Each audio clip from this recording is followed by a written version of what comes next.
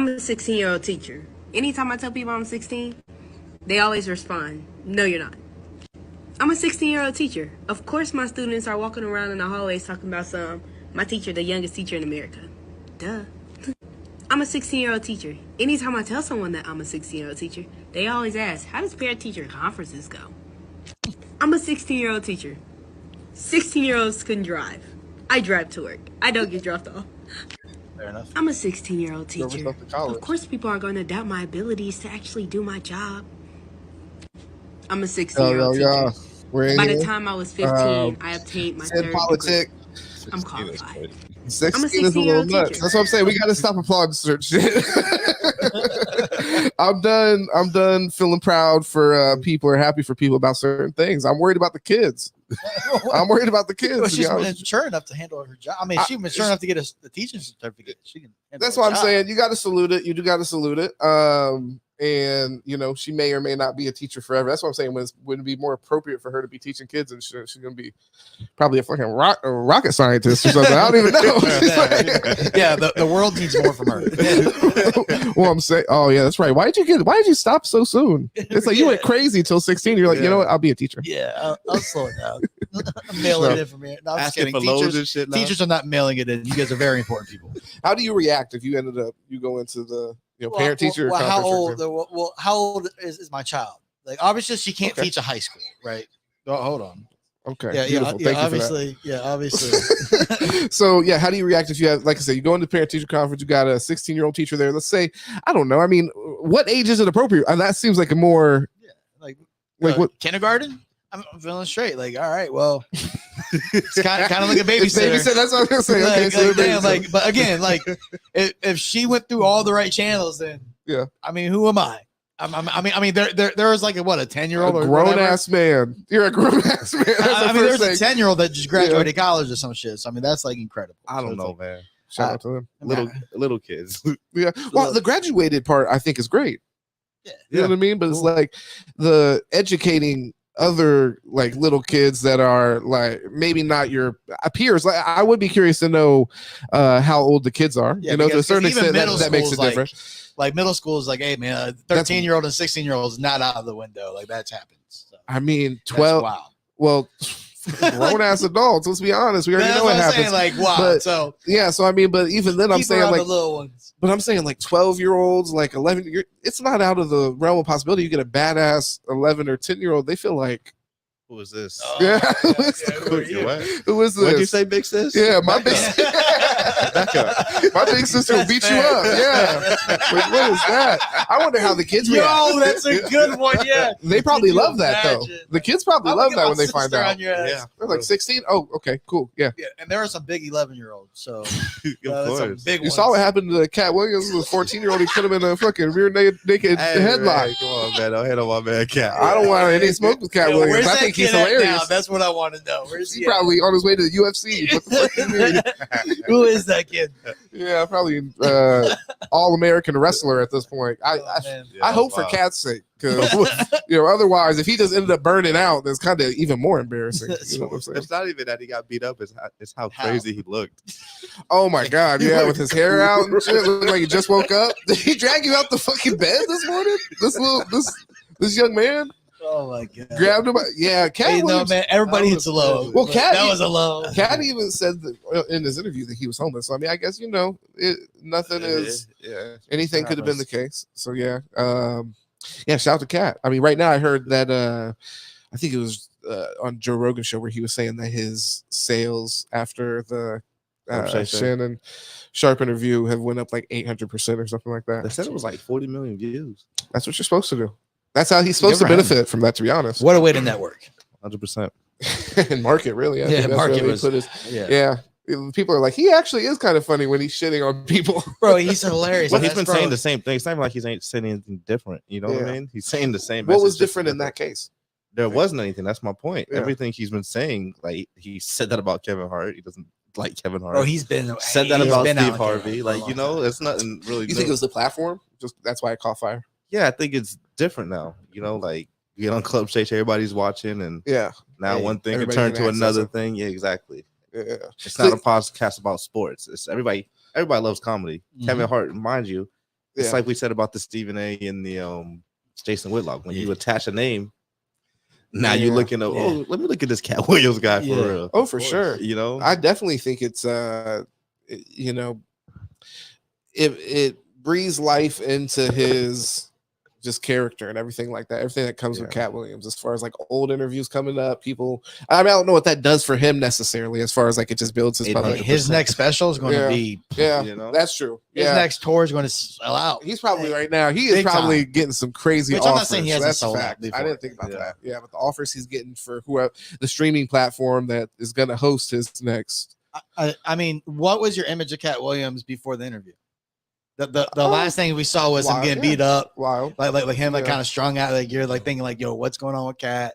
You know, and then it's like now his image is he rewrote his entire story right now. Which again, I've been a Cat Williams fan since middle school, but I mean, no hate on Cat, but like Pimp Chronicles type shit. I mean, that was like that's what I'm saying. After that, I don't know if he's really resonated in the same way. Like if we're being honest, that's why this really like it breathes new life into him as a comedian. I mean, what he does next is really important, but like, I don't really know that people were really checking for Cat Williams stand-up specials for the last 3-5 years. Like I said, Pimp Chronicles for sure. Like that is like, he struck gold with that in a way where that was very like super iconic, transcendent. All people love that shit, could quote it. So yeah, he definitely went crazy with that one. But past that, he just kind of like, I don't want to say he, you know, fizzled out, but yeah, he definitely wasn't maintaining that level of whatever, at least in stand-up. He did have some funny appearances in movies, and like every once in a while would appear in a movie and, you know, do whatever. So Cat Williams is funny, man. Cat Williams is funny. Let's see what else I had here before we get into sports. Everybody, make sure you subscribe, show some love, share this with anybody that wants to hear some football talk, some basketball talk. That's what we're going to be getting into in the front half. Or front half, I should say middle half. You know that this is a 20-mile-an-hour speed limit here. Is it really? Hey, did you not see the sign there?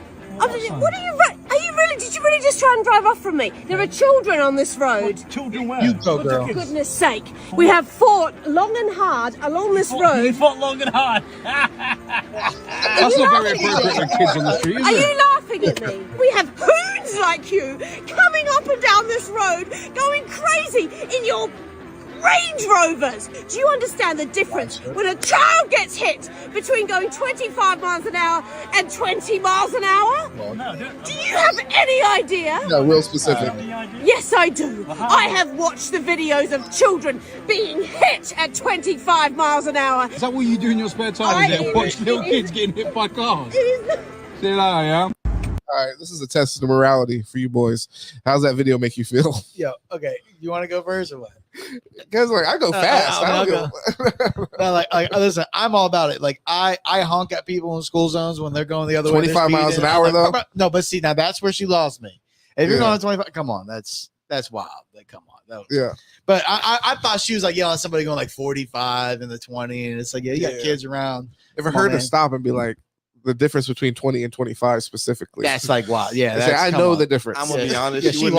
She wouldn't even got that much out of me. I would have put the window right. I would have let it.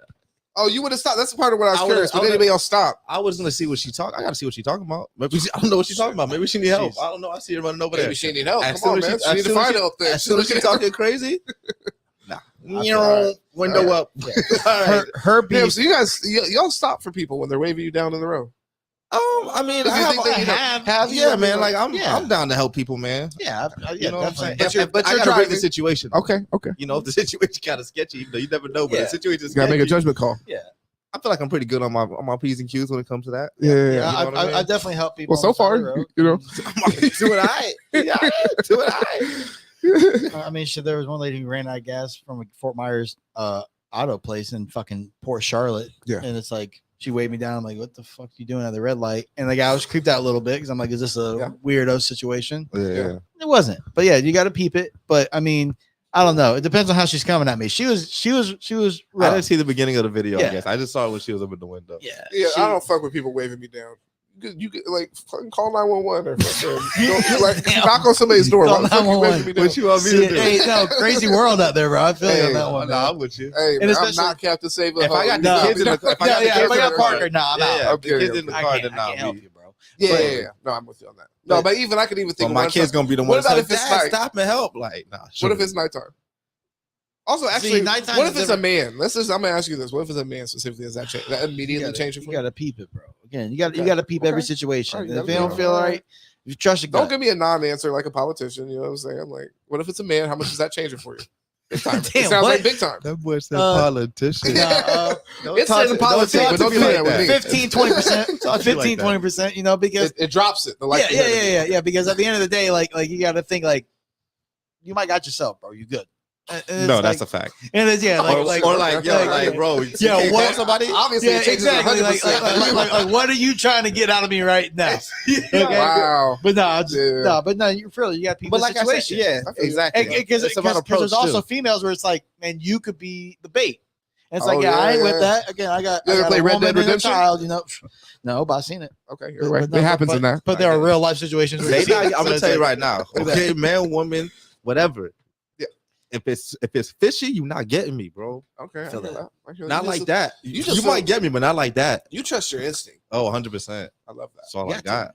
But Oh my but God. but let me ask you, This man's Scarface. somebody, That's all I got in this world. if you're in a school zone and somebody's obviously going Yeah. not just like a few miles over, like 20 miles over, flying through, Yeah. do you just like let them go? You try to like, oh, like school zone, like there could be children, like I feel like Want you me to gotta- run down and chase the No, I'm fucking not- car? I'm saying like you're driving by, you see them, like that's why I honk, but yo, you pay attention. Hold on, okay. If- I'm in a if- car. If Pay- I was pay gonna attention to do what you're anything, doing. bro, I make a call, but I'm not doing that. What I look like? I'll tell you one thing. I just Yeah. don't want a kid to get hit. I mean, you never know when the fuck someone runs out in the street. So Yeah, it's but like, I'm just- man, I feel like fuck you. Pay attention to what you're doing. I'm tired of bad drivers. Bad drivers. Now you both ruin probably life. just are driving fucking insane. You're trying to catch That's up why I to say them. you No, I'm probably not trying to double, chase you nobody. doubling the chance. I'm saying you're seeing them come right down. You're seeing them come You right down wanted the to road. save one of his. So it's It's like like, I pull up on his left. no, oh my God, no, I'm not saying that You much. reach across the Damn. Desert Eagle.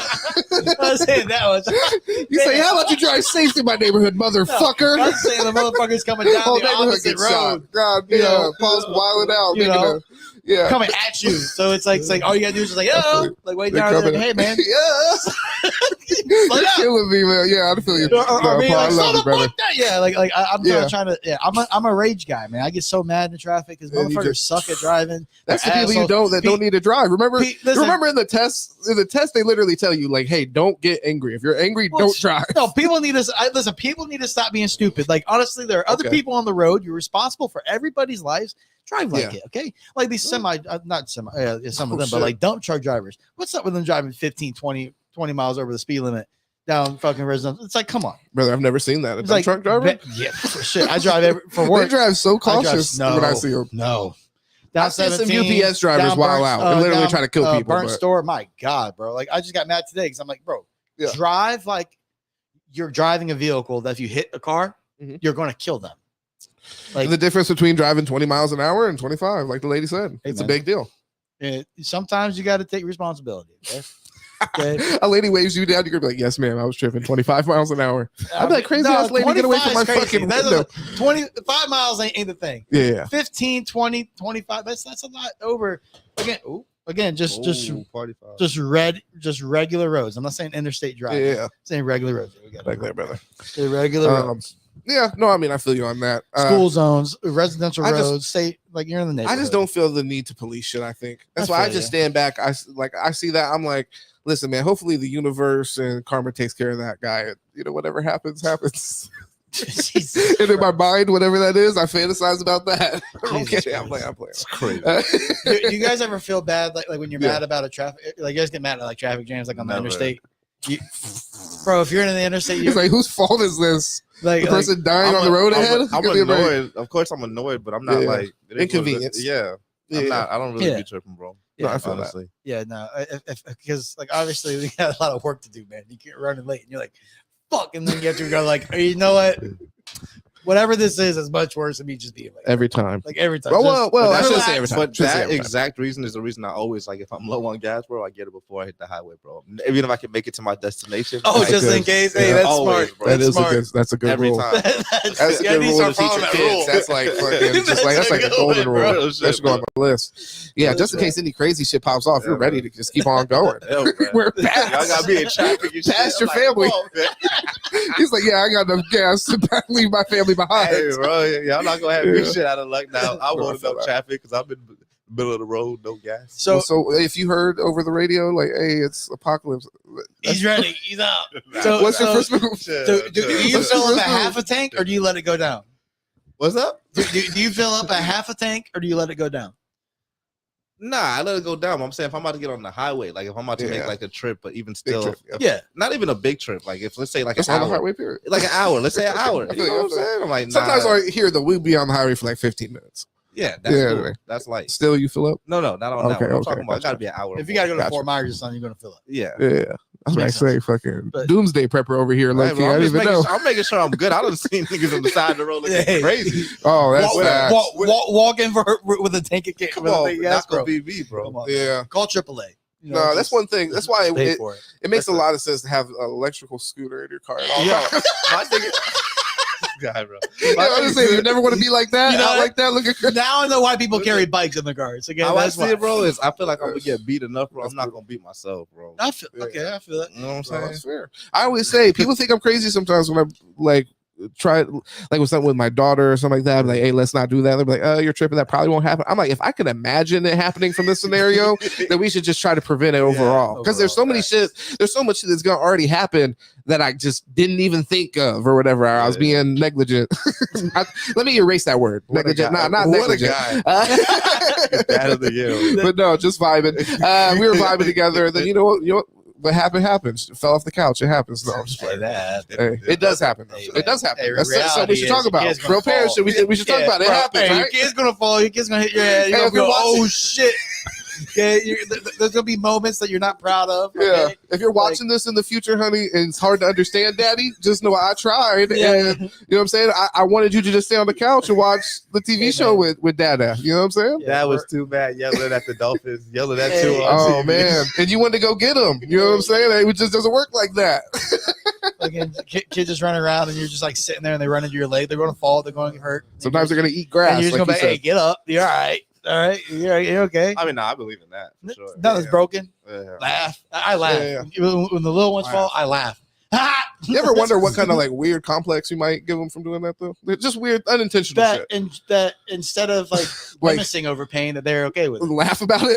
Yeah, Like I mean, the I do fucking Joker? like honestly, like Tear the wrestling. ACL. Like wrestling is fun, you know. Like you laugh, you Like, laugh oh, when you're. shit. Yeah. I don't know. That might be a weird complex. No, but hey. I don't think that is. I'm just saying there's other shit where it's like, you know what I mean? Just like how you deal with your kid, where you're like, you know, you try your best, but you're like, oh, you know, I want to. Can I be real? I wanted to build Parker's balance up just in case he ever wanted to play football. So when he was learning how to walk, you got to kind of knock him a little bit. Okay, all right, let's You move know? on. He has to learn. This podcast is too real. Kev doesn't even want to talk. I don't even know. Kev doesn't even want to talk. Yo, he learned how to just stumble and keep going. Now, Holy now shit! the kid hates He wants football. to be He'll Alvin never play Kamara. football, so now it's like, oh, damn it. You thought he was gonna be Alvin Kamara? That's hey, crazy. man, listen, I wasn't. Listen, my dad trained me to be quarterback. We had no height in the family. I don't know why he did that. I wasn't gonna do that to my So you're son. gonna train him to be a running back. Running back, baby.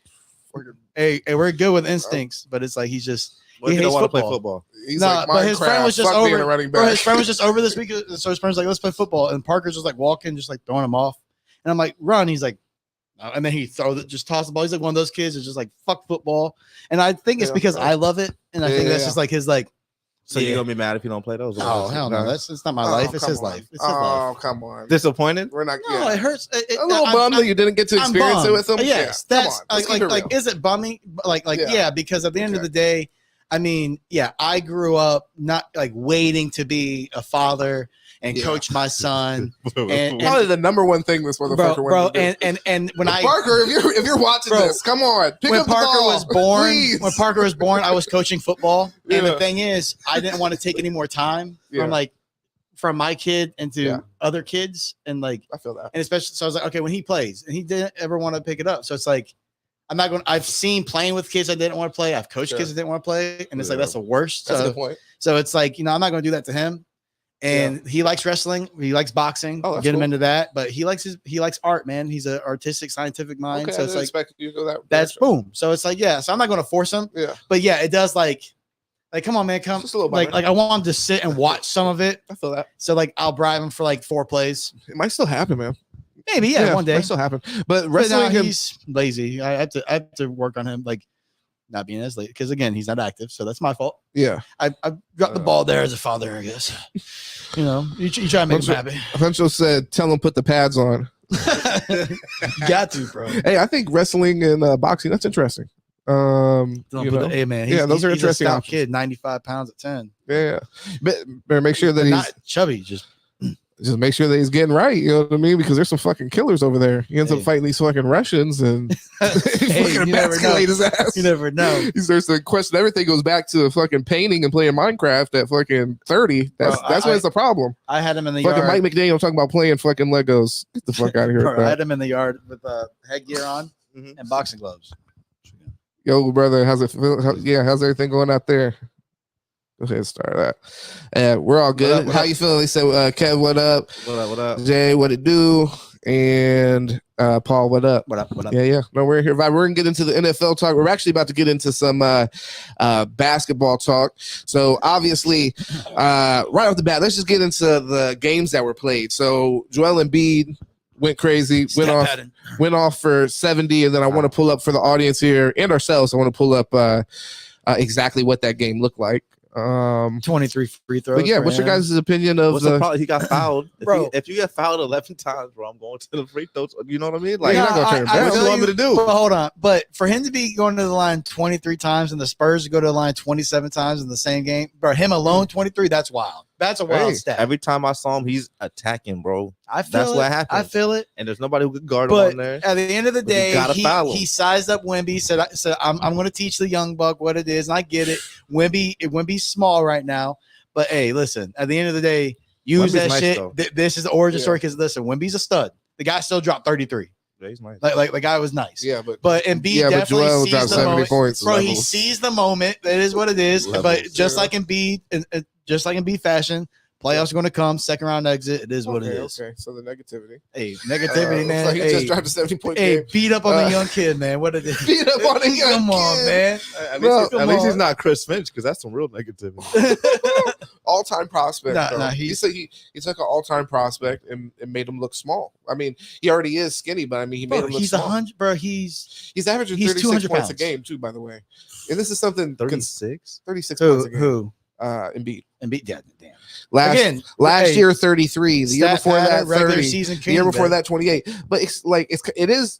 We can acknowledge when something's impressive. Since 2019, when he scored 23 points, which is already impressive in this league from a big man, it also gives you 11.6 rebounds. Legitimately impressive. He went every year after that and improved 28, 30, 33, 36. See, I was just talking about it today. A lot. He did score 70 though, so we'll see how that I think that's only one game. It's like 45, 43. No, again, bro, I'm saying we'll see how it holds up towards the end of the year because it just got inflated a little bit. He's unreal right now, and he's great. But I will say that right now is the best time to be a big man if you're big. Yeah. Because I mean, I was thinking that he was 300, right? Mm-hmm. He's 280 pounds. The biggest guy in the NBA right now is 290, and what's Yurchek? I can't ever say his name. Okay. Hold on, how much does Jokic fucking weigh? 280, bro. I looked it up today, and I was like, how in the fuck? Because my brother-in-law Jacob, shout out Jacob, Jacob. He tried to call him a this era Shaq. He said he's Shaq, and I'm like, yo, listen, Shaq is rookie year. I had that up. Shaq then blew up to 380 to dominate. He was 340 to 380 during those LA years. So and then he got over 400 pounds. Like there is no big man over 300 pounds anymore. Yeah. So right now, if you're 280, okay. I mean, Wemby's 190 pounds. I'm just wondering. So what's your point overall with that? I mean, he has the size. He took advantage of it. Inflated. That's great. Part of his game. It's great. But then when they play other big men, when he plays other big men, and B kind of That's like for us to say, like with he Wemby, he falls through in the playoffs, and that's fine. Well, when he plays okay. little fives, he balls out, and that's good for you. Well, I mean, he's averaging 36 He's points great. overall, so this isn't like just a one-off. Listen, I'm not saying that he's an overrated. He's a great player. Let's just Super see. great. He has a new coach because his coach was known for also flaming out in the playoffs. So now let's get a new coach who has won a championship. Yeah, let's just see. Let's just see. We'll see. That's a fair point, and I think that's something definitely huge to consider. And then also we see how Ben Simmons like withered away. Like, where's Ben Simmons at? So a lot of the support that we thought he had, and even James Harden, who I like, another non-winner. These are this. They're looking good right now, though. This is his supporting cast. Is that it? This is his supporting cast right now. Oh, it's probably from this computer. Yeah. We got ads. That just made us feel like this fucking studio was haunted. Outlast. Yeah, I don't know about that. But again, I mean, 70 points. He had 23 free throws. I think he shot 41 shots from the floor. I mean, and then not one player had 10 assists. Hold on, let's check. It's kind of like it was kind of a force. It was a Embiid day. Good job. Yeah. Inflated stat. He could do that though. But it's great. Again, and also it's an efficient. You say 41 real quick because he did score a lot of points. But you say 41. It was an efficient 41. He was over 50% with the 41 shots against a guy that has 100 pounds less. So again, great. I'm not going to hate on it. Like, I am hating on it, but a little bit, because it's like to take away. We might as well say whenever Wemby does anything special, be like, yeah, but he's playing against guys. He's 7'6", so he's playing with a bunch of guys that are like 7 foot I got max. a question though. Everybody like, that's a special. That's everybody on the Spurs. They get paid, or they out there playing they for have free? 8 wins this year. Are they playing for free, or they get paid? I just need to they know. get paid. Yeah, All right, then, bro. Unfortunately, they have 8 wins this year. Let's be real right now. They out there, man. They have 8 wins. So look, we got a comment here. With Wemby averaging close to 30 right now. We got a comment here. Like 25 minutes. 70 points for a 7-footer nowadays is unheard of. I agree. It don't sound like you agree. Just saying. No, but again, it's the day again. Joker is most of what Wilt did unbelievable. To drop 100. And he doesn't say Karl Anthony Towns. I need the footage of bro, would you put Karl Anthony Towns as like one of the all-time 56. great centers? I don't think absolutely not. But he dropped at 62. That has nothing to do with what we're talking about, though. We just got to get him I'm just saying. I gave him his great performance.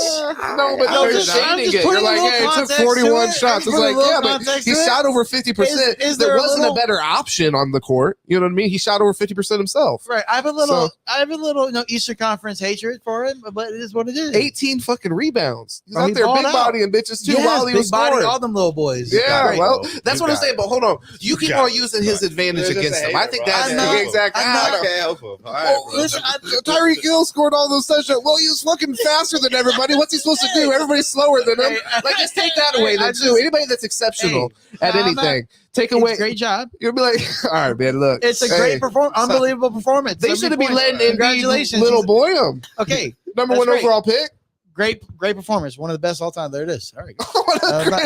Okay, that's what we need. Okay, I'm not taking that that away. That shit hurt. I'm just saying that I heard a lot. That when it comes to them versus Miami in the playoffs, we'll see what happens. Again. That's it. How confident do you feel with Miami after they just had to pick up Terry Rozier? Okay, unbelievable. Thank God. Listen, Kyle Lowry out. I think it's a great pick. Kyle Lowry, bro, for Kyle Lowry and the 2027 first round pick. I'll take that all day. Let's go ahead and I want to see what Terry Rozier is doing because I was 23 and 6. 26 right now? No, 23 points, 6 assists. And the Tyler Hero's over 20 something point. He's like 24 points right now, I think. And then Jimmy's going to playoff Jimmy. Is what it is. Let's be real. He's gonna count on that forever until it doesn't show up. I mean, it's a real thing. It's a real thing. Hey, that defense of his is unbelievable. And then Yami is a little fucking baby Jimmy. Okay, he's third right now as best rookie in the league right now. Third or fourth. It goes Wemby, Chet, Brandon Miller, and Yami. Right, top 4 rookies right now. So I think which Roll Tide. Oh God! Right? Please move on. But listen, but no, for real. And then Bam's going to do his thing until we play a big 5, which has been my concern. But again, with a real point guard now that can actually create. No offense, Kyle, who's aged out, but he can actually create that. Eliminate some of those issues that we're going to have with Bam deep in the playoffs. I think when we play an Embiid, when we play a Joker, it's definitely an upgrade. You know what I mean? It's definitely an upgrade. Yeah, no question about it. And I think at this point, that's really all you're trying to do is just upgrade your team in any way you can throughout the season. And what I like is he's not going to be a guy who wants to come and dominate and like be a shine guy, because that's not our culture. Which is my concern with Dame was how as great as he was and is, there was a reason why his teams kind of fall. Now again, he ran into a buzzsaw and Steph Curry. Yeah, but there was just something lacking, and I was concerned with us giving up too much. Superstars. But we would have given up too much. But we would have gave up too much for Dame. Really? So the thing is, keep these guys who are all gel, and now we got good depth on our team. And again, Nikola Jokic from Serbia. You wish Novic. You wish you had Jokic. No. Yeah. You wish. No. Yeah. But it's I think there's one letter that's different. I think it's Jokic and whatever. So yeah, but like he's coming along. And again, he's 19, nice. 20 years old. Nice. I mean, but so there's a lot of depth there. So again, and with our culture and the way that we've always been, I believe in us over Philly when it comes to the playoffs. I believe in us over Boston. I mean, again, then with Drew. I'm about to walk out this one. You think you take Boston? Is Boston and Miami in the East? Like, honestly, who's going to be? Do you believe in Philly? We just we got to see what's going on with Milwaukee. We just discount them. Oh yeah, forget Milwaukee is East. Goddamn. I mean, I'm not saying you can't beat them, but then without Drew's stuff, they got Dame. But we just got to see. We just got to see what we got to see what the new coach look like. Yeah, there's a lot going into that. There's a lot going on there, but yeah, definitely. Yeah, there's again, put your money on Miami. I swear. Black horse, dark horse, whatever we want to call it. Well, what's your if you had to, like I said, if you got to pick a favorite, are you a Miami fan? Are you feeling comfortable? Listen, I always every year I'm calling them to make it to the Eastern Conference. But if you're calling something a dark horse, that means that it's like unlikely to happen because nobody else. I'm asking your opinion though. Do you think that the Miami has a chance? Has a chance? Yeah, but I wouldn't pick them as a favorite. Right, so that's where they're the dark horse. They're but I'm asking you your opinion. My opinion, they're not a dark horse. I don't see how you can make 3 of the last 4 or 5 finals and not be favored to at least make it to the Eastern Conference Finals. Like the team's the same. You lost bench players and then you added better players. Tyler Hero healthy last year is a different story, right? Again, not that we'd win because again there was a big disadvantage, and I think Joker and Bam. Again, Bam is 6'9". And was that a sweep, or was it 5 games? I think there was a sweep. Okay, we dropped 2 that we should have won, but it's okay. Again, Jimmy had no legs. Like Jimmy had to win. I think it was a gentleman's sweep. I think it was 1. Was it 1? I think it was 1. But Jimmy had to carry so much to the playoffs that we were lacking that you could see he had no legs at the end of that. I agree with that. Like his jump shots were falling a foot short wide. Do you think that this because is gonna, he had no legs? What do you think is going to be different about that a year later? You're older. Well, again, I think if more support to help out. Tyler Hero's healthy, he doesn't have to score 30 a game in the playoffs. The guys that he had with him, they were really overperforming. I mean, they were showing up, right? But it was in spurts. Not in the finals, but it was in spurts. So, and it was each little guy, and that's the Heat culture is you always bring in those little bench guys. Yeah. But the thing is, with Tyler Hero being a more consistent player and him keep evolving as a creator on the court and him defensively. That's a big release off, and now Terry Rozier. Who's defensively? But Tyler Hero's getting better defensively. Okay, he's not great. He's not good defensively. Man. Let's have an honest conversation, bro. Hey, he's giving more effort. Okay, he's giving more effort. Okay, effort matters. Hey, you see the way you try to sneak that in? You did not see Tyler Hero play defense. Well, I mean, but he's getting better. Yeah, the effort matters for Terry sure. Rozier is the guy that we need at point. That's the end of the day. So I'm happy. I wanted Colin Sexton because I think.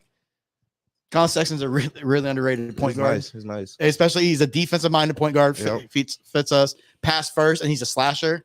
Good creator. And he knows what he does well. He's not out there trying to shoot 13 threes, 10 threes in a game and losing you a fucking game. Right? He's going to sit there and do like I can't stand that for my point guard. I want real point guard play. Yeah. So unless you're Steph Curry. Yeah, I mean I think you're right with Terry Rozier. I mean, what did you say? I said unless you're Steph, I don't want you shooting the ball that much. Yeah, with Terry Rozier though, I think it makes sense. It fits. I think your culture, and I don't think that he's going to come in and like. I mean, I don't think it makes it's like a game changer, but I think that's part of like what is going to be the benefit to it as far as like it's not going to be like the seismic shift in the on the team. So I also want to talk about Karl Anthony Towns. Yeah, my bad. It's all right. So, but yeah, Karl Anthony Towns. He just dropped 60. What was it? I want to pull this up for the audience as well. 62, right? 62. And I lost to one of the worst teams. Because of, were they at home? I'm about to pull up the I game think they were in Charlotte. Oh, okay. But still, no excuse. Yeah, no excuse. You have 62 and lose to them bums. Well, the excuse is the 4 points in the fourth quarter. They've been hurt too, though. I mean, it was points in the fourth quarter. You can't do it. It was another like really efficient shooting night, but he didn't contribute in the same way that Embiid did as far as rebounds. So I mean, how many boards do you have? 8. I mean, when you're giving them 62, though, I mean, you're probably feeling like, damn, because somebody else grabbed the ball. No, I feel that. But again, 4 points in the fourth is why you lose. Yeah. And then that final play, he got fouled. He got fouled. Tic tac foul. It's a tic tac foul, bro. He did hit the arm. He did hit the arm. Below the wrist, which I mean that's even old school foul. That's even old school foul. But again, I'm gonna tell you why. I'm gonna tell you why I'm not giving it to him. The moment. I'm gonna tell you why I'm not giving it to him. Because if you're coming in there, there's two different things, man. If you're coming in there with intent to score the basketball and you get fouled, you gotta attack. Different. Are you coming there looking for a foul? You want me to bail you out? Okay. Fuck, bro. That's your get him out of here, bro. That's your objectivity. Get him out of here, bro. But at the end of the day, at the end of the day, he did hit the below the wrist foul, but ticky tack, whatever it is, what it is. But at the end of the day, the right basketball play would have been when you pull 4 to dish it to one of the wide open fucking guys for a wide open shot, which then leads you to what was said, and I can agree with that 1,000%. Yeah, he did have 7 turnovers as well. I think that's important to note. But I mean, he was shooting 62 is a lot of points. He was shooting 66%. That's from 3. Oh my god, that's play the tape from 3. Huh? You gonna play? Are we gonna talk about what his coach said? Yeah, I'm gonna play it on here because I got feedback on that. Yeah, you feel the way about that? Do you feel like he should have done more? Coach. Yeah, the coach. Yeah, after he's giving him 62 fucking points, like, hey, call something. Call a play. Some going ISO and screen. Yeah, holy shit. Yeah. Let's see here. Yeah, I'm gonna pull up the coach talking. No. So while we wait, who do you have out the West? Wow, it was an absolute disgusting performance. Yeah, give me the best team out of the West right now. If I had to, are we talking about health? Or are we assuming like everybody's healthy? Yeah. I'm not going to hope any or think of any injury on this specific. Never know. Some people you could. AD, you could damn near set your watch to it. Well, that's the reason I'm saying that is because the team I'm going to pick is almost guaranteed to have a fucking injury, bro. And that's Lakers? The Clippers. Oh, okay, yeah. But it's like, bro, Clippers, they've been just like. Can I even be mad when it happens? It's just gonna happen. Might happen again. But that is the best team in basketball, bro. They have everything. But every time they let you down. They have everything you need. Every time they let you down. Yeah, but I mean, it only takes like one for some time reason, for a team to Paul get over George or Kawhi, they don't show up together besides one game in a series, and that just different now, though. Especially with the addition of Harden, though. Actually, I don't want the Clippers ever win, but sure, I hope so. I think it's different now. I think they'll be different because even when Russ last year, they were good, but they didn't have anybody to facilitate the ball. Harden's gonna get that thing to the people who need to get it to. Like Kawhi, I'm gonna get it to you right in your spot. Ain't no maybe. You watching this? Are you watching this? Now he has changed. But I mean, they balling right now. When is he going to revert to Harden and just start to try to just be Superman and win it all because he wants the glory. So if he's over that, then you know what?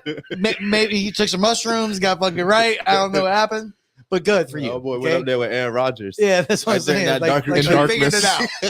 But I mean, damn, man. I again, if the Lakers are looking at getting Trey. Not Trae Young. Jesus, Trae Young. Yeah, just depends what they're giving up. But that's what I like it. But that's the exact goal of who fits LeBron. You know what I mean? I mean, someone who's going to be until he needs somebody to play defense. I mean, him and Kyrie work. Like that's the type of. It would work. I think 3 versus 2 on that one because Trey's going to be knocking down them open threes that they're not getting right now from the bench. So that's fair. That here, I'm going to play this. Send that bench out. I'm not sure if it's going to play through the headphones, so you guys might want to take off your headphones to hear it. I'm going to. All right. Chris, what happened in this one to let it slip away? No, I mean, absolutely disgusting performance of defense. Immature basketball. All the way through the game. So it really didn't slip away. It had been there from the jump. So this is what happens when you have this type of approach. You saw that from the beginning. Oh, of the game. Sure, yeah. How do you go about trying to right the ship when you see it's like that? I kept, imploring them to try to compete, play some defense, switching back between man and zone, anything to contain the ball, push, get up on the shooters. Just messages weren't getting through. All season when Carl or Ant start the first quarter off, just scoring a lot of points, it's coming pretty easy. That leads to the team's worst basketball. How do you address that? Because there are going to be quarters where they start out hot, but not have it be bad team basketball from there. I mean, listen, You're spot on. I mean, there's lots of times when just because you've scored 2 or 3 or 4 points in a row or baskets in a row, it doesn't, obviously we're going to try to feed a hot hand, look for a hot hand, but at some point we got to get back to making the right play. We got to get back to doing the right things. I want to ask you guys, as people who have watched basketball for a long time and played basketball, what is it, in your opinion, how is that not benefiting the team? Like what he's saying right there, he's saying like scoring consistently. And even in Cat's case in this last game, really efficiently as far as scoring. How is that hurting the team? I mean, I didn't watch the game, right? But when I watched the highlights, and obviously you can only see so much from highlights, right? Yeah. So cool.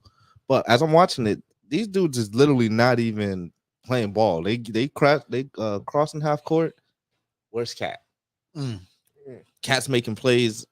He was on fire, you know what I mean? Like, but I'm not watching any type of. It wasn't like organic. He scored 62. It's like, okay, he got a hot hand. Yeah, let's just give it to him. Right. But it didn't seem like. I feel like you can come up with more creative ways to give it to him instead of saying, "Hey, were you hot today?" Yeah, and do something. And then you going for 62. I mean, how much are you using offensively versus defensively when it matters? Okay. And then are you running plays that are setting up? I mean, because at some point you'd be able to get back on a transition defense. Absolutely. So it's like, at what point are you guys being strategic, and what part are you just playing backyard ball, which don't happen in the NBA? That's what Coach trying to say. Yeah. But is it his fault? Yeah. So, because it sounds to me, it looks like when you don't have the pull, when your players aren't listening to you anymore, it might be time to go. Yeah. Well, I mean, make a lineup change. Well, who's the problem? We just saw the Bucks head coach get left, and I want to get away from this because you said you had an opinion on this, unless we're kind of still touching on it. Nah, it's just the perspective too. Is that this is the first team in the West? Yeah, that's why. Well, it's you. When you hear this interview, you're thinking like, "God damn, bro, this is a consistent problem. This team has not been playing good. This team is first in the West." But that may be again. But listen, what made Nick Saban a great coach and a championship winner was when you're up by 40-50. You're mad at the 12 men on the field. Brother, you're mad at the small things. He was talking to kids, and he had all the leverage. But what I'm saying is, if you're a coach, Cat could get him fired for sure, right? Do we agree? Like pretty much, I feel probably. I feel he definitely has an impact on it. But at the end of the day, Pop wouldn't be taking that shit either. Not if you're supposed to be playing at a championship level. No, you can't have this shit. You're not talking you can't about lose Pop when you just told me that these boys got 8 wins. Hey, come on, but that's again. That's what I'm saying. That's a team. I see him holding them out there too. He's been actually doing some when they were a champion, when they were a championship San Antonio team, he wasn't taking a fucking loss to Charlotte. Yeah, fucking one of the worst teams in the NBA. No, but then think about this being public though, and how you're kind of undermining your team. This is actually a team. I don't know how much. Maybe this was just my feed, but this is a team that actually was popping up a lot on my social media feed, where they were heating up as far as from a national exposure. A lot. I was literally I was going down a whole thread of people saying they need more national games next year and all this kind of shit. So you really kind of just shit on that kind of progress that this team's made, which this team has been a dysfunctional team from start to finish. So they actually look like they might be there might be some cohesiveness, and then also consider whatever criticism we have for Cat. Some of it has been mental. So this right here, you really test. You got to know who you're coaching. He's taking off from mental health, right? I don't specifically remember. I honestly don't specifically remember. I will say this. Maybe. I know he lost his mother. I don't know about his whole family. I thought he lost a lot of members to COVID, right? Maybe. I know his mother. Criminal Minds episode. You're talking about a whole fucking family. But listen, this could also, in hindsight, when we're looking back at it, it could be genius. Like, hey, my team is getting this exposure. They feeling themselves. Let me right. Let me let them know. Like, hey, y'all really, we just lost to this one of the worst teams in the league. Y'all really not shit. And just trying to understand like sports psychology and just try to understand where he's coming from. Not that I agree with his approach, but maybe they respond more to public humiliation. Like in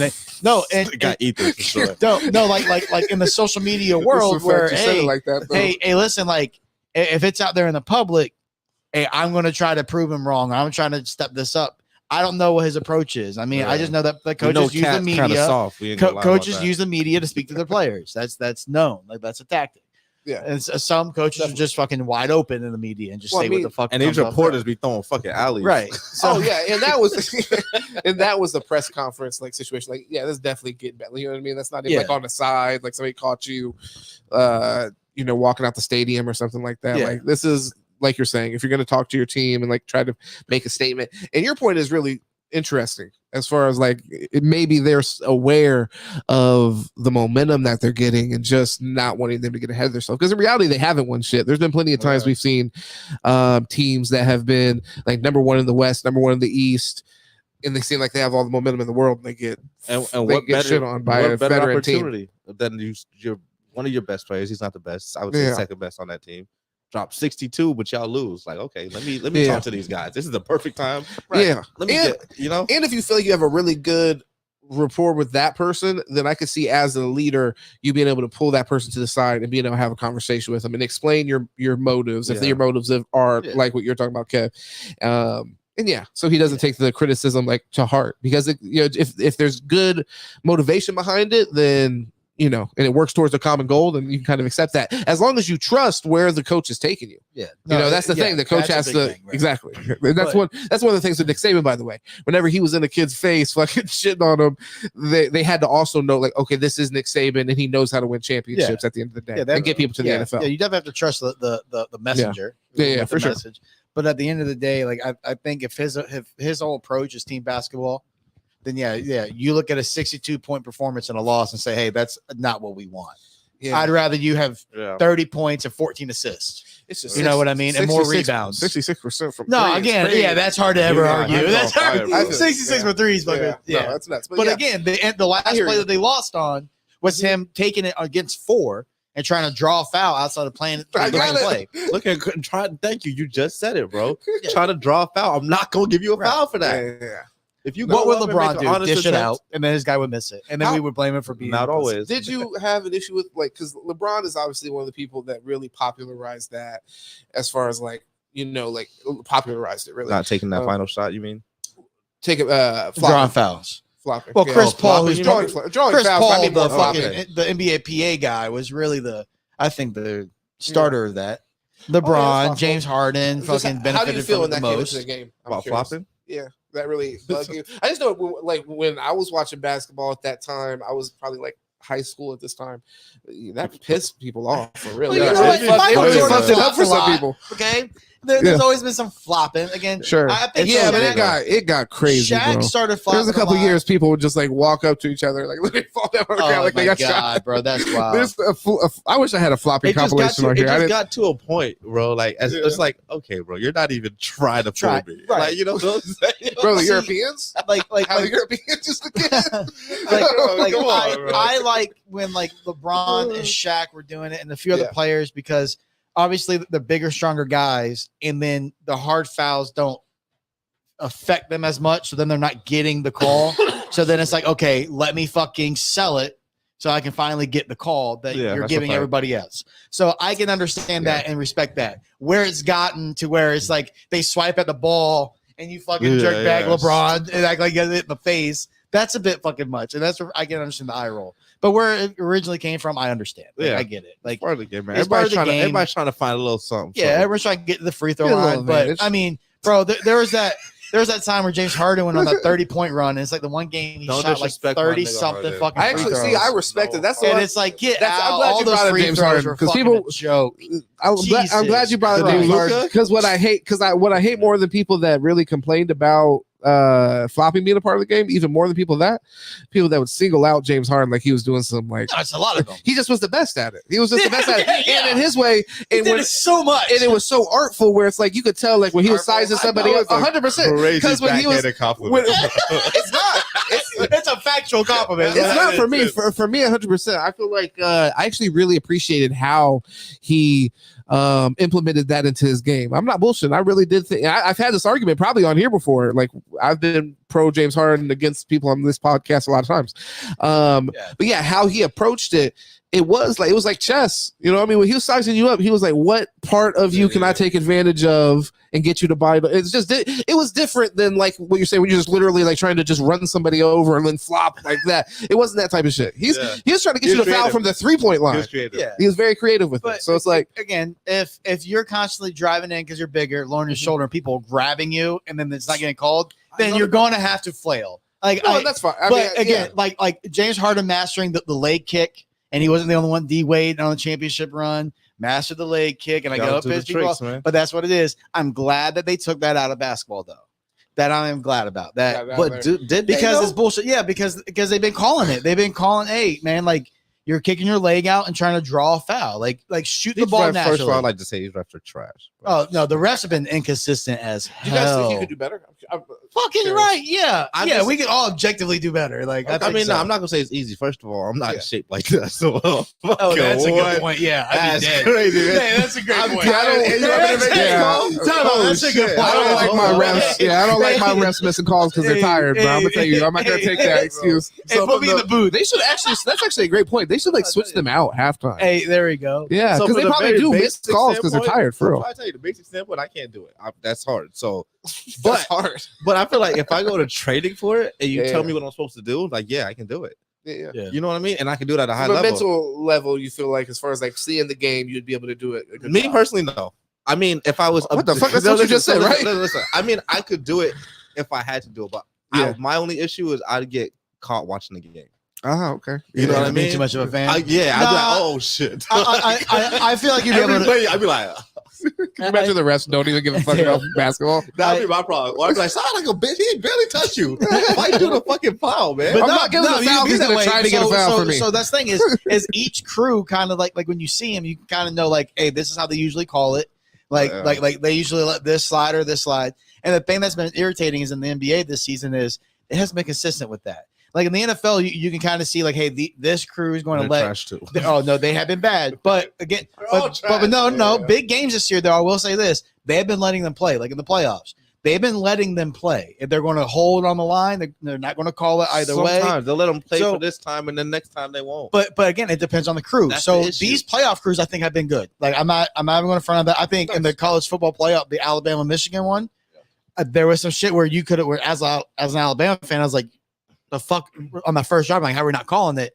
Then I saw us get away with shit. And I'm like, all right, hey, you're gonna let both sides play, let both sides fucking play. Yeah. So I think that a lot of times in like sports, you know what's going to go on, but the NBA this year has been rough. It's been hard to watch some of these games, especially late in the game. It's been. I think something you guys might have seen it, but recently I saw the NFL ratings compared to the NBA ratings. And I mean, it was like significant. I could pull it up. Well, actually, here before. Well, I think that's a Tuesday night at 9:30. That's the thing. I don't think it's fair. Yeah. I think there's a big slate of games that are played on only one day of the week. Well, they spread it out, but mostly one day of the week. Mm-hmm. And even better for Thursday and Mondays because now you got one game that you get to look forward to after work. I can't go watch this game. Yeah, bro. You know what I mean? Same thing with Monday. Bro, but even if you break it down from a revenue standpoint, I'm sure the NFL doors. We'll look into that, but I just want to pull this up for the first. 82 versus 17. The average. But the NFL is so big right now that I was listening to an interview with Nick Khan, who's the president of the WWE, right? Yeah. And they have a new thing they're going to go on Netflix, right? So $5 billion. Yeah, $5 billion on Netflix. Yeah, bro. Very cool. NFL's so big that Monday nights they're talking about moving Monday Night Raw, which is it's always been Monday Night Raw, away because. That Monday Night Football is so big that you're not going to get any eyes on Monday Night Raw. Yeah. Especially because the demographic is somewhat the same. Young children with parents into sports, football. They're going to be watching Monday Night Football. Bars are going to be having Monday Night Football. Yeah. So it's like, that's big. So basketball right now, And plus the thing is too, especially playoffs, especially playoffs. Oh, one and done. NBA playoffs. You know, I can watch 7 games. I might not have to watch every game. I can watch game 2. I can come back. Wait game 5. Wait till a team has 3 and then come in. But NFL, it's like, all right, this is it. There's no tomorrow. You know what I mean? I think with the NBA though, something that's telling is like things like the mid-season tournament, how they're trying to get creative. That's nice. I like that. I like yeah, that too. which I like that as well. We've talked about it on here before, but I mean, I'd like for them to find another basically like reward for the team. So there's a different like kind of level of incentive cash. So like automatic playoff bid. I was gonna say automatic playoff bid. You're automatically in. That's not fair though, because what if you win the in-season tournament and you win 20 games all season? Hey, man, you won that season tournament. Maybe a play-in, maybe a play-in. You secure a play-in berth. Okay, I'm good with that, but I can't just give you a playoff. Secure wild card. Gotcha. You know what I mean?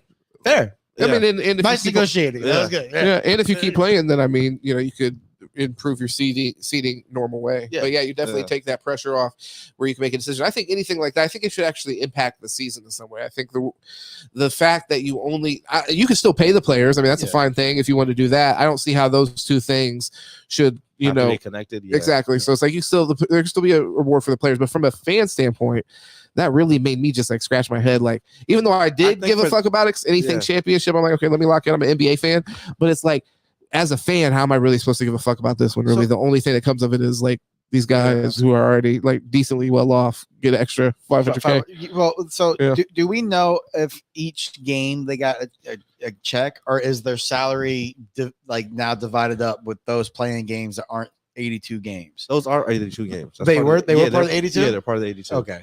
All right. I guess I don't know about the championship though. The championship game I don't know about. Yeah, that's interesting. Yeah, I don't know. But I know like as far as everything else, it's part of the 82. How are they part of the schedule 82 if it's seeding and then like a bracket, because teams would lose and be out? Yeah, but I mean, a lot of the playoffs. It was flexible though. Yeah, they're moving shit around and stuff like that. So interesting. Yeah, I think very interesting. I think that part was part of the 82, but the championship, that may be part of why they already probably had to pay these players anyway. So like, we got to pay them something, make that the fucking thing. I think would you rather them not count as 82? No, because in my opinion, they already play too many games. Obviously, I think that's part of it. I think what they're trying to do, exactly, they're trying to do the soccer, but it's hard because soccer doesn't count in their season. It doesn't, but at the same time, them dudes be playing how many games? They go international. They play year round. That's what I'm saying. So it's a little different, but I don't mind it being part of the 82. The only thing I wish, which is hard to do because you got to gear up for the playoffs, right? Yeah. But even still, I just wish they did it later in the season. Yeah. Or if it's gonna mean something, do it later in the season. I just don't want something in the first month of the season determining the end of the season. Is before major injuries. So you know what I mean? I feel you on that. But I mean, I kind of like that because it's similar to like the Christmas game where it's like you really feel like the season's really getting going. So let me ask you about like the MLB All-Star game. You guys like the fact that the winner gets to be home for the World Series? Like, to me, that's bullshit, bro. Yeah, it's bullshit because a lot of guys don't give a fuck about that, especially if your team's not even in it. Like, exactly. So I think it's hard for some. Who's hosting World Series? Which I play for the Athletics. I ain't making it. The Athletics. That's a wild name for a team. But you know what I'm saying? Yeah. So it's like, I'd be pissed, bro. If my record is way better than y'all. I'm the first seed. Y'all snuck in as the last seed, and y'all got home field advantage because of fucking All-Star game. Yeah, that's fair. Wow. I mean, I don't think I'd be pissed. Maybe, bro. maybe I don't know if something like that. I like more the playoff thing. That game 7 is big. Your regular season don't even matter, bro. Yeah. Your regular season don't even matter.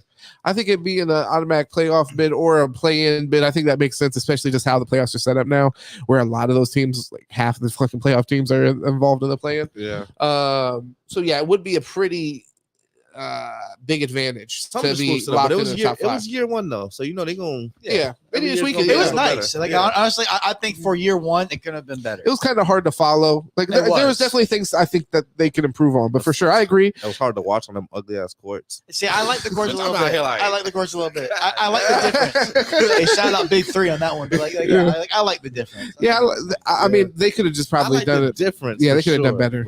Yeah, the Indiana one was fucking horrible, bro. Oh my god, what am I watching? Yeah, Miami was bad. I mean, a lot of things Miami do is nice. The color scheme's easy. Yeah. Did they use the Miami Knights color, like the pink and teal or whatever? Yes. Okay, I thought so. Yeah. And black too. So by the way, here I wanted to go ahead and get into the Bucks. They fired Adrian Griffin. Wild. Interesting. So Doc Rivers, I'm not seeing anything that says that's official, but they just say that's their top candidate. What they're leaning towards, leading candidate. So interesting. I mean, it's interesting to make this move if you feel like you have Doc Rivers out there and you can have that flexibility to just pick up whatever coach. I feel like a lot of times you don't see that in the middle of the season. So right, where usually it's like an interim. Report came that there's a lot of I guess tension in the locker room, and then the front office began observing practices, and that's why they made the decision. Yeah, they said he was controlling, very controlling as a coach. A lot of guys. They said like it was the worst vibe that for like you would never know that the team was 30 and 13, like based off their vibe, you know. We'll see. Second in the Eastern Conference. It's worked for them up to this point. So I mean, again, they won 5 out of their last 6. It's a different approach than I have leading, but again, it's been effective. Hey, but y'all saw they went to the wire with the Pistons last night. I did not see that. Yeah, they went like down to the wire. I would have fired his ass to the fucking Pistons. Yeah, that's bad. It's really bad. It's the last straw. They're like, get this guy the fuck out of here, bro. He's not going to be mean and almost lose to the Pistons. Y'all just had like 31, 15, and 12, bro. Yeah, they played the Pistons back-to-back nights. That's why. Out of here, bro. Damn, both in Detroit. That's interesting. Giannis probably has that much pull. Giannis was probably like, yo, I don't. Well, he already said that it was disorganized. He says a disorganized defensive scheme. All that. He already said that. Oof. Giannis said that? Yeah. So publicly. So I mean, that's the kind of thing. Once the shit snaps that. Once the shit starts being public, it's like then you really gotta look inward. Yeah. What is Doc Rivers the answer? He hasn't been for anybody yet. That's why I like Doc, man. But you could just hire whoever though mid-season. Like I swear, I feel like I've never like when David Black got fired. Did they immediately go? They went Ty Lue, but he was already on the roster. Right. That's okay. On the staff. Yeah. So I guess I don't know. For some reason, maybe you just don't see it happen. It's like I can't, bring out D'Antoni. I can't think of a scenario off the top of my head, anyways, where somebody got fired mid-season and then the team went and made a hire mid-season. I don't, we're gonna see what they do. They don't let you do that shit in 2K. They don't let you do that shit in 2K. This shit's locked. Hey, so I don't know. It'll be interesting to see if they do end up bringing Doc Rivers in. I'm not confident in like Doc Rivers has had. From the outside looking in, a lot of great opportunities with the Clippers, which was another organization that ended up, they were on the verge of being special. They got Doc Rivers because they thought he was going to be what got them over the hump, and it fizzled out. I mean, they were good. They was up 3-1 against the Rockets. They were good, yeah. So Josh Smith came and fucked them boys up. Show love to my Rockets fans. Yeah, Rockets fans. We got to make sure we let them. We hot them. I wish I would have did T-Mac better, but it's all right. Oh, shit. Okay. Well, why the shade, though? Come on, man. You can't just let him. What does that mean, bro? Don't talk to us. Talk to his knees, bro. Nothing to do with us. Oh, damn. Yeah, T-Mac wishes his knees did him better, bro. I'm the biggest T-Mac fan, bro, but they know we can do it. You had to keep it real. What you want me to do? It was time. Y'all did what you could. You got it out. It was time. T-Mac, bro. Man, good days. Polk County. Go ahead. No, I don't know, man. I mean, I like Doc overall. I think it's hard to win a championship. Can you? I think it's hard to win a championship. So, do you have confidence with him as your coach that we're gonna win a championship? That's a simple yes or no, bro. Yeah, Milwaukee Bucks. You over here dancing? Listen, I already said Miami's winning, so no. But yeah, no. And it's not even his fault. I think Doc could win with Giannis. Okay. Team. Yes. Yeah, I do. That's fair. But I think so too. But I'm not sold on it though. Speaking of Doc, it doesn't make me feel more confident, but I don't know how this guy was being an asshole. You know what I'm saying? The details will emerge. Don't worry. Oh yeah, that'll be good. That'll be good. The details will really emerge, bad, bro. Like, promise you. But did you see? Speaking of assholes in Boston and all that, did you guys see Paul Pierce and his new nonsense? Oh yeah, what did he say? Well, I remember I saw something. Well, Udonis got his jersey retired in Miami. Okay. No. Oh my God! Kept it real for my guy. You don't want to spend any more time on the Milwaukee Bucks, the current team, second in the East. You want to change it to Udonis has? We can go here. We can go here. No, and then Paul Pierce. We're done with Milwaukee, right? I mean, and then Paul Pierce wants to go out and call it not earned. He wants to say it's given. All right, so that's a given jersey retirement. I agree with you to a degree. I mean. Hey, get in the comments. Let us know. Do y'all want to hear about this fucking?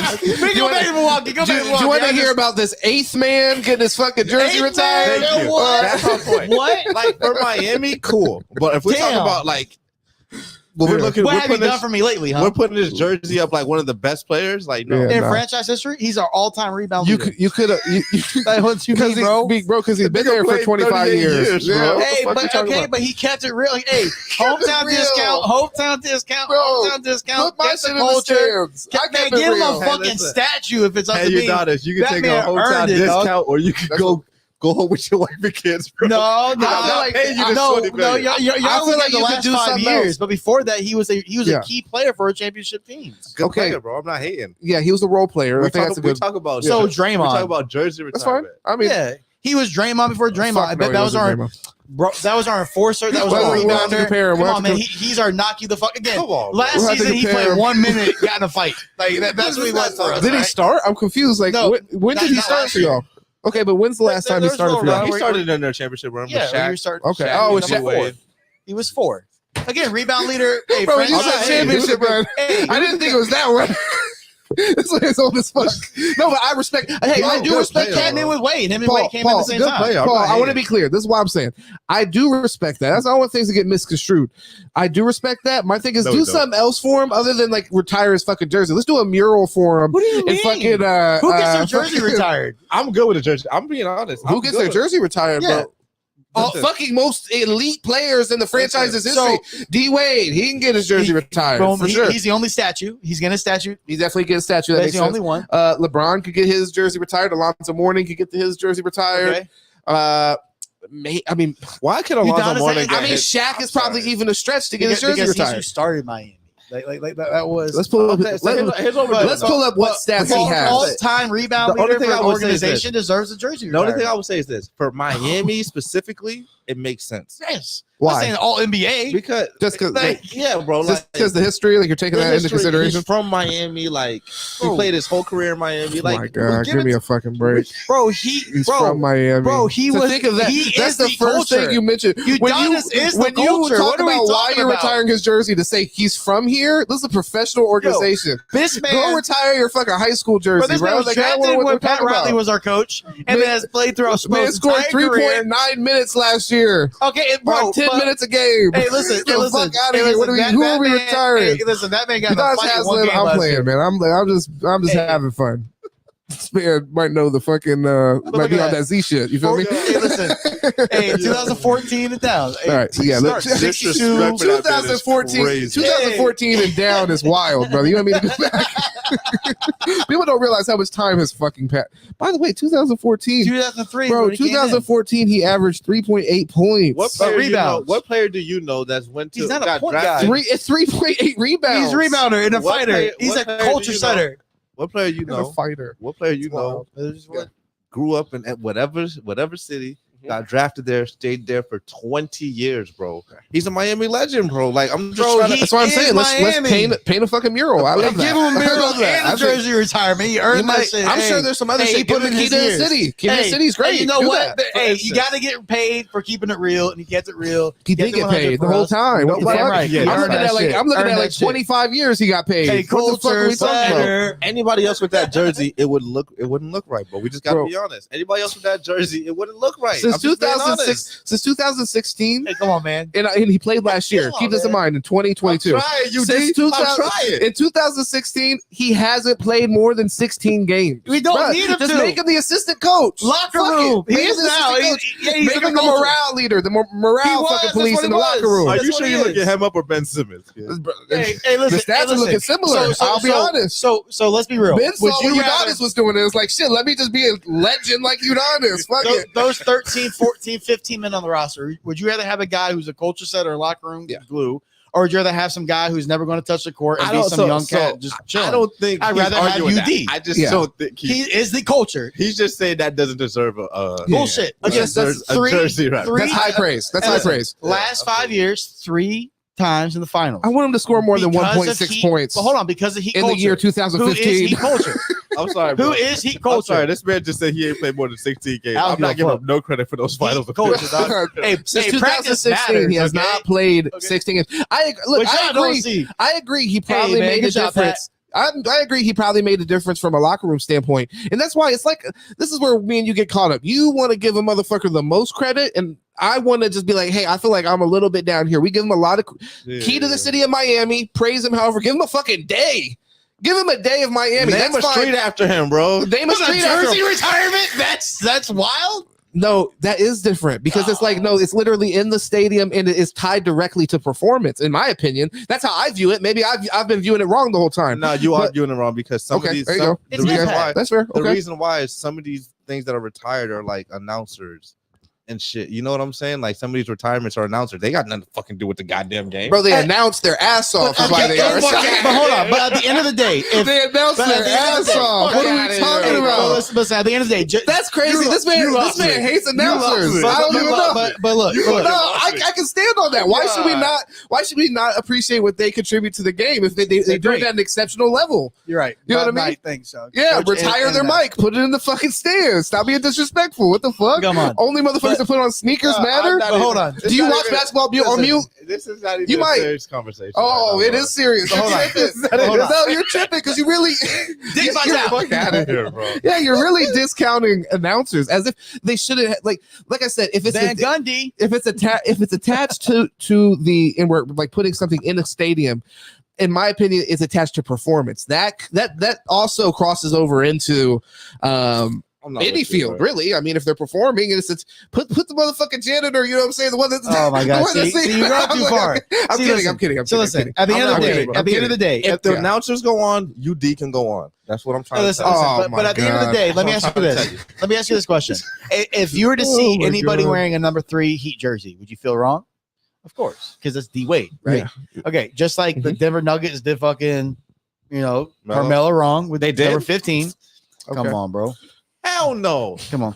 But the man wanted it. But I will say, how did they do it wrong? Please explain. Come on, man. We all know 15's mellow. This probably be another topic. Yeah, because I have to lose that too. Joker has obviously outperformed him in Denver, obviously, but I get where he would be that upset. Part right there. Let's talk about that. But he's won a championship. We don't even got to go that far, bro. We requested a trade. But what are you talking about? You begged to leave. Fuck? Then he wanted to go home, and it wasn't even his home. We found out. What the fuck is that about? And now you want me to hang up your jersey? No, I feel that. And you went to the finals. UD didn't do that. Okay, that's what I'm saying. UD didn't request a trade. That's true. He stayed. Yes, okay, and at the end of the day. Yeah. It would be wrong as hell for any Heat fan, anybody in Heat culture, the Heat Nation, to see anybody else rocking number 40 Heat jersey.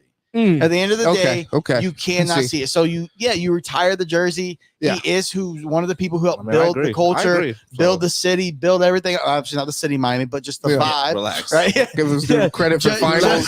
Scoring fucking 4 points a game. Wild. Again, I mean, if you break down stats, one brick, he get all the credit. If you break down stats, is Draymond Green's jersey retired? If we just break down stats, if we don't look at the impact of what he brought to the team and what he brought to the organization, I think if he doesn't get his jersey retired, then this motherfucker Udonis Haslem need to have his shit thrown in the fucking goddamn parking lot. It's like we got to see how it plays out because if Draymond, I think Draymond's jersey retired there. I'm just saying if he requests a trade or if he gets traded to another team, it's just different. I think part of it is the mistake. My man never left, bro. It's hard to do that, bro. But he got bigger contract offers too. Fucking nuts. Again, man, he was taking with 3 stars there.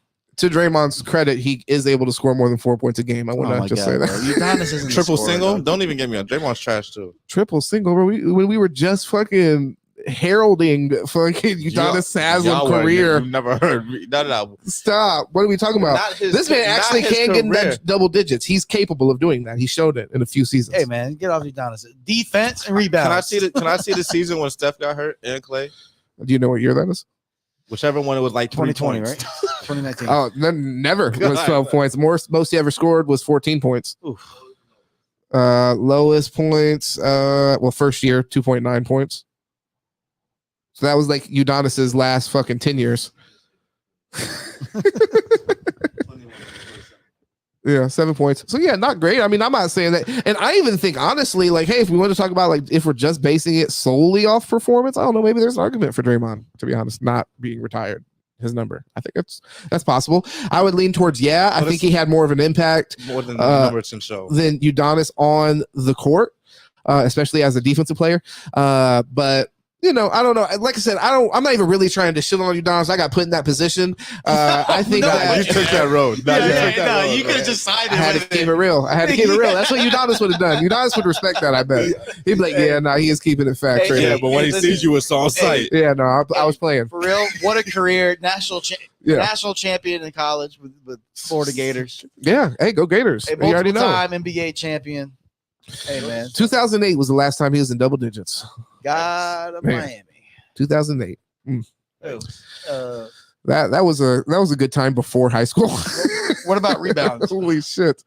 All right, chill with that. 7, 8, 8, 8, 9, 8, 7, 9. I'm trying to find that one. That's a good forward right there. Good PF. That's it. And you talking about he the all-time leader? Hey, so many years, bro. I'm looking for so many years. That is what it is. Hey, the averages LeBron per was game. only there for a few years. Shaq was only there for a few years. He averages per game 6.6. So I mean, yeah, but if he's playing 16 games, power forward, baby, not a lot. Hey, and that's what. But that's why I question why we're really retiring number, jersey. Can you double check that number if he's the all-time leader? But that's what I saw. The math, is not math. It's not. Yeah, when I saw that, I was like, but I did read it, so I believed it. Thank you for that. I definitely believed it when I read it. So he played a lot of seasons, but them numbers. God damn, my arms, dog. Yeah, he is by decent margin, almost 1,000. Alonzo Mourning's number 2, 4,807, and Udonis 5,700. He's on there too. Yeah. D Wade is on there. D-Wade's on that list. That's crazy. That's how you know motherfuckers are not getting rebounds in South Florida. He was one of the better rebounding guards. Forwards, the centers just rotated through. He was one of the better rebounding guards though, and blocking guards. Wade? Yeah. Bro, that's one of the best defensive guards of all time. No, I said rebounding. Yeah, rebounding, defensive, slashing, like just. He just didn't have a 3-point shot. Like that was. I can tell you a Heat fan. All right, so my history, bro. I grew up a Shaq fan. Man, with the fucking whole stands to be a bunch of fucking jerseys of fucking retired mediocre players. But I grew up a Shaq fan, and then like when he left LA, went to Miami. Like I went Orlando, LA, because my dad grew up a Lakers fan, so I kind of loved them. And then when he went to Miami, I was like, well, I like Shaq more than Kobe. I'm gonna go with Shaq, and went to Miami. And also, I'm a Dolphins fan, so it kind of stuck. Oh yeah. And then when he left Miami, he was done. Just stayed, yeah. I was like, all right, well, Dwayne Wade's my favorite, and I'll just. Should we retire Shane Battier's jersey? I feel like fuck it, let's do it. The congressman. Hey, fuck it, let's just do it. Let's just give him an office, okay? Give him a nice fan remembrance. They don't retire his jersey. Yeah, he wasn't there for 20 years. See, that's where for like 6 years, 7 years. I see where our scale's at because you're ready to give Shane Battier that mural. I just like that's gonna look a little crazy, but whatever. Well, I forget the player. I can't think of it now, but like he was playing for us for a while. Then like we put him on the coaching staff, even during the championship years. Like he was like, when he was not dressed, he would just be basically in a suit helping coach. No man, yeah, he was a piece of that championship run for sure. Good times. Yeah. Do you think if people are like key elements of championship runs, they should have their jerseys retired just based off of that? Like whole teams retired, maybe? Because again, you're looking, maybe that's a thing. Yeah. No, like you're looking at like if you get a banner and that represents. Well, yeah, but you're gonna run out numbers eventually, Paul. No, not just jersey retirements, but like Paul's team's gonna be in the thousands. Yeah, I'm not calling. No, like 003 0. What the Jackie Boo got going on over here? So like, how many people like the Patriot runs go into their like Ring of Honor? Yeah, I mean, you have so many runs with so many key pieces that, I mean, how do you leave them out? Can't leave like the McCourty. I mean, shit, McCourty was there for a long time and won championships, but it was a big piece. But how much? I mean, Julian Edelman so I don't know. I think with basketball there might be a little bit more leeway. There's only 5 guys on the team. I saw 5 starters. I saw a wild video with Julian Edelman like last night or something recently, where he was saying that somebody asked him about the fuck's dude's name that was killing people over there. Oh, Aaron Hernandez. Aaron Hernandez. And he was saying if he wouldn't have went to prison, then he would have probably never had his opportunity. I thought it was interesting. That's why, because they're like, this isn't like a great thing. I'm saying because people died, were affected, happens, but it's kind of interesting to think about. That one meme? You ever seen that one meme? I forget the player where he was like, I remember he shitted on Aaron Hernandez. He talked shit, and he was like, "I'll kill you." And he goes, "Little did I know he was being he got that ass." But no, that's true. I mean, And then Gronkowski's career took off because they were together, and then Gronkowski's career took off once he was gone. And that's great because that's another. That's like nice, go, bro. Aaron Hernandez was fucking nice, bro. nice. Yeah. Bro. He kind of like made that position. Like again, like you have Ozzie Newsome's, and then your Shannon Sharps and shit like that.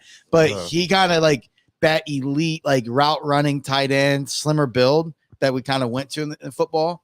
That was kind of the first real one. Yeah, he was nice. And he was nice. And then he went psycho. I guess he already was, but some people got that life in them, Yeah. But we want to risk it all for disrespect. That's crazy, bro. I saw he doubled back on some of it. It's wild, bro. It's like Jesus. I saw Chandler Jones on Twitter. I think it was. He said that him and Antonio Brown was talking about starting a podcast, CTE podcast.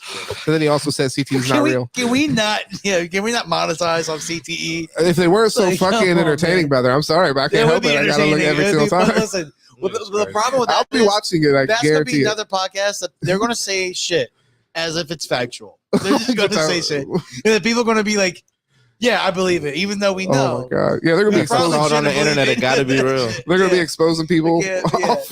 So many lawsuits. They're gonna shut that shit down after like 6 episodes after all the lawsuits. That's wild. Yeah, that was definitely interesting. But here, this is this Kevin Durant story. I pulled it up for the people. Anybody that doesn't know, Kevin Durant recently, sometimes he gets online and he kind of is, just. Shit. Yeah, he's just thinking about shit, and he here I'll read this article in case y'all can't see it. Kevin Durant has had a legendary NBA career. He's an MVP winner. Hold on, actually, let me make it big so y'all can see it as good as possible there at home. There we go. Okay. A 4-time scoring champion and of course a 2-time NBA champion. There is no doubt that he's going to be a first ballot Hall of Famer and remembered as one of the greatest players of his generation. But like most players, Durant thinks he's earned an even greater legacy. The Arizona Republic's Dwayne Rankin asked Durant why he isn't widely involved in the greatest of all time conversation. Interesting. So you definitely prompted him there.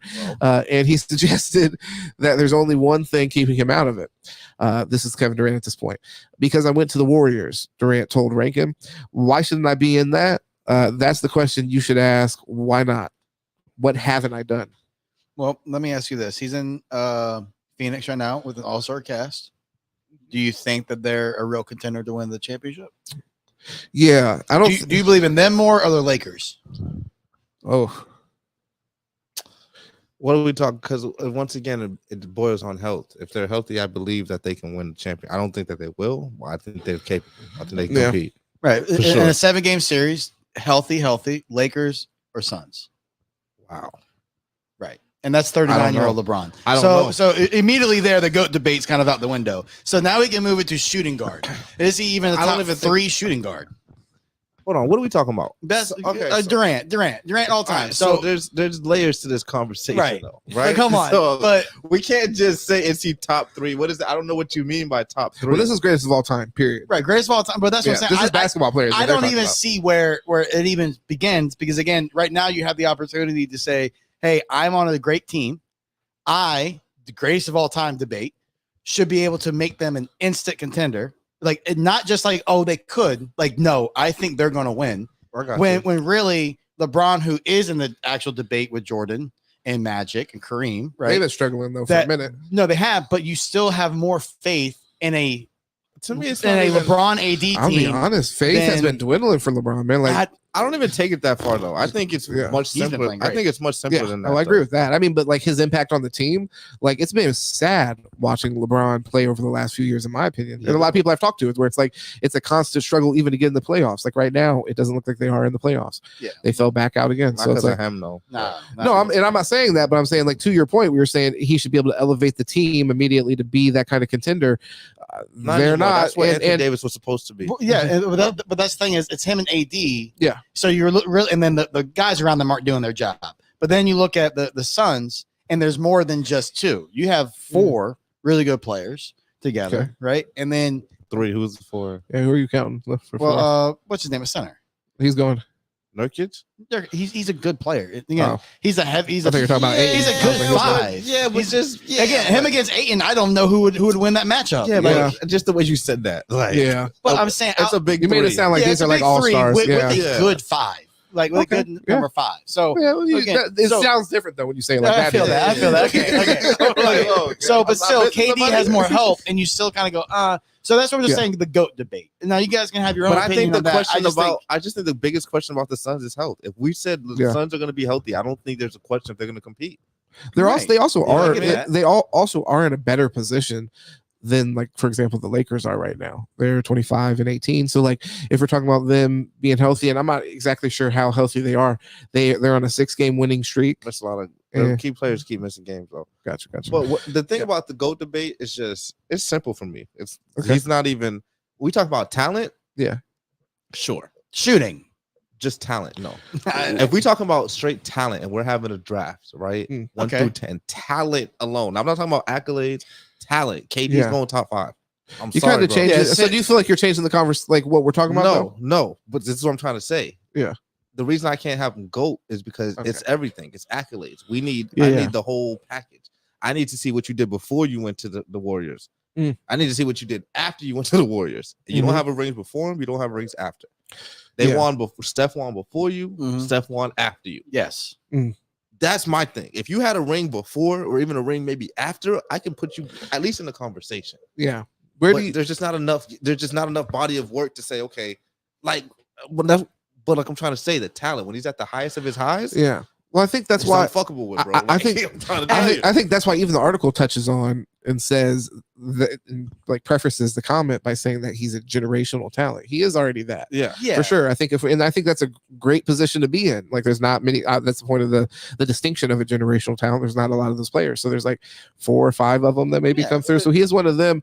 But we're talking about of all time when you start to, like you said, like weigh accolades and things like that. It's just he doesn't have enough to lean on without question, because as much as he wants to knock it, we do look at fans, I think, typically look at the championships that he's won with the Warriors as handicap.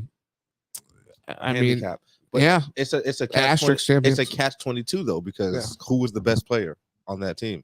Steph. Well, I mean, who won both finals MVPs? Yeah. Who was let's just be real. When we watching that, Kevin Durant was going crazy in those finals. But also again, I think it's also the structure of the offense where teams are focusing more on, I think, a Clay and Steph combo than just Durant. Again, Durant was the third guy in that system. Now he had the big games and won the finals MVP. But again, Steph ran that system. Draymond ran that system. Again, you went to, like you said, something that was winning before you. Yeah, absolutely. Had the best record of all time. Lost to LeBron, but then beat you in the Western Conference Finals, and then you jump ship to go to a team that's the best team already. Let me ask you this question. That's kind of wild. I agree with you, but let me ask you this question: if Kevin Durant wasn't there, would they have beaten that Cleveland team? No. That's just one piece. Okay, but if LeBron did the same thing, if LeBron went to Golden State, would we count the championship? I think, but honestly, absolutely not. Everyone would fucking kill it. To be real though, even that question though, I think is debatable. Like when you say, like, would they have beat them? They could have came back. I think Golden State definitely could have came back, and then it would have been a competitive series, and they may have won. But they was up 3-1, bro, and came back, and these boys got beat. But they already beat them the year before. Yes, but Kyrie wasn't saved those finals time after time. Kyrie wasn't there. We just gotta have full context. When he had his boys, he came back and beat y'all. Well, yeah, because LeBron's the best of all time. Exactly my point. So I'm just saying. I'm just saying. If Kevin Durant wasn't there, do you agree with that statement? Yeah, LeBron is the greatest of all time. Yeah, it's not to talk about. It's kind of. Are you better than Jordan? Are you with your mama? I don't feel like it's really a conversation. But all right. Again, are you with your mama? Bro? All right, this is different. This is different. Go ahead. Usually somebody says that. Somebody in the room is like, "No, yo, you're tripping." Yeah, I think time's passed. Okay. So that's just my only thing. He came up there and said, hey, "Yes, I understand. I'm hopping on a great team, but I'm not just here for the ride." No, I'm in that seat. But at the same time, I'm in that goddamn seat, bro. Like, but at the same time, y'all better put some. And mind you, he's willing to take and make big shots, bro. Do you criticize him for his time in Brooklyn, for example? Like how that just fell apart? Horrible. No. Or I do. Yes and no. Come on. It's a situational. Who the fuck expected COVID to happen, bro? I don't want to hear No, it. bro. Everyone had to deal with it. Everyone had to deal with that. That's not the same. Not everybody has to deal with Kyrie and Kyrie saying, I'm not going to take the vax. Yeah, he wanted though. He wanted Kyrie. Do you think got what you asked for? Crazy ass Kyrie. Let's be honest. If Kyrie was still in Cleveland. So he knew that Kyrie was going to do this? No. Like, no, but bro. if Kyrie was still in Cleveland with LeBron's leadership. You know, you should know he's unreliable. Do you think Kyrie would have went the same way? But this is my point to you, bro. We can't be mad at Kevin Durant, right? For his relationship, if we're going to say that with Kyrie, right? When Kyrie willingly said, I don't want to play with LeBron no more. Well, yeah, that was because willingly. But why? You tell me. Because he wanted to be the one. He didn't want the shadow, and we all know I think he's even admitted to that. And now he wants to play with KD, and COVID came. Who did motherfuckers saying, "Hey, you can't play at home, okay?" But this road team coming in, that was crazy. Y'all can play, no fucking problem. Yeah.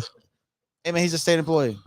No, I get it, but y'all I feel you. The only thing is, I just can't. Also, they wanted to go to Brooklyn. But y'all made a lot of bad decisions. But there was 3 years there, not just if they would have played in like Oklahoma City, for example, there may not have been the same restrictions. The reason they ran into issues is because they played in New York. I get it. I feel that. I get it. But my thing is, take that out. That's very specific. But hold up, because that's what I say. Because specifically, you do know that Kyrie is unreliable and wild.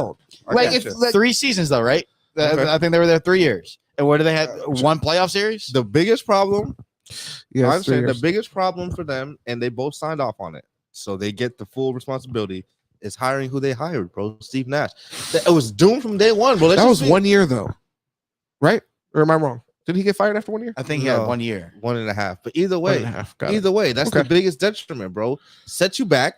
Now you got this guy don't want to come in. James Harden coming in. He's seeing Kyrie don't want to fucking play. How many bad coaches have won in that have won an NBA Finals with the GOAT? Okay, 2. Okay, so let's who? Yeah, you have 2 people. Who do you win in Cleveland with? Ty Lue, right? Ty Lue's a bad coach. At the time, come on. Ty Lue now is a much better coach than he was then. At the same time, I don't know. I don't think he was a great coach in his first year. You can't point out coaching errors that he made in that run. You can't. Now I'm not saying he's a great coach. I will say that what was the assumption by everyone, even in the NBA, that who's calling the shots? I agree with you, but we can't call him a bad coach. No, I'm not gonna say. I'm just a rookie coach. A rookie coach. Okay, that's fine. And then what did he do in LA? With Frank Vogel, right? Who's done what without, right?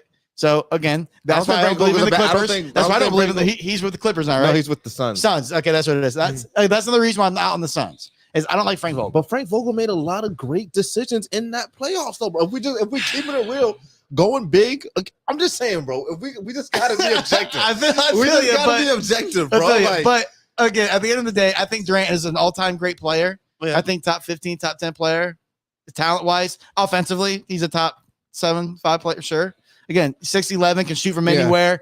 Unbelievable. His defensive effort and defensive skills have really been in question for me. I'm gonna tell you how I look at him. That's where he's just out to switch completely. Sports, I guess. Kind of. I kind of put him in the same bracket.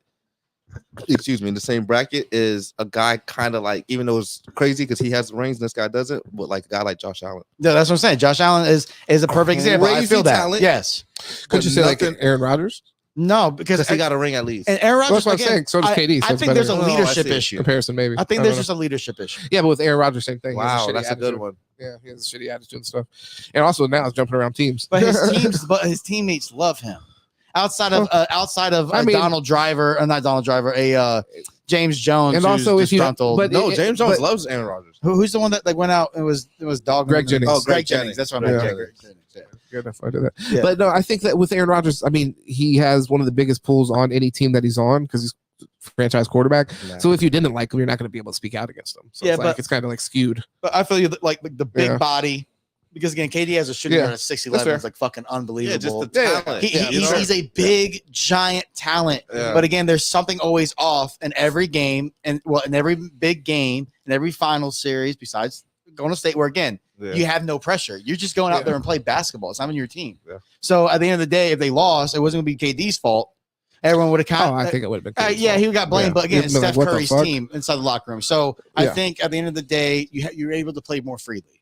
So Yeah, that's fair. But every time it's his show, just like I've said with James Harden, they're always not there. And why? I think some people are just not leaders and not interested in that. Like in his case, I think even he said before, like that he's just focused on like hooping. He likes to. That's fine. This ain't one-on-one basketball though. So yeah, with KD, I think in the right culture, in the right environment, he could definitely just what he contributes is so massive. And then also I think maybe like this conversation, and I don't think this is groundbreaking. I think this is really the conversation we were having before KD. This guy asked us, and KD threw himself in the GOAT conversation. The conversation that KD I think is in is like best offensive player of all time. Like that is a genuine conversation as far 100%. As like how diverse his game is, and his attributes as far as like how big he is and stuff like that. I think that's the conversation you really have with him. Because like another player that we've had that conversation with before, like for example, is Carmelo Anthony. I think he's further. He's Carmelo. Way top 20. He's way past Carmelo as far as like his overall, I think, impact offensively on the game. Right. Although Carmelo Anthony still one of a great player. I don't want to shade him. Well, Durant, to your point, is revolutionary, really. I mean, how many 6'11" guards do we have? I mean, how many guys that big that we have that we can see handle the basketball that way, exactly. Be able to play inside, like drive and make actual moves inside, be able to shoot threes. I mean, it's different. And now we have an entire NBA basically of these guys are mimics of him. And that's to his respect. And like I said, offensively, but I mean at the same time we can go position. Sure. Yeah, you're not even going to put him top. Not number one, because again you got MJ. Well, he's technically a small forward. Is he small forward? Oh, okay. Now, but in his prime when he was like I was like a shooting guard more than small forward. I guess he plays. Yeah, I guess he's 3. Yeah. I just always look at the way. I guess I look at the way you play more than just how offensive his game. But that's the thing. It's like Steph. Positionless now, though. But let's say but when you're doing rankings, like at the end of the day, you have to look at how they're played. So like Steph, do you put him at point guard? He's never been a real point guard. So at the end of the day, he's a shooting guard. He's a point guard. I mean, I could argue Draymond was point guard for a lot of these. Again, running the point. But you could argue that he was involved in distributing the ball, but not that he was the point guard, because I mean, Steph Curry literally was. You know what I'm saying? So it's like the reason why the Steph Curry thing is interesting is because he may be the greatest point guard of all time. Maybe, but again, he's there. You put LeBron is talking about maybe you put LeBron at point. I think you put LeBron at point. He is. I think. Magic Johnson was a point. Yeah, Magic Johnson is a point guard. I'd include him in this. So again, not better than Steph Curry. Sorry. He's one of the best of all time. So again, there's the argument. LeBron, you put LeBron at point. That's arguably the best point guard of all time. We can't put him at point. But he runs point. But he's not a point guard. Well, LeBron James actually did play point guard. He's a small forward. What is LeBron James, bro? I say small forward. Yeah, I would say small forward. Body, everything. But again, the way we play. So that's what I was saying. KD just to me is like a shooting guard. And I think the question is what was their designated position for the majority of their career? So with LeBron, where he definitely did play point guard for the Lakers a few years, majority of his career was spent as a small forward. I mean, Mario Chalmers was our point guard, but I mean, goddamn, he wasn't the point guard. You don't like Mario? Man, listen, there's a reason why Daddy had to yell at him all the time, right? I mean, a lot of us Heat fans want to Norris Cole to start later in the okay.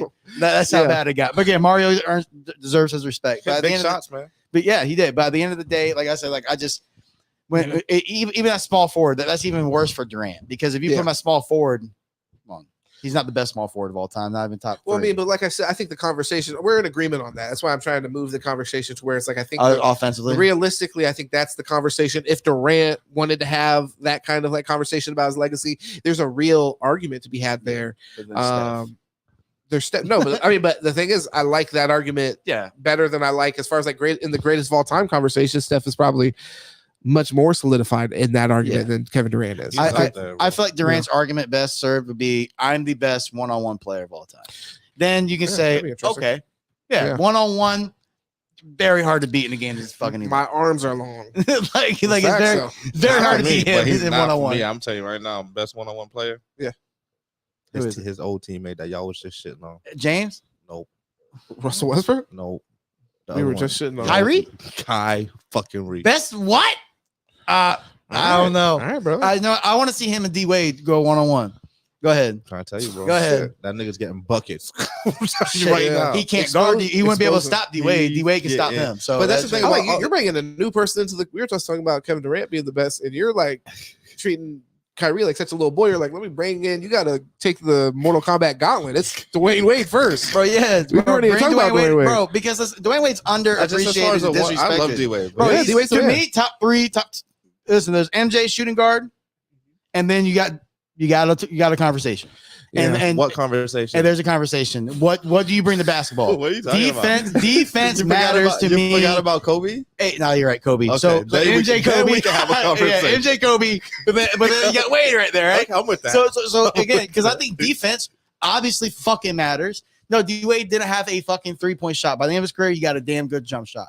But his impact and everything was. But here's him and D Rose. If they didn't blow their knees out, get out. Bro. But here's my thing, though. Get out. But what are we talking about? Legacy, correct? Because the reason I asked that, because you're not gonna like what I'm about to say here. Say what you. As far as just being a better basketball player, I'm not talking about legacy and the accolades and the things you've done and the overall basketball. Just who is better at basketball? I can make the argument James Harden is better than Dwayne Wade, bro. Just basketball. Okay, so here's you the thing. See what I'm saying? Here's the thing. Are you talking about shooting a basketball or playing basketball? Playing basketball. D Wade's defense brings him into the conversation no matter what. His just ability to create is just a cherry on top. So again, would you agree to me that you got Gary, D Wade, Kobe, kind of best defensive guards? Let me pull this up here. No MJ in there. Scottie Pippen guarded the hardest guy every time he played, but sure. Scottie Pippen was the best defensive player, but that's fine. I'm just asking. I mean, do you want to get like the top 10 best shooting guards of all time, and y'all can continue your guys' conversation back and forth? Yeah. I'm not going to agree with the list. I'm good. Well, here I'll give you 12. Trace McGrady, 12. T-Mac, baby. Mac was my guy. Earl Monroe, okay, 11. Old school. I've never seen him. Vince, okay. Vince Carter. Daddy Carter, like it. Wow. Ray Allen. Oh yeah. 9. Wow. Reggie 8. Ooh, gotta go up a little bit. Here, he need to go down a little bit. He is not better than Vince Carter. He is not better than Trace McGrady. Dog. Yeah, I don't know. Clyde here, and Vince could switch for me. I think Vince. George Garvin. This is KD's George Iceman Garvin is KD comp. Yeah. James Harden at 5. James Harden. That's fair. Top 5 shooting. Yeah. I'm just saying it's not. It's AI 4. AI 4. Yeah. D Wade 3. Okay, and I like the list. Kobe and MJ. Yeah, that's fair. Hey, that's a great list. I like the list. A very good list. But like I said, like when you bring Wade in, everyone goes, oh, and then when you talk about it, you're like, oh, okay. Because like again, basketball is not just shooting the basketball. Yeah. Right. And again, the guy was able to lead He's the a league, winner too. and he was able to lead the league in points, scoring title by just driving the fucking basketball and going to the free throw line. Right. He's able to be the best defensive player in the league. He's able to win championships and 0 MVPs. Who D Wade? Yeah. D-Wade. Yeah, but again, the South Florida market, bro, that media market's horrible. Oh yeah, because LeBron didn't get none. It's horrible, bro. Yeah, LeBron didn't get none. Come on, but that's LeBron. Didn't get That's none in Miami. That's LeBron. Yeah, like, bro, Zach Thomas is third all time in tackles, and it took him 6 tries to get in the Hall of Fame because the media never talked about it. Bro, the media gets votes. No, I'm just saying the media is horrible. Dan Marino, come on, Dan Marino wasn't as marketed as much as other guys when he was the best. Come on. Well, I mean, really, the question being is, I'm just saying you get marketed more than you win. Has MVP. Yeah, AI is great, but again, I think D-Wade was better. But there's an argument. But again, that's what I'm saying. That's where the argument starts. AI, wow. Like I said, AI has an MVP. Great, that's one of the differences. Wow. Also, James Harden has an MVP. Should have too. That is true, actually. But I don't know, man. That AI and D-Wade is a great comparison. I mean, I don't know. But D-Wade did get one by himself, not by himself, but as the main guy. So he got to get that credit. Shaq was great. AI had more. He got to get that credit. But D-Wade was. He was the main guy. And again, I would say if we take injuries out of it, bro, you had D Rose and D Wade would have been 2 of the best players of all time. Well, there's a lot without of people. Injuries, right? They were Grant Hill, T-Mac too. Yeah, and it's like, bro, there was that run where D Rose and him were it. And then they both knee. You talked about defense. That's why I wanted to mention this. So AI is 14th in steals and D-Wade is 31st. Oh, shit. Well, I knew that. I wasn't talking about AI when we were talking about defensively. Damn, AI. Because it's different. He's a gambler. Like, he's not a lock you up, you're not about to score on me kind of defender. Like, you know what I mean? Yeah, he's going to take chances. He's going to use his size to his quickness to his advantage. AI was 28th He's going to cheat a lot. D-Wade is 32nd in scoring. So AI was a fucking AI's unbelievable. Probably my again, top 5 all time in his Yeah. position. 52nd in assists, So- and D Wade is 47th. Now, let me ask you this: and do you agree with what year do you kind of cut off taking it? I won't say seriously, but when you look at like comparing the all-time greats, like what year do you like cut off for like competition wise? I mean, for them, like saying like, oh, I'm not going to consider these years because they weren't in their prime. Yeah, like for example, like players I've never watched are never like going to be on my list. on the Wizards.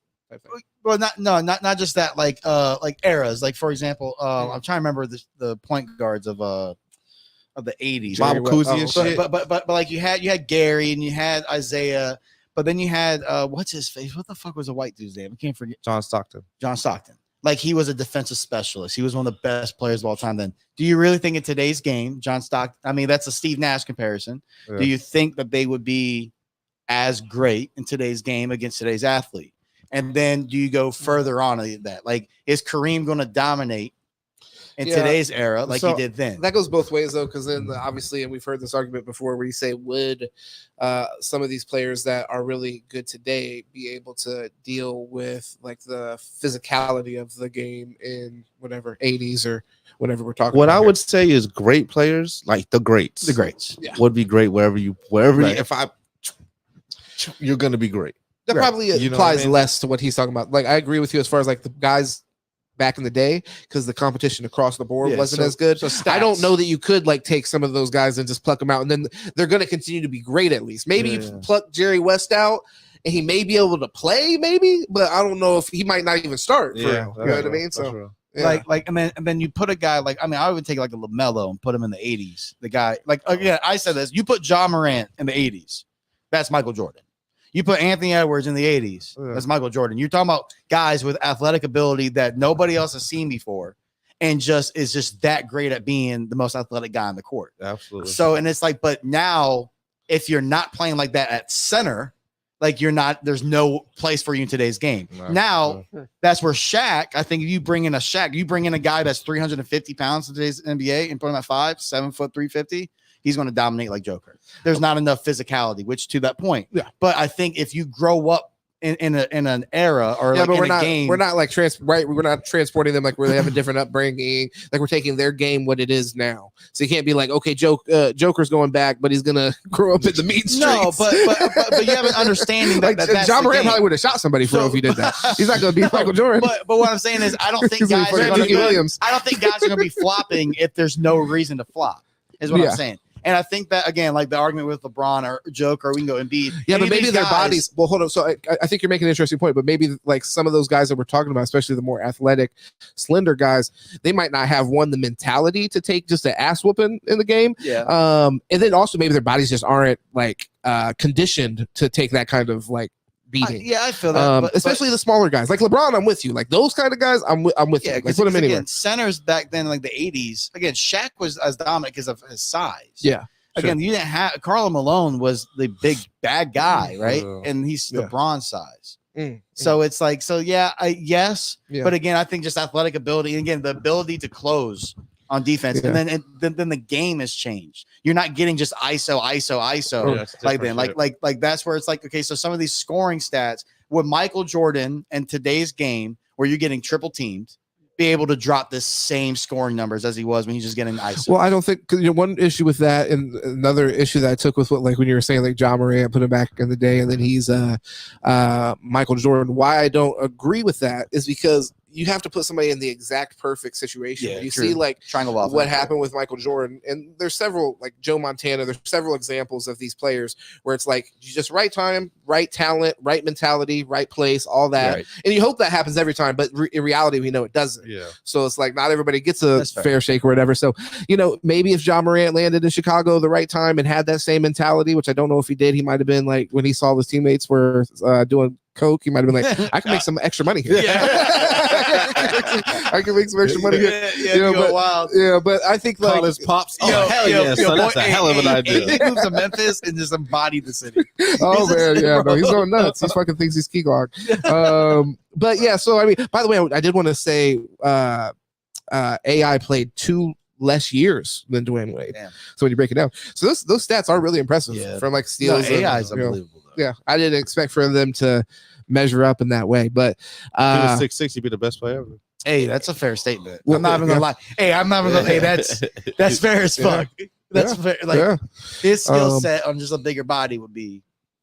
Yeah, dangerous. I mean, you kind of see that, like, I mean, not to that level, but what you were talking about earlier with like Big Ben, how Kevin Durant changed the game. It's kind of what he did, where it's like he can pull up and he can drive with the ball. He's not, I mean, he is kind of a little bit clumsy, I guess, but it works for him. You know what I mean? Watch him, clumsy, but he's not actually clumsy, I guess. But yeah, just because he looks like a fucking newborn deer. Well, one of the best shots I think that the people get, the short guys, again, I'll say short, like they're not taller than me, but is the floater. Just the fucking just a little pull up float. Tony Parker. Hey, Tony Parker, man, Monty Ginobili, Rajon Rondo. Shit, Van Fleet's been pulling that shit off. Hey, and that's Van Fleet. Okay. And an upcoming Bronny, master that shit. Hey, watch him. And now I read some shit where he was criticizing the fucking Lakers. I'm like, this kid needs to stop. He needs to be stopped. No, hey, listen, I agree with LeBron where if he was on the Lakers now, yeah, you're not talking about a star, but you're talking about a nice developmental role player. Bro, fuck out of here. Bro, what? Bro, on court IQ, my son could play on this team. Passing, I'll be looking at you to make sure, see if you be serious or not, bro. Hey, I couldn't play with LeBron, I'll be honest. He would piss me off. I watched him, bro. He's a good player. Hey, that's a point guard. I don't see it. I don't see an okay. I don't see the it. Yeah, I think he's an okay college player. I just don't see the it, bro. I'm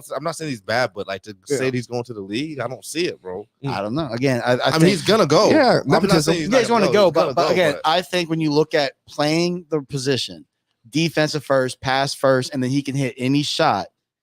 What more do you ask for? He's a great defender. His on-court IQ is great. His passing ability is great. You're talking about like watching him at USC. He's been a really good point guard. But again, it's. And then the ability to be able to hit any shot is nice. I'm not going to say he's going to go in the NBA and never be a 24, 25. Yeah, he said right now, though. But again, no. But he said right now. If you look at the roster, Christie's trash. So I'm saying if you put Bronny in that situation, you're going to get a guy. Play right now. You're going to get a guy who's going to make better basketball decisions. Maybe give you more effort on defense. Because his fucking dad's on the court and but again, developmental shit. I don't think he's talking about Brian would come in and be a fucking championship point guard. Right listen, that's all LeBron needs is a motherfucker will listen. Yeah, bro, just listen to what. Yeah, I feel him. I got to that point before. I'm gonna tell your mama, boy. Yeah. Listen, boy. But Bryce is going to be the better. Yeah, Bryce is. He's going to be the more prolific scorer. Nice. Again, it's like LeBron got split in two. And like one side went to Bronny and one side went to Bryce because Bryce isn't the same as far as a distributor, as far as on-court vision, playing defense, but he is fucking dirty. So and he's tall as shit, bro. We want to get into some football talk because we promised y'all that we would. And to start this off.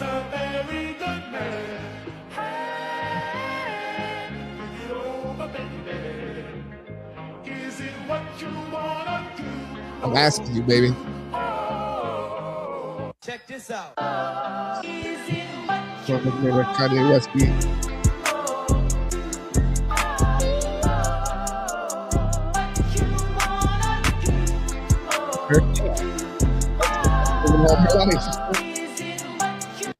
All right, so look, if y'all didn't, they broke up. Him and his wife? That's I guess what's in the middle of happening. That's Darren Waller. If you guys didn't know, Darren Waller for the Las Vegas. No. So Giants, that was it. He was. No, that's right. Giants. Yeah. His wife plays for the Aces in Las Vegas, and then they got married, and then they traded his ass to New York. So now one's in Vegas, one's in New York. So who do you think cheated? That's basically where we're at right now. I mean, in my opinion, it could go either way. What do you mean, brother? Nah, she's a nice lady. Women don't do that. All right. Well, I mean, one thing I will say, he's denying it. He said it was just some TikTok fun.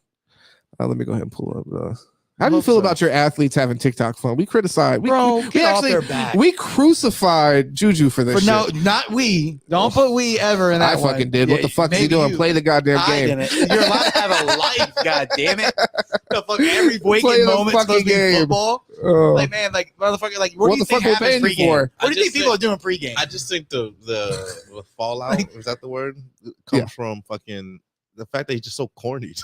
Like, leave him alone, dude. Well, and to be underperforming. Did you see his upbringing? His upbringing is corny. Okay. The thing is, and also with Darren Waller, friends with YouTubers, and with Darren Waller, he hasn't been playing great. He's been hurt, so it's like, yeah, when you see your fucking tight end that you're paying a lot of money to, hitting it with the "Stay Strong, Kings!" exclamation point. Hashtag for you page, hashtag explore, hashtag men, hashtag heartbroken, hashtag music, hashtag vibes. He's trying. Like, he knows how to work the algorithm. I actually need to get with him on that. But not like what do we want them to do in the free time? Like, what do we expect? Not that. Just football. I wish he was cheating on his wife rather than doing that. like again in the locker pregame, like shit. Motherfuckers ain't just sitting there reading the playbook all pregame. Like, they got so much time to kill. Like, yeah, they had. They're gonna be playing cards. Bro, I'm sorry. Okay, time out. Ahead. Okay, you say what you gotta say. But flipping on the TikTok and then doing the dance to the TikTok. I'm sorry, but will we not judge? Like, if we were just getting ready before the pod, you were over there and you were like, just started to go. I'll be like, what the fuck is my dog doing? Building a brand. Yeah. Building brand, you're right. He's nailing it. But, yeah, my only thing is that doesn't build anything for me as a football fan. So his audience, like I said, we just see that, and especially if you're not killing it. You know what I mean? If, like, I'm trying to think of an example. That's the thing. None of them that are killing it really do that. So it's like, I'm seeing a correlation. I mean, really, yeah. Again, I get it. Make fun of it. By the end of the day, it shouldn't have pissed people off. Like, they ran him out of Pittsburgh for what? Being on goddamn TikTok all the fucking time. They got tired of that shit. It's not that. It has to match your performance, bro. So, yeah. Hey, I'm good with all this. I'm good with all the attention you're bringing me. Yeah. If it's worth it. But you're bringing me attention and you can't even hold on, bro. Yeah. AB left. AB left and you looking trash, bro. And one of the last things AB did was cut on the fucking live. And then what did you fucking turn around and do? Hey, you know what? You started making TikTok videos. Yeah. Well, but the thing is, the wide receiver core is looking all right. Like, they've been looking good. You know what I mean? You guys got a lot of prospects there. Quarterback. I think you got a lot of people that you feel better about than Juju. You know what I'm saying? You wouldn't trade probably any three of those guys for Juju right now. Who's the third? I don't know. You tell me who's the third. Yeah, Deontay. We got Deontay for sure. You got Pickens. George Pickens. The other one's Calvin Austin. But again, what Juju embodied was a blocky receiver. So again, bro, Juju in the slot was nice. Like, I don't care what anybody says. Nice slot receiver, blocked his ass off. But the problem was this. The reason why he was nice when in the slot but when you had that boy over there, bro, we just got to keep it facts. But let's keep it facts. That boy's why y'all didn't win, right? Listen, I'm not going from experience. No, listen, from experience, from a toxic receiver who always wants the football, no matter what. Even if you throw to the wide open guy, he's pissed off because he's going to beat the double coverage, just throwing the fucking ball, right? Why every time y'all got to the red zone, triple coverage, double covered, wide open, it did not matter. Was the ball always going to AB? Force fed. And then the one time that Juju started going off, what happened? AB got mad. AB started pointing the finger. AB started fucking acting up. And it's because somebody else was getting some love. The selfish greediness of AB is what killed y'all. I'm telling you. That's what killed the team. I don't disagree 100%, but I just feel like... Hold us down. I'll be right back. Y'all kill AB for a minute. Yes, sir. Yeah, we're not killing AB because that's my guy, man, to an extent. Like, well, he's crazy now, obviously. Hey, man. I think that's who. Listen, I watched him on. I remember watching him on Dancing with the Stars, and I remember like thinking, like, man, like nice story. But there was always this thing, is like he was always talking in this, like you could tell, fake ass voice, trying to have this show. But I get it, business is booming. But yo, shit went wild. I don't know if it's CTE. I don't know if it's some other shit that he got into. I have no idea. Same since that hit since Burfitt. Oh, Burfitt, whatever his name. Boy, but listen, I'm gonna tell you, Juju had his back. Juju had his back, and then he turned his back on his boy. Why? Because he got mad that he was getting some love. Yeah. So you can't have that. But Juju's not like that though. No. And I think that's what he was trying to say. Everybody's trying to make it seem like Juju's like that. He's like, yo, this guy's not like that. But why? That's your boy. Just leave it alone. Why do you got to kill him publicly? I feel you. Leave him alone. Just let him live. Like, let the young man live.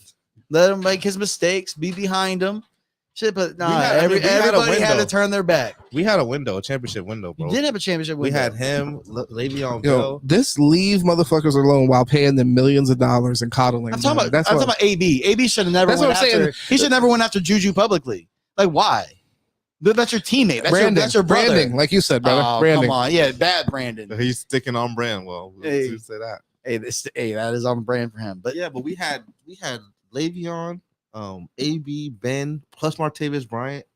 But Martavis Bryant was overrated. Sammy Coates overrated. He was not overrated. Or they dropped the ball way too much. He was nice. Fast. I'm not going big and fast. I'm not going to let you hit on my man. He made that catch against the He Broncos. made that catch. He made that catch. He made one catch. You remember that motherfucker? But how many drops? Again, that's. But no, I mean, you guys had the window. It's rough that didn't happen. Then you lost Big Ben and 5 offensive linemen at once, and then it's been tough to rebuild that. But you guys have a championship window still. Remember, this is a Dolphins fan talking. Hey, my wife's a Pittsburgh fan, so hey, I got no problem. It was the way you were disrespectful.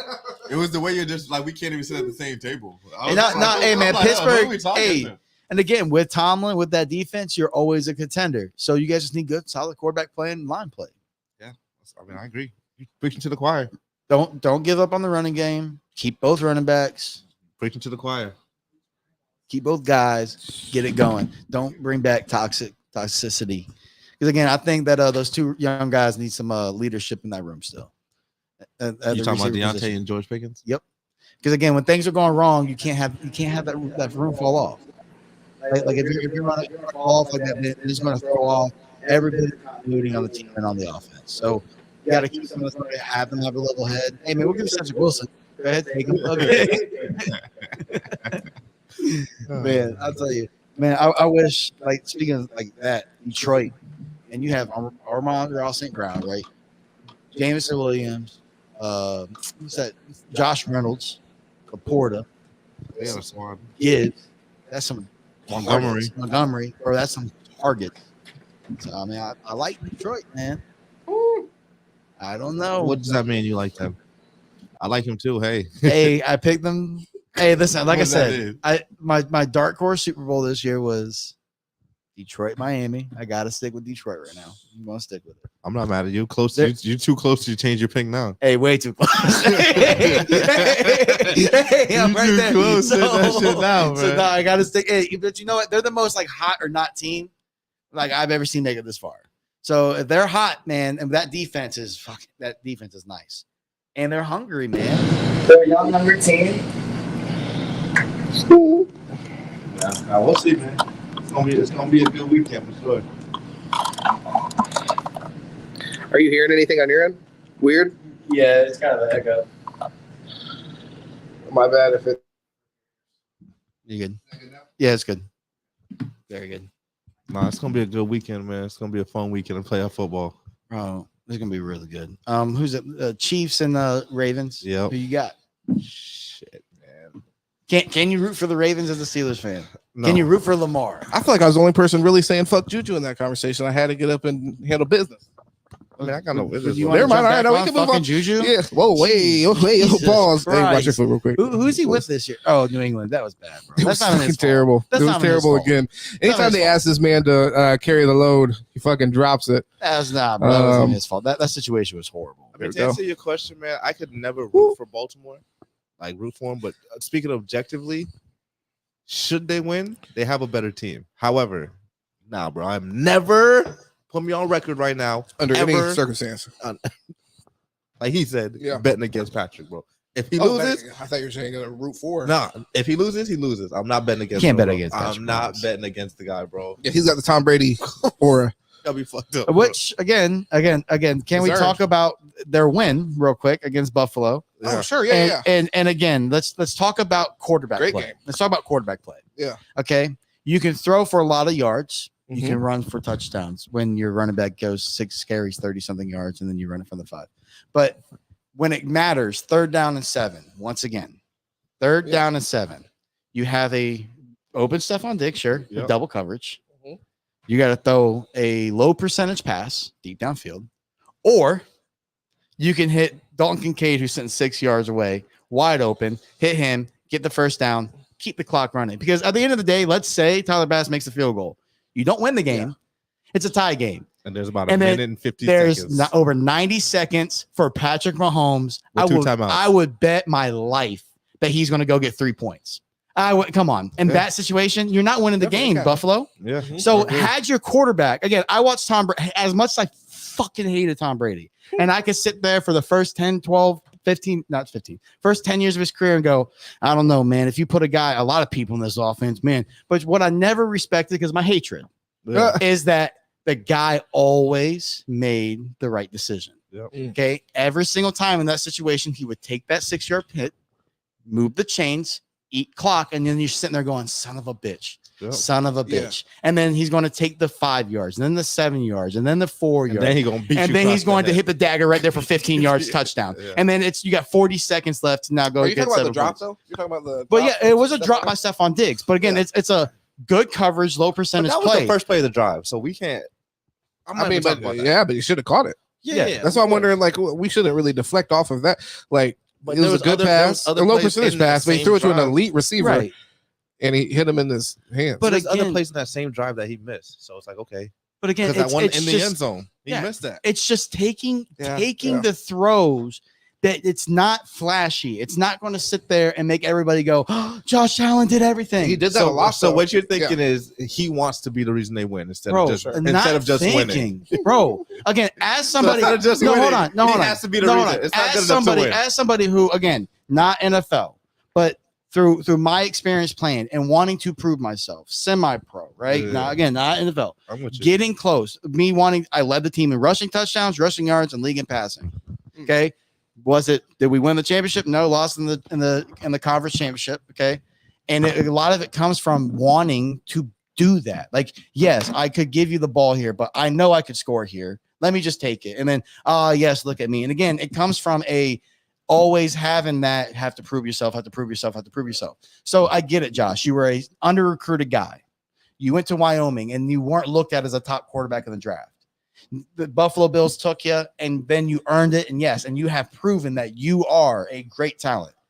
At some point, you have to understand that we don't need you to prove that. He's been balling. You need but again, at what cost? So yes, he's. They've been winning the division consistently, going to the playoffs every year. Yes, a lot of teams can't say that. There's a lot of turnover in the over playoffs. year. Now he's won the division against a New England team that lost Brady, against a Jets team that's been nothing. Miami Dolphins team that was hot, baby. Just got good. So the last 2 years, it right? Was solid. So, but again, even really longer than that. Well, that's why when we let go Brian Flores, me and you both, we weren't very happy because we were actually a pretty competitive team. We really have been competitive for 3 to 4 But years. have we been overperforming with the roster? Not this year. This year, again, the injuries, I think we can stay on that. We can get off that. I don't care. Yeah. But at the end of the day, with Buffalo and Josh, it's not that he's not great. It's in these moments where again, the Durant factor, where you have to make the right basketball decision. Yeah. And you're taking if I do this. Yeah. Again, I just struggle with this because we talk about like with Tua, and it's like, oh, hey, if Tyreek would have caught this ball,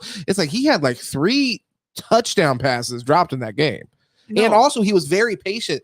He had 26 completions, and I think his average per was like 5 yards or something like pretty short. So like what you're asking him to be more patient, which I think since your boy Joe Brady has taken over, we have seen more of that. We're a little bit more patient Josh Allen. And I think, you need somebody. I agree with your criticism. I just think he's still relatively a young player, and what we've seen so far, if we had Josh Allen, and I'm not saying I would rather Josh Allen over Tua or anything like that, but if I was in the position where Josh Allen was my quarterback, well, no, I'm just saying if I was in the position where Josh Allen was my quarterback, I would feel confident. I would feel great about that. So can I ask you that question just real quick, just because you made the comment? Would you rather Josh Allen over Tua? What are you even thinking about? Okay, I think there's a conversation there. Let me answer that for you. Hold on. Josh Allen in our offense does not work, and I'm gonna tell you why. He can't make the read quick enough. So change your offense, but you can't. You have to go off of what you can block. So if you're not able to give him 4 seconds like he's getting in Buffalo, again, his pocket presence at times is not as good as it seems. He's the biggest guy on the field. So a lot of times his size escapes it. Bro, there was a one where he missed his ear. Josh Allen right now. Hold on. The one where he missed his ear, the conversation is, he got Tua's performed, brother. He performed this year. It's about decision making. So stayed healthy. So when it mattered most, did Josh Allen make the right decision or the wrong decision? I can't deal with y'all, bro. I can't tell. What? Are y'all trolling me right now, bro? We're not, brother. I want to say Jay says yes. Yeah, of course he does. But listen, so let me ask you a question. Hold on, because I want to get all the comments before you get back into it. Then we also got here, we wouldn't run our offense with Josh Allen. So we would adjust if we had Josh Allen. Listen, bro. I'm just asking. I don't know. You want to give me the new? And then we got stay healthy. LOL. I'm assuming that has to do with Tua. People are like, I'm assuming unless we say something else. I'm not going with the if I had this offense, if I had that offense, we'd have to. Okay, right now, on our roster. Bills call you and say, "Hey, I'm gonna give you Josh Allen. I'm gonna take straight up for Tua." What are you saying? No, bro. First of all, hold on. First of all, contract matters. Okay. Let's act like salary. Bro, we're already 40 million negative. No, I'm not saying that out. Let's take that out. Hypothetical. Let's take that out. Hypothetical. Because are you telling me that the Buffalo doesn't have a great roster? Their defense is subjectively better. I'm not. Okay. Listen, I'm not. Answer a question with a question is wild. Hey, I answered. I said no. Now I'm going to hit with my reason. Okay, hold on. You're trying to tell me that the Miami's receiving core is that much better than Buffalo's targets when you have Stephon Diggs and Tyreek Hill both top 5, right? Yeah, one's number 1, but I hear you. Okay, but it depends on the week. Okay, because again, Stephon Diggs has 200 yards on us, so I don't like. I don't think Stephon Diggs though is like if it depends on the week, it's like between him and who else was it this year? What are we talking about? Who's better, Tyreek Hill or Stephon Diggs? Like, what are we talking about? Bro? Yeah, That's not even a question. But no, there's another. It's CeeDee Lamb. CeeDee Lamb. Right, yeah. CD. But it's now not Dalton Kincaid versus Durham Smythe. Hold on. Dawson Knox, James Cook, like Gabe Davis is nice. Dude. So what I'm saying, your offense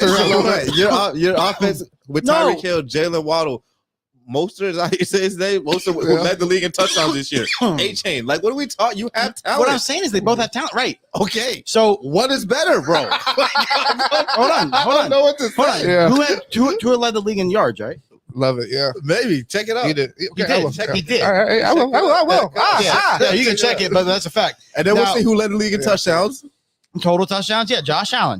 Okay, but hold on. Again, how much of that? Again, how much of that? I cannot believe I'm having this argument with you right now, bro. Because again, you can look at talent, or we can look at the overall play. So again, yes, Josh Allen is more talented than Tua. That's never going to be in question. Josh Allen. You put him in shorts, he's going to blow you away. Honestly, that's a lot that he said that. I want you to just understand that. Just that. Well, no, that's a no-brainer. And again, the guy, he's a much larger, he's more appealing. But again, when it comes to what I have watched win Super Bowls, it's not the most talented. It is the best decision maker. And I have seen Josh Allen time and time again make the wrong decision. I watched him against Miami lose a game because on 4th and goal, he one-hopped a 3-yard pass. I've never seen Tua do that in a fair weather game. Again, make sure you throw that in there. We can point at the one swing pass he missed against the Chiefs. Let's make sure we throw that in there because the weather matters. Now his I'm big throwing game. Josh in. Okay, Josh. I'm glad you said that. Now let's look up this. Now hold on. Now let's look up the stats. My phone's dead. My phone. I might have sent it to you. How convenient. But come on. I wish my shit was dead right now, bro. No. I'm saying look. He just hit his phone. No. Come back alive. Start performing CPR on his phone. Look up Josh Allen's completion chart against the Chiefs. Okay, can we look at y'all just had me pull this up. Let's bring us up to speed. So Tua did lead the league in passing yards. One thing that I take issue though, we're talking about the right decision, so on and so forth. But Tua is consistently right around Josh Allen in turnovers, if not more turnovers than Josh Allen. He was more aggressive this year. Now, I will say again, bro, you are talking crazy right now. Well, here, and we wanted to see touchdown pass. I think it's Dak. Yeah, Dak Prescott, 36 touchdowns. Tua is just below. Actually, look, Tua and Josh Allen are tied. 29 touchdowns apiece. 29. And then Josh had rushing touchdowns. But again, we're not even going to talk about. Josh Allen's a better rushing threat than Tua. That's better quarterback. But no. Again, Tom Brady's. How great of a rushing threat is Tom Brady? Player. Peyton Manning. Fair player. Yeah. Okay, Peyton Manning, Tom Brady, Drew Brees. Hey, I mean, are we going to act like they were running threats? Josh Allen, number 2 in the league in rushing touchdowns overall. Which how many did he have? Like 15 touchdowns. So come on, bro. We're talking about. But bro, just to be clear, Christian McCaffrey had 14. Hold on. Can we not be honest about Look, this? honestly, hold on. Can I just say because I will definitely want to let you go, but I want to make a point because you can double down on this. I've been arguing for Josh Allen a lot this year. And motherfuckers did look at me like I was crazy when he had some games. And I told y'all, look, hey, at the end of the day, where are we at? He is an elite quarterback. Hey, he's an elite weapon. He had 524 rushing yards. He's the second best quarterback in the NFL. Hey, listen. Stat sheet diva. Hey, listen, stat sheet diva. Okay, at the end of Who's the better? stat sheet diva. Listen, at the end of the day, like I said, you can look up red zone. Hey, listen, look up two things. bro. Look up two things. Yeah, Josh let's Allen's completion chart against the Chiefs. Okay. Because it's funny because we want to talk. Can I ask you a question? Oh, hold on. Who had a better game against the Chiefs? Josh Allen or Tua? Well, that's what we're going to look at. Whatever. That's what we're going to look Oh, my at. Tonga God. Bailoa.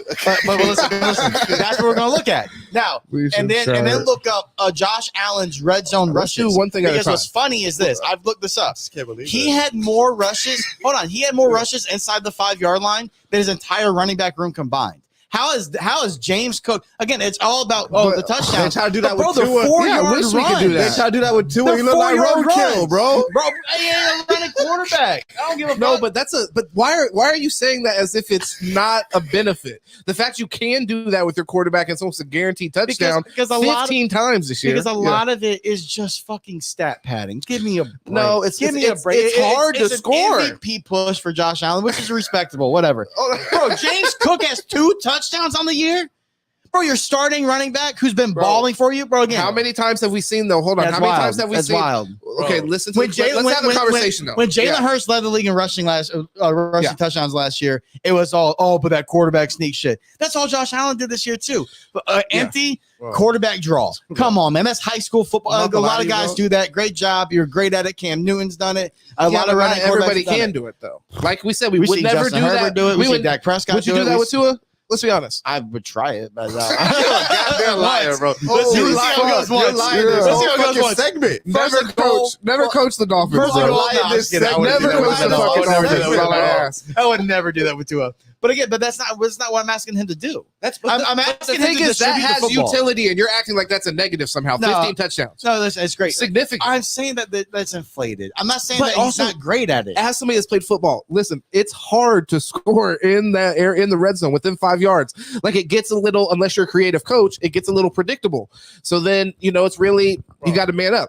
So it's like the fact you have trade Josh Allen for Tua. You said no, bro. Like I cannot believe this because again, bro, what has Josh Allen won? I cannot. Here, let's get the comments, and then I want to. Then Paul will pick I'll it back. stay on my island. Yeah, I'll stand on my island to an island. What the fuck?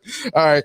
Tua don't make the right decisions either. Okay. That's a lot. So 2.3 seconds. He does throw a lot of a lot of picks. 2.3 seconds. You gotta talk about the picks. Or can we talk about 2.3 seconds? Also, we skipped Waddle better than Gabe Davis. So we were talking about talent and all that. 2.3 seconds. Let's again, yes, Waddle's better than Gabe Davis. If he throws some hits in 2.3 seconds and the other team catches it, like, I'm a little shitty about that. But hold on, Gabe Davis is better than Waddle. But Dawson Knox and Dustin Kincaid are better than our 3 and 4. So I'm just saying they both have enough talent. I'm not. You could compare going cool. But So does talent equal money? So that's from Jake Had a Cake.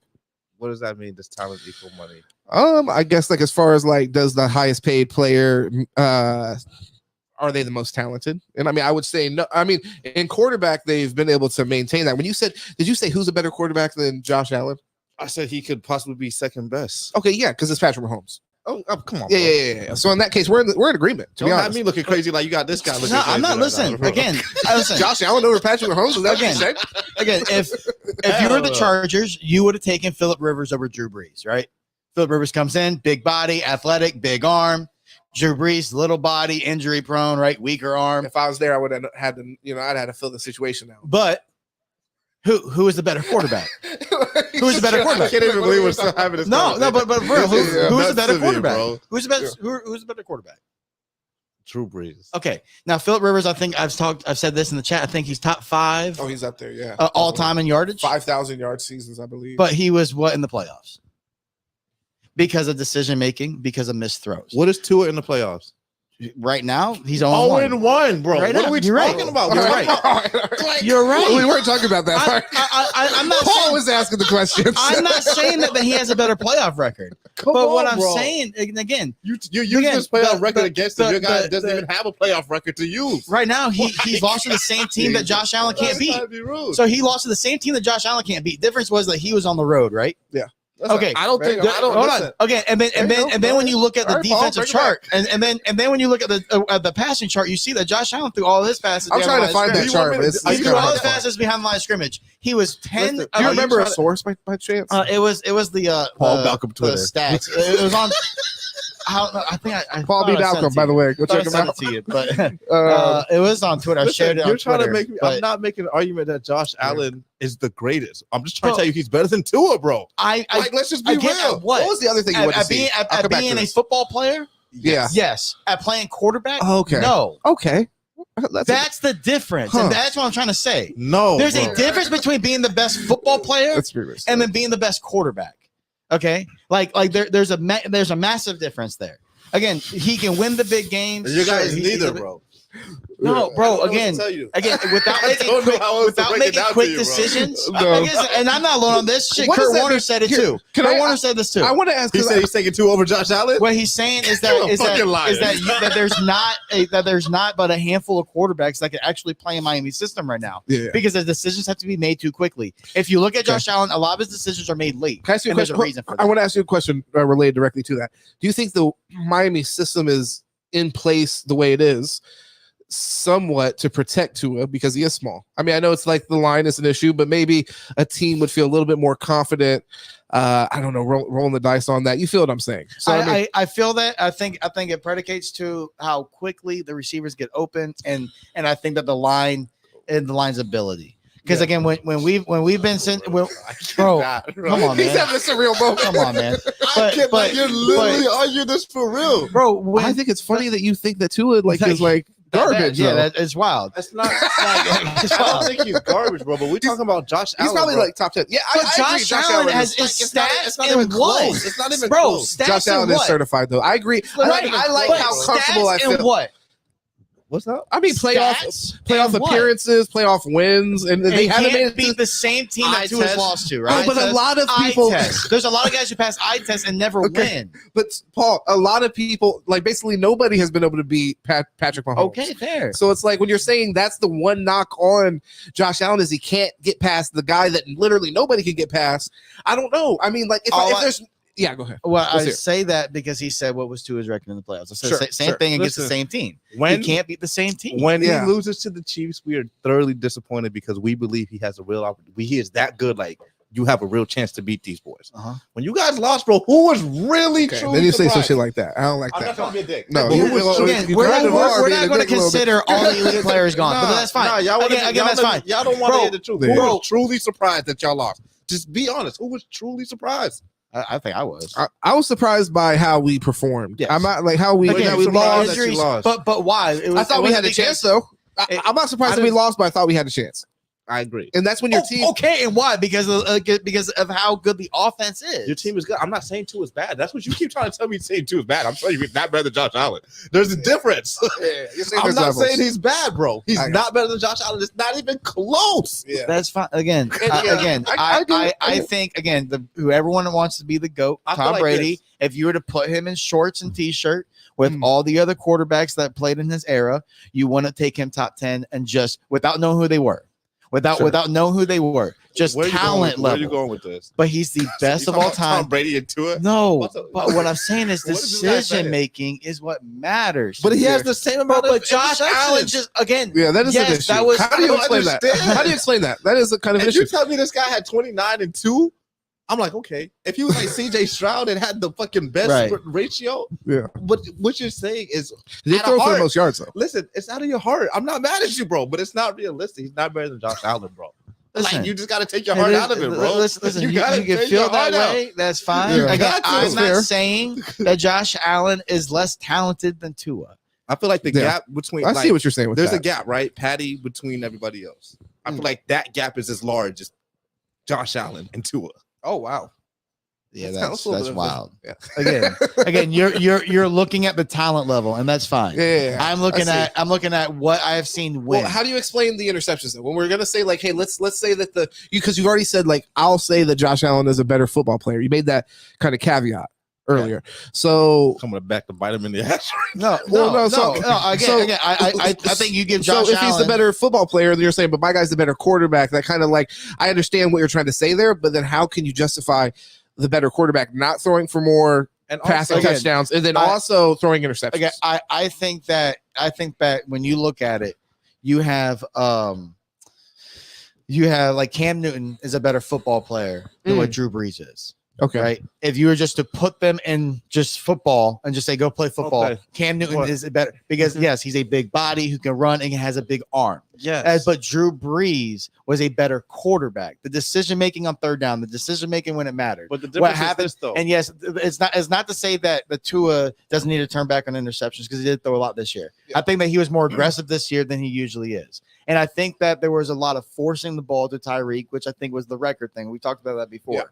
Yeah. And again, that's the whole giving the ball. Now, how much of that was them making hot reads because of pressure? And again, the line, if you look at the all 22 of the games, and Kurt Warner said this, people who are credible have said this, that you look at how the line was disguised by the scheme and Tua's ability to get the ball out. So all I'm saying, what I would say is this. And again, it's because, bro, when they released the snap percentage, bro, we had one offensive lineman play over 50% of the snaps. That's wild. That's how many linemen they had all their offensive line play. While Buffalo's entire offensive line play, all the teams that are really there had their offensive line stay healthy. They have great linebacker play and they have great tight end play. You look at all the teams, that's the MOs of the teams. So hold on, but let me ask you a question though. Or let me put it like this. I feel like there's more that Josh Allen can do that Tua cannot do. That's fair. Than Tua can do that Josh Allen. There's nothing that Tua can do that Josh Allen cannot do. That's not true. Making quick decisions, I have not seen Josh Allen really do. I don't see him catching the ball and getting the ball out really quickly outside of a designed screenplay or slant. Have you seen him sit there and play that? Yes, but you have to play with what you got. So if you had Tyreek Hill, same way Tyreek Hill was catching screens in fucking Kansas City, he's gonna catch screens in Buffalo. He's gonna catch screens in Miami. Then explain to what happened the second highest yards per attempt.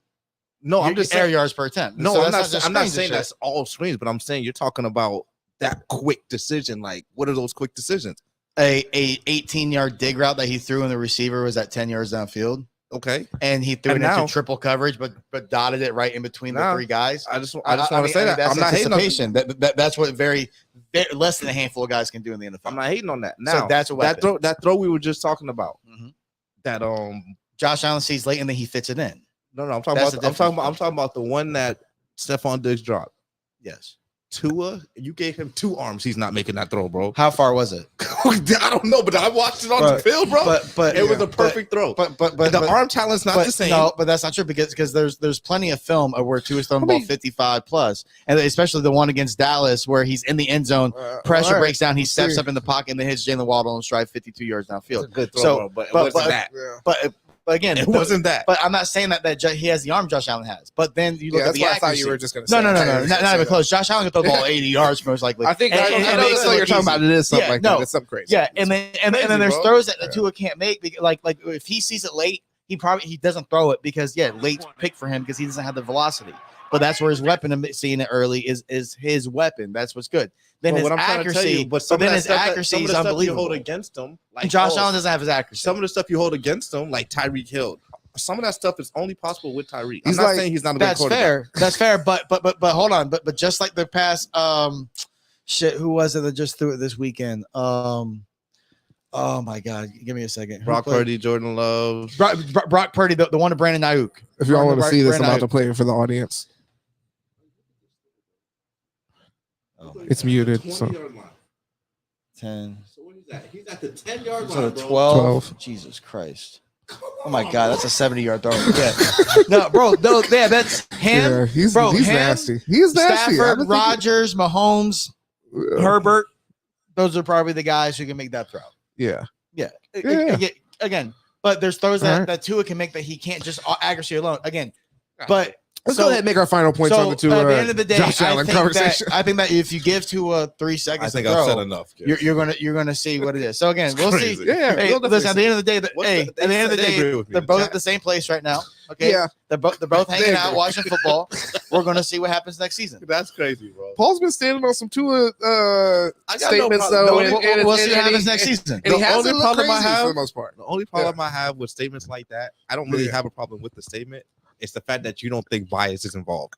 Of course, bias is involved. That's the problem I have.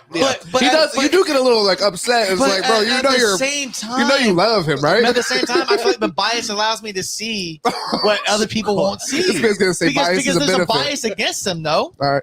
I have no bias against I'm not saying for I'm saying that the narrative, there's a bias against him. Yeah, but he's not. But why do you assume that he subscribes to Alabama? That's how it was. Well, why do you assume he subscribes to I have no problem with Tua, bro. I'm just looking at levels. He's a Steelers fan, so it's like, what really motivation is there? But really, what's wild to me is like dating back to college, it was Tua had all the weapons. Well, Burrow played with Jamar Chase and fucking Justin Jefferson. And Charles Edward-Helaire. I mean, and Terrence Marshall. And he had Joe Brady as an offensive coordinator. I mean, and then 3 of his offensive linemen are starting in the NFL. And it's like, all right, so he had a great team as well. And their seasons were the same till Tua broke a hip. But there's always been a bias against him. And again, it's his size. And I get that. And he doesn't have the big arm. So it has to be everybody else. But again, I think that you have to take what he does well and say, okay, yeah, those are elite. He's top of the game in those things. Yeah. And then he can mask what he doesn't have within this system, which it can't be. He wouldn't fit in Buffalo or Cincinnati in a typical vertical scheme or cold weather. But again, I'm not trying again, man. Again, if we could find that damn completion chart, you'd see. Oh man, yeah, bro.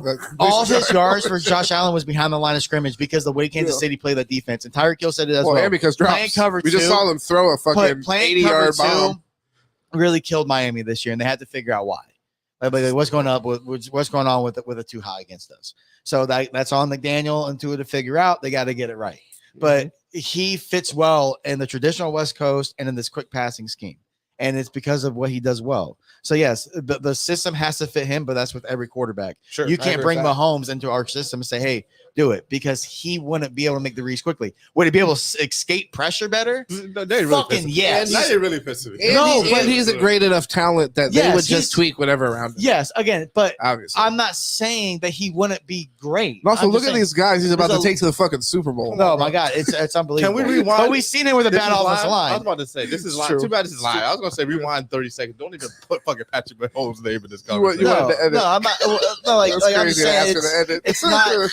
You gotta have a certain skill set to be in our offense. Yeah, is what it is. But we'll see. No, interesting conversation. Again, it's on them to finish that offensive line and bring us a nice 6-2 slot. I mean, you got to be the one to break the tie. Or you taking Tua, or you taking Josh? If that was offered, you know what, I would probably go Josh Allen, but I do think there's a conversation there. I am a believer in Tua, especially after he was healthy this season. That was really my biggest concern. I think we've seen him play at a really high level. So yeah, I would be comfortable with sticking with Tua, but I also, that's where I'm saying, like, from a Bills fan, if I had Josh, if we were the Dolphins and we had Josh Allen, I feel really comfortable that it can't get much better than this in any way as far as like talent. Right. Now it's like, okay, we need a coach that's going to get the most out of him. And I think that's why his coaches are on the hot seat a lot, because it is hard to look at. Well, we talked about that. Yeah, earlier in the year, is McDermott on the hot seat, and then we said like them losing to Kansas City like last week. We said, is their window closed? Is the season a disappointment for Buffalo? At the end of the day, like you're at the same spot that you've been. You haven't gotten better. So do you think their window is closed? I don't think so. I think so. I don't think so, but I think the Stephon Diggs situation can't be closed. Yeah, he's just too young. He's too good, and he's just young. Man. It's like he might have another 10 years playing. 27, yeah, 27, 28. So he might have another 25. He might have another 10 years playing elite. Okay, and getting better. His game might get better. I don't know, because if a mental thing clicks. Let me ask another question. What is our confidence that he's ever going to beat Patrick? Oh, I think he will. Just out of time. It's going to happen. Yeah, it's going to happen. Yeah, I mean, yeah. He has a long way to go. The reason I say that is because if not now, like, when are you going to do this, bro? Should he leave Buffalo? I think teams come together. Should he leave? Should he do the bitch move and leave the AFC? I think that within the NFL, more than ever, we see teams change very quickly. So it's like what I was about to say is, I think this season, if anything, what I'm really looking at is the Stephon Diggs situation. That's just, it's been looking weird for a few years, but this year has been looking especially with his brother tweeting shit. Yeah. So it's like, I think at this point, definitely something has to happen there, and I think you could probably do a lot. Should do a Stephon for Michael and a role player, Michael Gallup.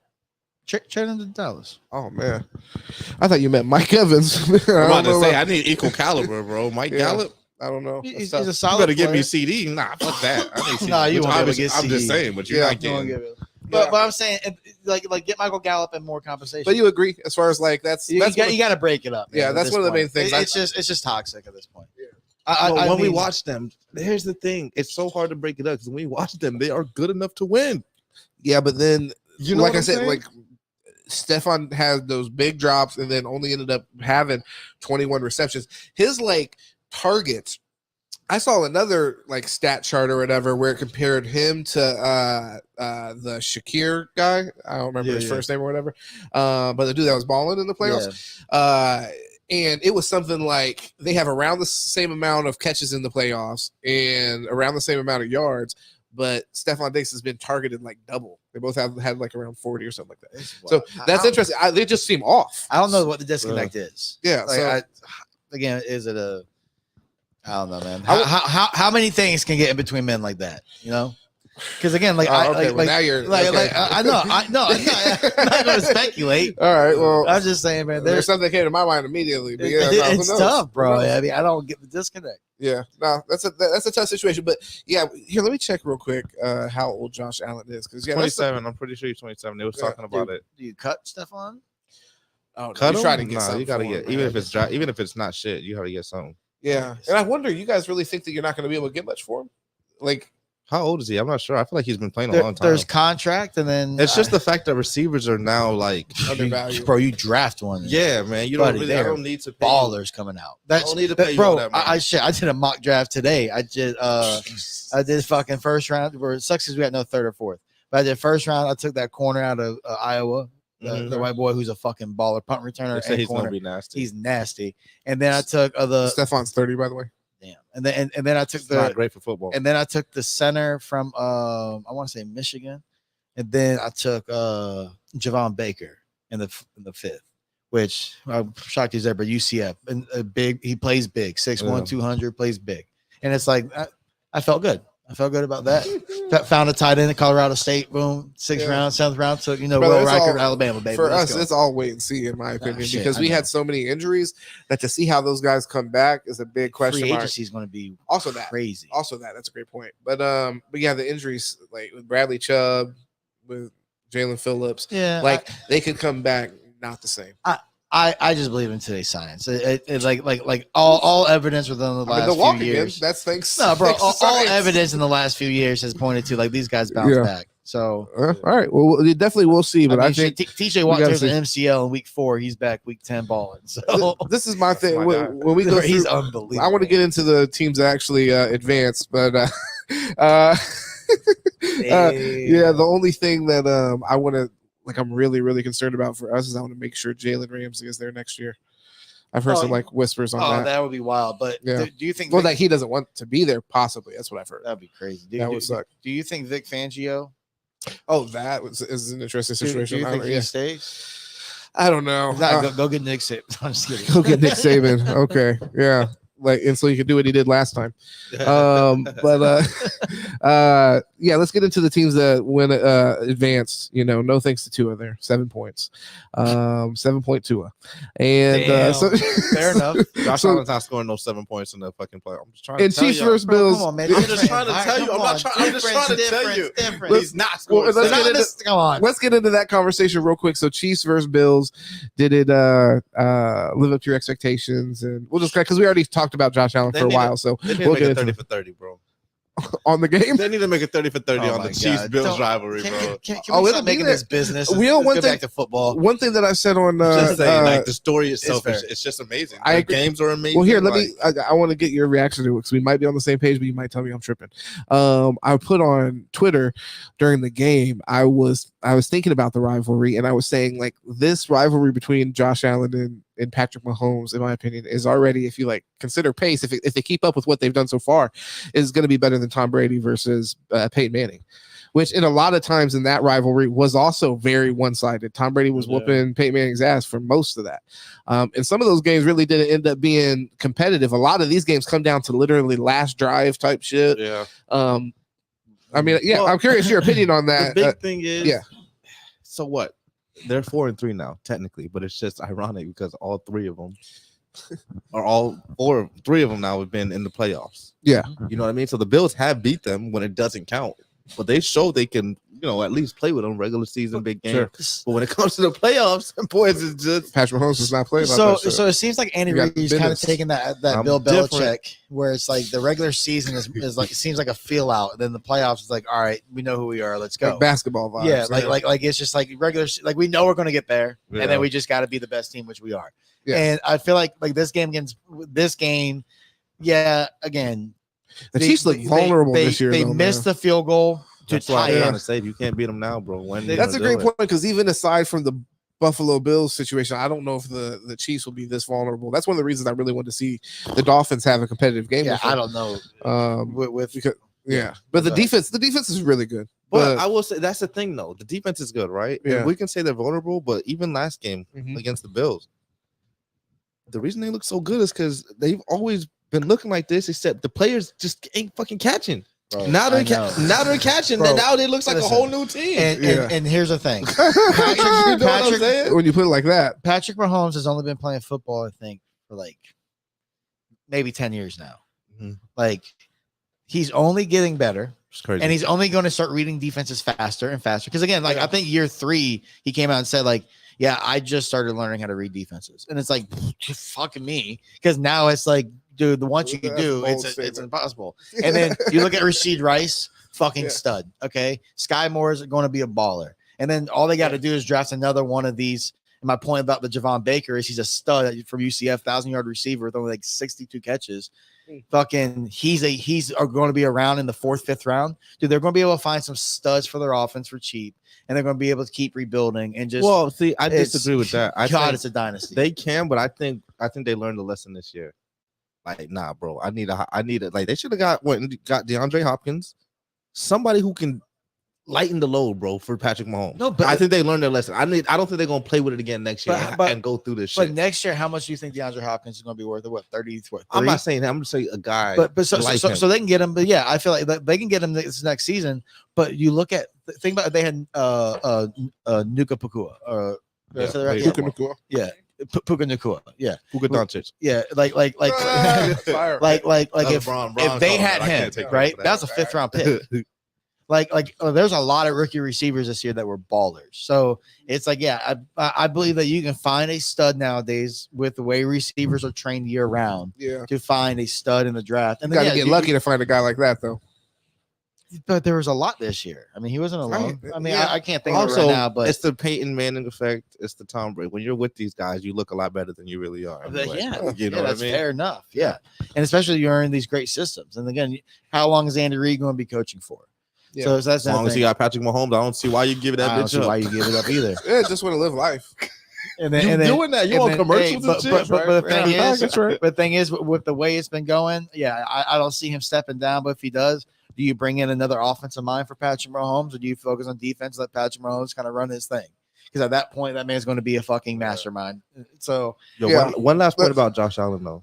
Do you think he's sick when he wakes up every time he loses and got to see these fucking guys on TV, bro? Yes, every time. Subway commercial. Bro, that's one thing that I like about Josh. There's a lot that I like about Josh Allen. The rivalry against the Dolphins is, I think that he loves football. I think he's the type of guy that does get pissed when they lose. Yeah, of course. It's competitive, so he gives me that vibe. So, it's competitive. I just hate how he runs over corners and then cries when anyone else touches him. I just think I think just man up. Nah, man, protect the quarterbacks. Man up, though. Yeah. I also want to talk about the Ravens. They won their game. They played the Texans. It was close in the first half, and then the Ravens came back out in the second half and went off. Let me check the score. I think did they hold them to 10 points or was it? I think it was 10. Yeah, let me pull this up. They're just a well-oiled machine, man. Bro, that team's dirty. Yeah, that defense is amazing. They got to be the favorite to win the. Who's the pressure on? Who's the pressure on? Kansas City, Lamar. Or Kansas City? I think. Lamar. I mean, they're number one. And honestly, I mean, Lamar. Hold on, what's your answer to that? What do you mean? I didn't understand. You're their number one. Was that what you said? So I'm saying that Baltimore's the number one team, but I still. Yeah. So I understand where Lamar, but Patrick Mahomes is. Well, and he hasn't won. No, but the thing is, he's already proven that. Patrick Mahomes already proved who he is. Yeah, but he can lose for the next 3 years. But here's the reason I'm asking. But here's the question: Who has more who has more to lose? The person who owns it, like owns the crown, or the person who's trying to get the crown? In this case, I don't think if Lamar went to win the Super Bowl, I don't think anybody's going to be confusing Lamar for Patrick Mahomes. Yeah, regardless. Next year. I think the question is this. If the Chiefs lose, does it change your opinion on Patrick? No. If the Ravens do, does it change your opinion on Lamar? It makes How do they lose? Doesn't matter. Okay, no, makes me question. But hold on. How can that be so? But Josh Allen just had a great game. I was already but that's what I'm saying. I'll be honest. If Lamar has a great game, if Lamar has 300 total yards, and then they still lose to the greatest quarterback to play in this era, right? Yeah. Well, because you're waiting. Well, no, the thing is, you're waiting for Lamar Jackson. It's the same. It's the same as. That's wild. It's the same as the Josh Allen thing, and I don't know if I feel as comfortable with Lamar Jackson as I do with Josh Allen. Josh Allen, we've already went over this before, but Josh Allen, when you look at it statistically, it's like 35 touchdowns every single year for the last 3 years. He's there all season. He was hurt last year. He played all season, bro. The only thing I think it's body of work, though, right? So, for instance, of work. Let's talk about it. So, if Lamar loses, right? We're like, man, okay, so again, 2-time MVP versus no-time MVP. 2-time MVP. But the only thing that Josh Allen has won so far, I'm sorry, is the Madden cover. Yes, I understand, but he only has 2 playoff wins. I mean, I'm not trying to hate, bro. These are how many does Josh Allen have? I don't know. He's probably around more. Let's look at Josh Allen's definitely has more than 2. Definitely has more than 2. Josh, he already has 1 this year. Okay. So, but now, because the reason I'm saying that is, look at Jalen Hurts last year. Jalen Hurts played like a fucking stud in the Super Bowl. Yeah, and then the offense this year was horrific. They just fired the offensive coordinator. Josh Allen is 5-4 in the playoffs. He's also with 3 of them to Patty. He's also 5-1 at home. So this was his first, I guess, loss at home. 3 of them to Patty. Pretty good. But 0-3 1 of them to Joe Burrow. He hasn't won any on the road. So I'm just saying, because we gave Jalen Hurts grace, but now we're looking at him like, I don't know. Which is wild. Again, he played a little injured throughout but no excuse to that. A lot of guys do. That offense was horrific, bro. It was elementary. It was a high school offense. He wasn't good either, though. I understand if you're doing, bro. The defense knew the plays, bro. The teams came out and even said it. Like, come on, we know their offense. I get, but think about it. But look at that fucking against the Bucks. What was that fucking safety, bro? That's the worst fucking play I've ever seen in my goddamn. That shit was crazy, bro. I watched it, I'm like, what the fuck is this guy doing, bro? That was horrible. But again, a lot of guys have bad plays. But yeah, I get it. You're right. Yeah, but a lot of guys have that. But we're talking about, like I always say, level. We're talking about Jalen Hurts. We're talking about one of the best. No, you're right. We got to compare him to these other standards. But the point about Lamar is that he's now going to be a 2-time MVP. And to say that, but like him losing to Patrick Mahomes is more detrimental than Josh Allen losing to Patrick Mahomes. It's kind of like, come on, it's in the AFC I don't know if it's game. I don't know if it's more, but it's the same. Like, you asked great Patrick team Mahomes, versus great team, right? Like, you didn't ask that though. You asked Patrick Mahomes. What you said between Lamar and Patrick Mahomes. You didn't ask the Josh Allen thing. No. But I know we ended up getting to that. You ended up saying that, but I'm just saying the original question was if this was his first playoff loss, or if it's even first playoff run, bro, like he's been doing this. Yeah, you know what I'm saying? He's been doing this. I can concede that he has more pressure on him than Patrick Mahomes in this game. Lamar's 2-3 in the playoffs, by the way. Yeah, but who do you expect to win this game? Patty. So that's what I'm saying. No, my thing, I don't. That's why I think that's why we are holding Lamar accountable in this way, and I think that's why it'll affect him, because it's like, I think I'll speak for myself, and this is the vibe I'm getting, is that the Ravens should be the favorite in this game. The Chiefs shouldn't win this game. The only reason any of us are going to say, like, I don't know, I don't know what to pick, is only because of Patrick Mahomes and like some of the other aspects. But it's like, as far as like team, going down the roster, it's not even close. The Ravens defense is legit. Like, when we say the Chiefs have a really nice defense, we're impressed with the Chiefs. Like, we're like in week 14 talking about the Chiefs, like, what the fuck is going on? Bro, this is a Ravens play. This is my thing. This is a Ravens defense, which, think about how high that standard is. And that's what we're talking about. This is a legit defense. This linebacker play. And again, my point in the playoffs is that you look at Campbell and Anzalone in Detroit. Mm-hmm. And then you look at Queen and Smith and Roquan Smith in Baltimore, and then you look at Warner and Greenlaw in San Fran, and then then Kansas City's the one that they don't have the best linebacker. Well, they got Nick Bolton. but it's good. It's good linebacker yeah. play. But I'm saying it's not two elite guys sitting there in the middle. Just one, because Nick Bolton's elite to me. And that's where the difference is on this is in the defense, and that's where these games will be great. But I think that when you look at it, Patrick Mahomes just logically, I understand where it's like Lamar Jackson has more to lose. But just I think from a competitor standpoint, you sitting there having that hey, it's my fucking league, it's me. Like there's a lot of pressure to keep that crown, to keep that throne that everyone's coming for. So it's like you're going to get everyone's best. Everyone's expecting you to have the best. If he has a bad game, it's going to be he's just hold up. But he does have the team and he prone to let him down in our opinion. And also he gets I think universally some of the most grace because he's just his career is absurd. So everybody just recognizes that Patrick Mahomes is absurd. So much? I agree with he's that. The most hated people might hate him. People might hate him because they might say look at his attitude. Like this year, I noticed that there was times that even for me, I'm a huge Patrick Mahomes fan, where his just body language and stuff I didn't love. But this is my point. Yeah, I'm glad you said that. Yeah. This is why I say there's so much pressure on Lamar, bro. Why have you seen him do this year? Because he ain't never, it's out of character, right? He ain't never had to do that, bro. Yeah, right. His whole career, you're right. Now, he never had to do that shit. What the fuck going on, bro? Y'all can't catch? No, you're right, bro. Bro, he's so flustered all the time. You know what I'm saying? Yeah. So it is a new territory. It's like this is Texas Tech all over again.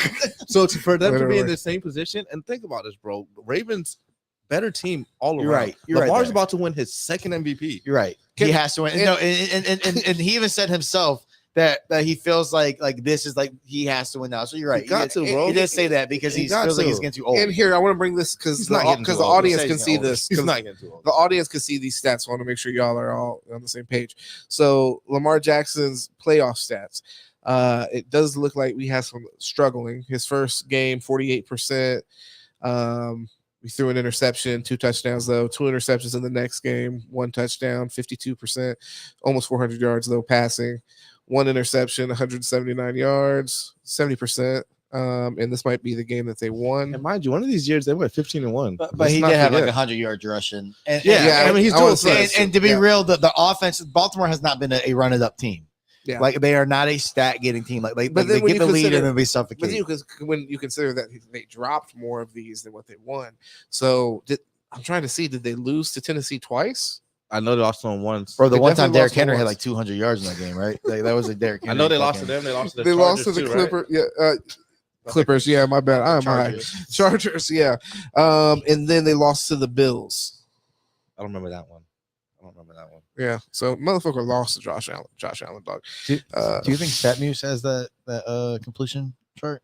Bro, let it I don't know, maybe. Bro, I literally typed it. It's not better than stat, bro. He's not better than Josh Allen. Also, yeah, let's move on past that. Let it go, bro. That's how you know. That's how you know it's an emotional thing. He's trying to go back to he is not better. He's been thinking about it the whole time. If you took a poll, bro, 90 yards past the line scrimmage. If you took a poll, I promise you'd be crazy. Out of 100, you'd be the only one who take to it. Bro, I'm not even trying to be funny, bro. You'd be the only one. 300 yards and only 90 were past the line of scrimmage. That's a crazy stat. So in this game, we kind of already touched on it, but who are you taking officially? Then we can move past it. Okay. Chiefs or Ravens? Wow. Patrick's playing. Patrick's playing. Okay. Yeah. I'm going with the Chiefs.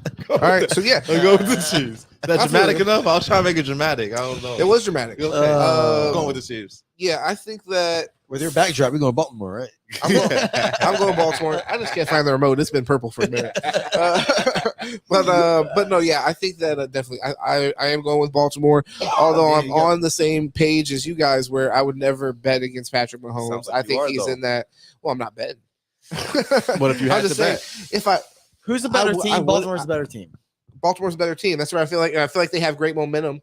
And I think their defense is going to be a problem when just Patrick Mahomes at some point, he has to fall. Yeah, but then there's the rationale where where I think that he has he gets the same credit that Tom Brady gets, where it's like you just never are going into a game thinking Tom Brady doesn't have a chance to win that game, regardless who he's throwing to. Bro, he's so unreal when he just starts to run around, and you're like, it's bullshit, and then he just he'll run around and find a 6-yard dump or a 15-yard dump or a fucking 80-yard bomb. The thing and that's just like Jesus Christ. The thing that speaks to his greatness the most, bro, is that when he does it, nobody in the room is fucking surprised. Nobody's like, what the Definitely fuck? not. We expected every play. Yeah, we're like, why the fuck literally. did you drop It's that? like when Steph shoots, you expect it to go in, bro. And when he does it, you're like, what the fuck? Bro, it's honestly the most like impressive player I've ever watched. Yeah. Like, No, I'm just like, Jesus Christ. Yeah, I'm with you. I think he gets that respect. Even when people hate on him, I think it's kind of coming from that place where it's like, you know, this is Jordan. People hated on Jordan who weren't in Chicago. Hated on Jesus, baby. I won't watched break. him and Baker go for like 500 and 600 against each other in college. And I'm like, who the fuck is this guy with Texas Tech? And I'm like, this guy is the most absurd player I've ever watched. Because I'm watching him roll right in a game. It wasn't against Oklahoma. I forget who it was against. But he rolls right in the game and then throws a back left pylon throw on the run to the right. And it was like 60 yards downfield. And I'm like, that's who Jordan Love trying to be. Fuck is that? And then I'm like, yeah, that guy. Look at Miami, please. And who are you picking? Yeah, you like who did y'all get? Y'all got that year? Yeah.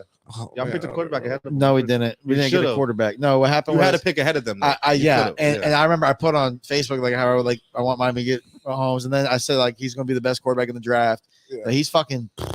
But anyways, no. I gotta go Baltimore, and I think this is the year Kansas City will lose, and then they're gonna probably. This is the year to say it.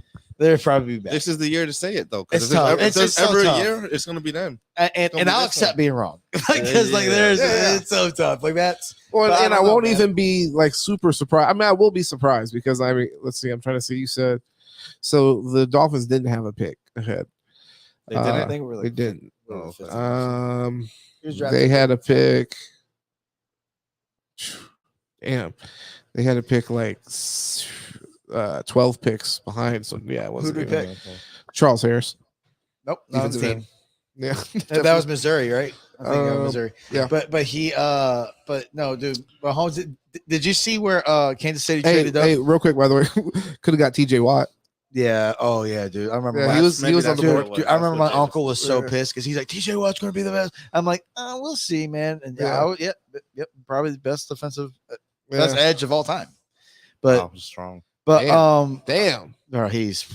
I mean, I've never seen a defense play best edge of all time. It's him or Reggie White, and I think he's overall better. What about Lawrence Taylor?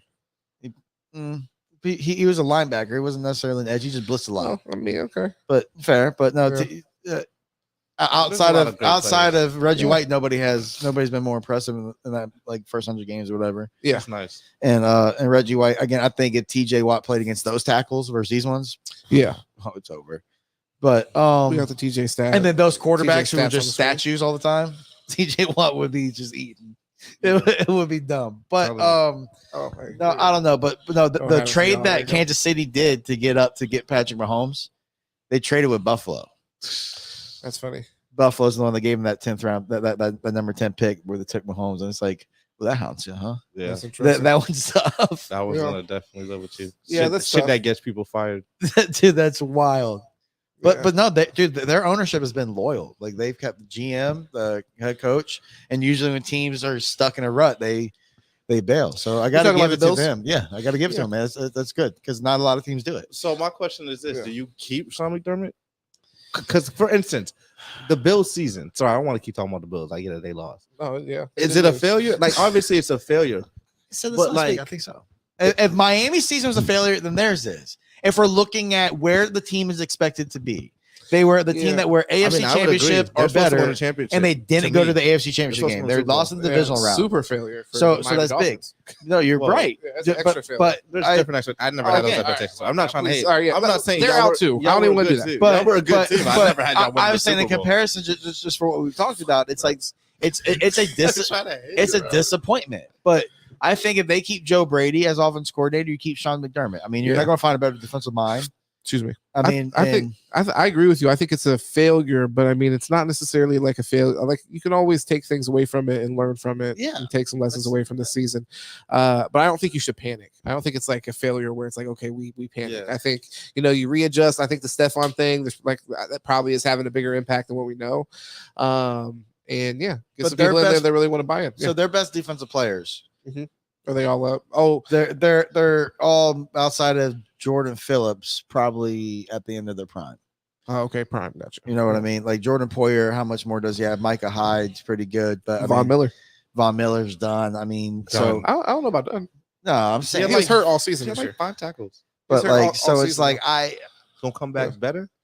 They're not better, but Josh Allen's contract, they say they can easily restructure. Okay. You got to rebuild the offense in a way. So I think they have good players, but I think for the scheme, if you're going to go vertical, then you got to get bigger targets. You love a bigger target, man. For the schemes. Well, no, bro, for schemes, man. And yeah, of course. Like you don't need all 5'10" and smaller receivers, bro. Like let's be real. Like what Tua has to deal with. It's not just Tua, but I mean, shit. Did you look at the offenses that did well in the playoffs? Let's look at the targets, bro. Let's go ahead. Outside of Baltimore. You said Baltimore. You think they'd win? Yeah. So Bucks and the Lions played. Lions came out on top, and let's go ahead and pull up the stats from that game. Lions versus Tampa Bucks. keep Baker. Yeah, how do you guys feel about that? That's a great question. Yeah, how do you feel about it? I think you do. I think you do. I think you give him 2 years, but under the pretense that you might draft a quarterback. It did suck that he threw the fucking pick that into the game. Yeah. And he had some time. He really didn't have to rush it like that. I don't understand that whole thing. Like, I don't know if you. Why'd they go for 2? Why didn't they call the timeout? I get it. The game's probably over, but fuck, bro. Let me try. Let me do something. I've seen a lot of crazy shit happen in football games, bro. Yeah, who knows? You know what? I take it back. I give him a 3-year extension. 3 years. So you're going up from 2. My only question is that the point with that? Yeah, give him stability. Are they going to win a championship? So or compete? I'm not saying winning. I'm not talking. Okay, so as long as I agree. I mean, I agree. I think you hold on. So you think you commit to him? Okay, yeah. To him. But I think that's just the question that everybody got to ask. Like, what are you looking for? Do you think I think you can win a Super Bowl. You can go. Wow, I don't think you can win a Super Bowl. Bro, this is the first time that he didn't have to necessarily look over his shoulder the whole year. And they had a shitty run game. Yeah, when the season started, they were still like, "Oh, is he the guy?" Let him be secure. We see what that does for people in just all life. Okay, let him be secure. My bad. Y'all gotta let me know if I'm not showing you the build him the raw let him feel like you're building the team around him. Hopefully Mike Evans stays. I don't know. I mean, he's been a loyal guy. You gotta lock him in. Is Chris Godwin done in that offense? I mean, you draft another receiver, running back.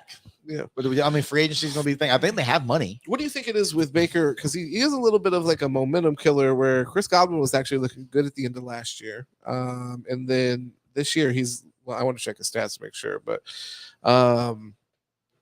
he did have 1,000 yards this year. Only 2 touchdowns, but still 1,000 yards. It just seems like he gets into an offense, and then there's a player that we're expecting something out of, like OBJ, for example. He's just not able to get on the same page. Where maybe he is able to get on the same page with another player, like Mike Evans this year. Seems like they had a better connection. I don't know. My opinion. Yeah, I want your opinion. I think, and I might get shot down for this, but I think that OBJ does not run the routes given. I think there was an accusation of that. I believe when he was in New York, and then there are a lot of receivers who do that. Travis Kelce's one. He just runs whatever the fuck. It's that you have something called, and then what happens is they see the coverage breakdown somewhere, then they run to that soft zone or whatever. Gotcha. And it makes sense if that's what you do, but a lot of quarterbacks that are rhythm guys go through the progression, and they expect you to be somewhere. Yeah. So I think that was one of the things where like you see the receiver being open, and then him not looking there because you're not even fucking supposed to be there. Yeah. So you see where in an offense like Baltimore, where it's a lot of play action, so there's a lot of time. Lamar's looking around. You can see he's a freestyle type of quarterback. Yeah. That it works.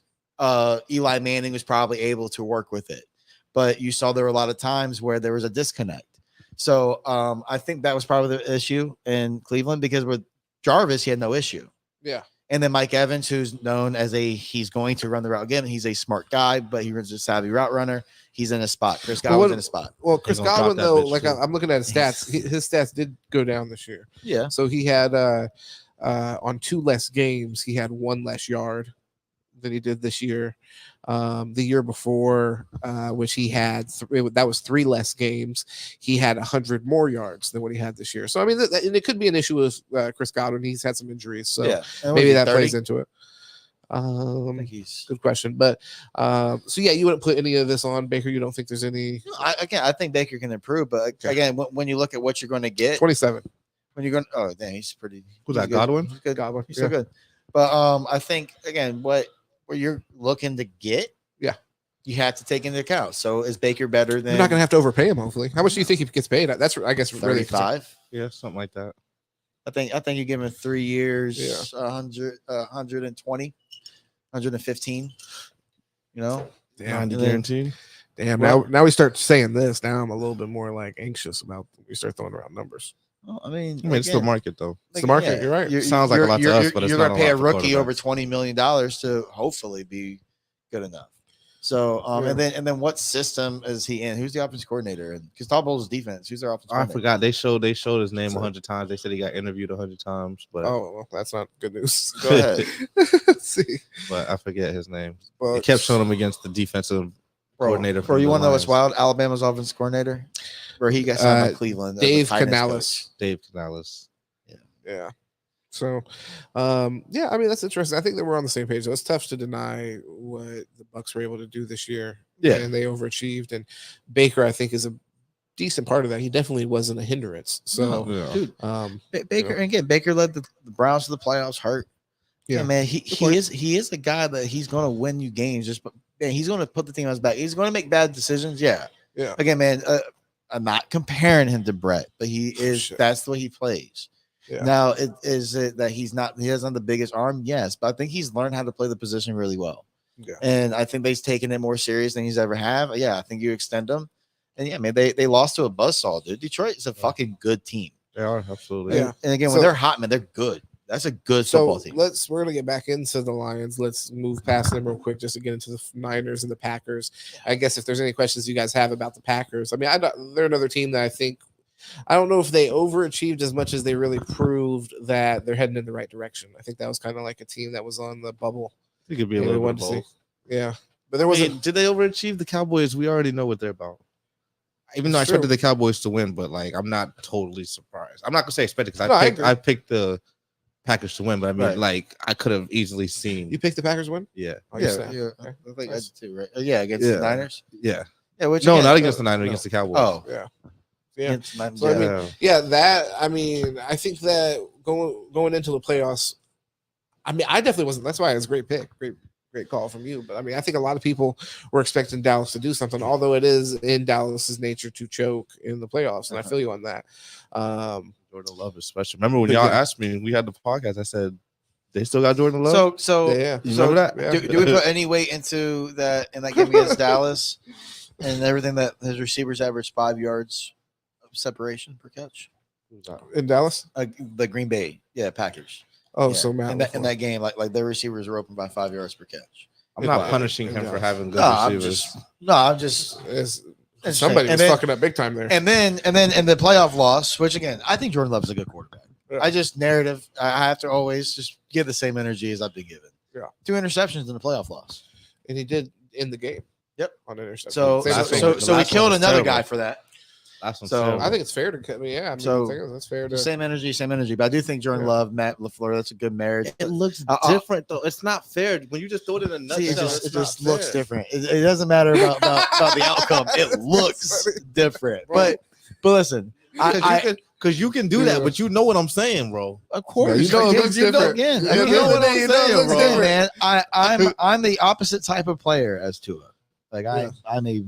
How is this back to 2? Is that what we were talking about? No, Tua, bro. Well, again, of course, two Take interceptions. him over Josh Allen. No, again, no. Tunga Viola. To be real though, Tua turnover Viola. Wow. To be real though, Jordan Love. Did somebody else come up there? Or was that you? Oh no, my brother. No, that's been on Twitter. Oh, okay. I don't know where he got it from, but I got it from listen, him. I think Jordan Love, Matt LaFleur, great marriage. Him being able to sit behind Aaron Rodgers was great. I think, man, you give any quarterback that option.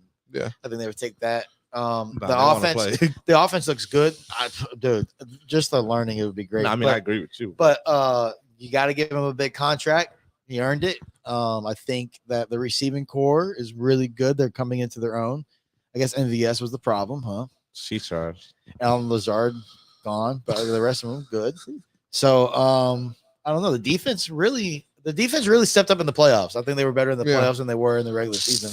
But they just drop hella picks, bro. They should still be playing. They did.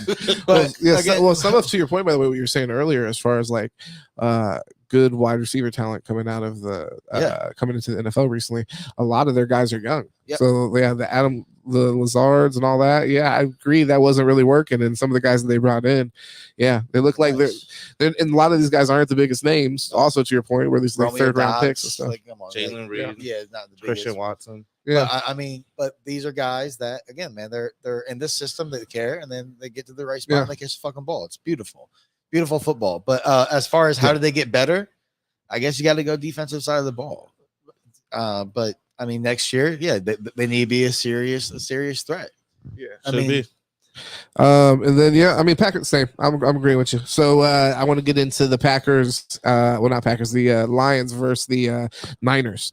So that's the other NFC matchup. And just right off the bat, get an idea of who you guys are leaning towards. Let's go Detroit. MCDC. Let's go. Is that emotional pick or is that again because remember we had early in the season all your other emotional picks? I'm gonna say yes. Earlier in the season, I said Miami, Detroit. Like I think after like the third preseason games, I'm gonna stick with my Detroit. Again, I think if they come in hot, Miami, Detroit, that's a nasty Super Bowl. No bias. Again, of course there was bias. You're damn right there was bias. But I think we got family in Detroit. When you look at Detroit, man, the defensively they match San Fran, and then offensively, it may not in people's minds, but they match San Fran. I would say this. To me, 49ers have a better team, right? Like if I'm just looking on paper. However, I give the Lions a real shot because I do not believe in that guy number 13, bro. You do believe in Jared Goff. Jared Goff has made it to the Super Bowl. Man, he was one throw away. I believe Jared Goff. Okay. Absolutely. And not only that, bro, that running game is elite. And listen, it's more about Purdy to me. I don't trust him. It's Purdy, and then I think Detroit did what Atlanta was kind of doing with Bijan, but it's not, hey, we drafted him first round. Let's run him till the wheels fall off. It's let's get him acclimated to the game. It's a long season. In college, they play 12, 13, 14 games at the most. God bless you. Now they have to play 17 plus. Okay.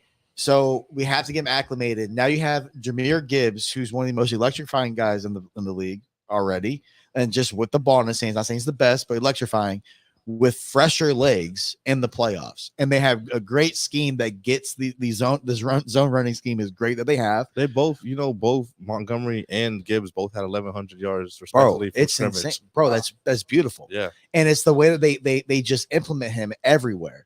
And then Sam Laporta, great hit. They've been trying to do something like that with DeAndre Swift and Jamal Williams for a few years. So kind of like 1-2 punch. So they really took that and implemented that philosophy in a really interesting way through the draft and free agency. But and with the draft, bro, Campbell's been nice, but Anzalone is such a great linebacker. And then you look at Hutchinson, bro, and Aiden Hutchinson, who I was a little skeptical just because I thought there's always a Big Ten guy that Chase Young. They were just like, okay, we'll see. No, what an unbelievable player. Unbelievable. Yes, there was some little Anderson bias with what I was saying because they were both up for linebacker of the year or edge of the year. But bias everywhere, man. Of course. But to be real, but no, at the end of the day, he's disgusted. But at the end of the day, he's like no journalistic integrity. Listen, at the end of the day, I'm gonna be honest. Okay, at the end of the day, I'm gonna be honest. That's it. Aiden Hutchinson is unbelievable, and his story of being from. Hold on. Let's end it on the apology. I'm sorry, bro. I gotta take it back because you said you're gonna be honest. Yeah, being honest. Tua or Josh Allen? Being honest. No, you're good. You're good. That's a good question. It is what it is. But again, my guys led the league in passing, and if he didn't get hurt the year before, he would have. But again, we're not there. I'm on Aiden. Aiden Hutchinson, his story of being a Detroit Lion fan, going to Michigan and being a Detroit, it's beautiful. He plays his ass off for the team. Breon Branch is a great thing. CDJ, great. Yeah. But I think that team. Udoka, is that his name? Or who? Okada? I forget his name. Oh yeah, I don't remember. But he's nice. But then I don't know, man. I think Detroit could beat, like you said. I think that Brock Purdy's going to have. This is going to be the toughest one. And I think that the offensive line is great. If Debo doesn't play, it's a problem. Because him without Debo, it's been up and down. But Brandon Ayuk is another great weapon. Christian McCaffrey is one of the best players to play the game. Still got George Kittle. You still have George Kittle. Yeah. Still got but I think that this Detroit Lions no excuses, team, right, for Brock Purdy. Oh, there's none. No. Oh, no. I mean, I don't care about the whole, he's Mr. Irrelevant. He shouldn't have expectations. You've been a starter in the NFL.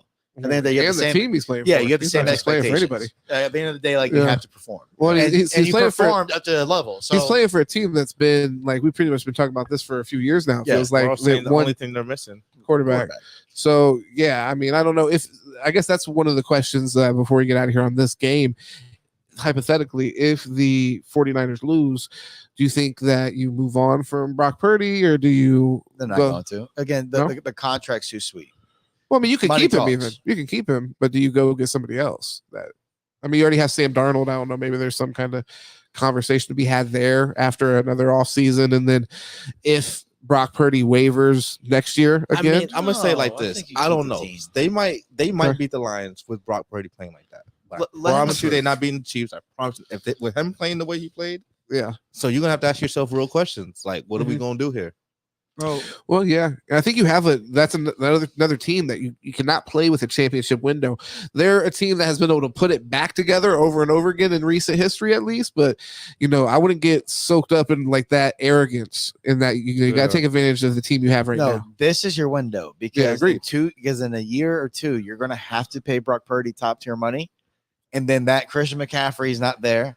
Having 2 elite wide receivers and then elite tight end and then the best offensive line and then the best defense. That's not there no more. You built this team with those edge rushers, with those linebackers, because you have a quarterback that you don't have to who's getting paid a few $100,000 as opposed to millions. Yeah, but if once it comes, I mean, this is like I said, all hypotheticals. But if once it comes up that you're paying him, if he doesn't improve significantly, I think you probably say, well, we're going to run the same formula. We want to be able to team build, not be married to a quarterback. We've done it, and we've gotten to a high level several times now. That's where I feel like you can trust your front office a little bit. But go ahead, I want to hear your response. I think you're right, but that's with the perspective that he's a problem. If he keeps putting up numbers, then that's you as the front office and the coaching staff having to sit there and say, is it the team and the system or is it the quarterback? Now you can argue and look at Jimmy G took him to the Super Bowl and was a pass away from winning, right? And then him outside of San Francisco, he's not in the league. He's going to be a backup quarterback now. Yeah, he looked horrible with Devontae Adams and Josh Jacobs, and then Aiden O'Connell comes in and turns it around. And it's okay, so obviously it was the system, not Jimmy, right? Yeah. So, and then every quarterback's been the same. Now, can you say Brock Purdy's played it at a more efficient level? Yes, but from watching quarterbacks, from playing, if you have that much time to throw, a lot of guys in the NFL are going to look good. But Brock Purdy is a good player. It's not that he's not a good player, but I don't think he's going to. I don't think that. With the good defense that Detroit's going to have, they're are they winning because of him or despite of him, or in spite of him? I don't think it's either. I think it's indifferent just because I think that with Christian McCaffrey, how do you game plan against Christian McCaffrey? Do you sit there and say we're going to defend Brock Purdy or Christian McCaffrey? So the reason I've asked that because I feel like they beat the Packers, right? Mm-hmm. Well, bro, that game shouldn't have been a game. They should have, for instance, if they lost, we're having a whole totally different conversation. Oh, they should have lost. As they should have. Yes, yeah. And it would have completely You want to talk about been the missed his field fault. goal? That was the missed field goal for a win. Yes. So that's my only question. Can we win? That was the point I'm making. Even if they beat the Lions, I don't see them. I mean, I think Jared Goff's a good quarterback. Cool. But I think when it comes to the Super Bowl, you're gonna have to make that play. Yeah, which the same reason Jimmy G when he missed Emmanuel Sanders. Was it Emmanuel Sanders? No. Who am I thinking of? Anyways, he missed George Kittle, I think. No, he missed somebody. He missed somebody, bro. I forget who it was. Yeah. He missed somebody, and it's damn, you got to make that. If you want to win the Super Bowl, bro, you got to make that fucking play. It was a wide open, and I think you're gonna run into the same situation with Purdy. But I mean, he'll make that wide open throw. I just think that when you ran into that with Jared Goff, real quick. Yes. You ran into that issue with Jared Goff the first time when the Rams went to the Super Bowl. Same situation. And on a play and that's what happened. I'm gonna get me a quarterback. I'm gonna go get me Matthew Stafford. And I feel you. And then they turned around and won. But now we're looking at Jared Goff, and he's a part of a really big resurgence where the offense is a huge part of that. It's not like he's being carried. I'm not hating on Jared Goff. But we all know he's not like that, bro. I'm not hating on him, but we all know he's not like that. No, when we talk about elite quarterbacks, Jared Goff's not on that list. He's a good quarterback. I'm not hating. But elite, Come on, bro. Hey, he's elite in some games. Come on, but bro. I will say this, man. I think that the pass rush and the blitz schemes that Detroit runs is going to give Brock Purdy a lot of fits. And I think that the secondary for Detroit has been underrated all year, and now people are starting to take it serious. So that with the pressure that Detroit's offense puts on you, because that's another thing is how many games has Brock Purdy really had to play with the pressure of, hey, if I don't score this drive, I don't know if we're going to have another chance to be up.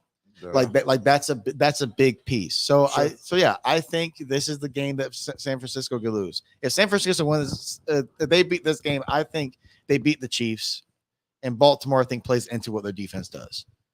So I think this is the team to beat them. And Kev, what's your opinion on winner of this game? Lions, Niners. I would have to go with. I'm going with the Niners, man. Yeah, it's interesting you're thinking about that though, but it's because Brock Purdy. Only because of Brock Purdy.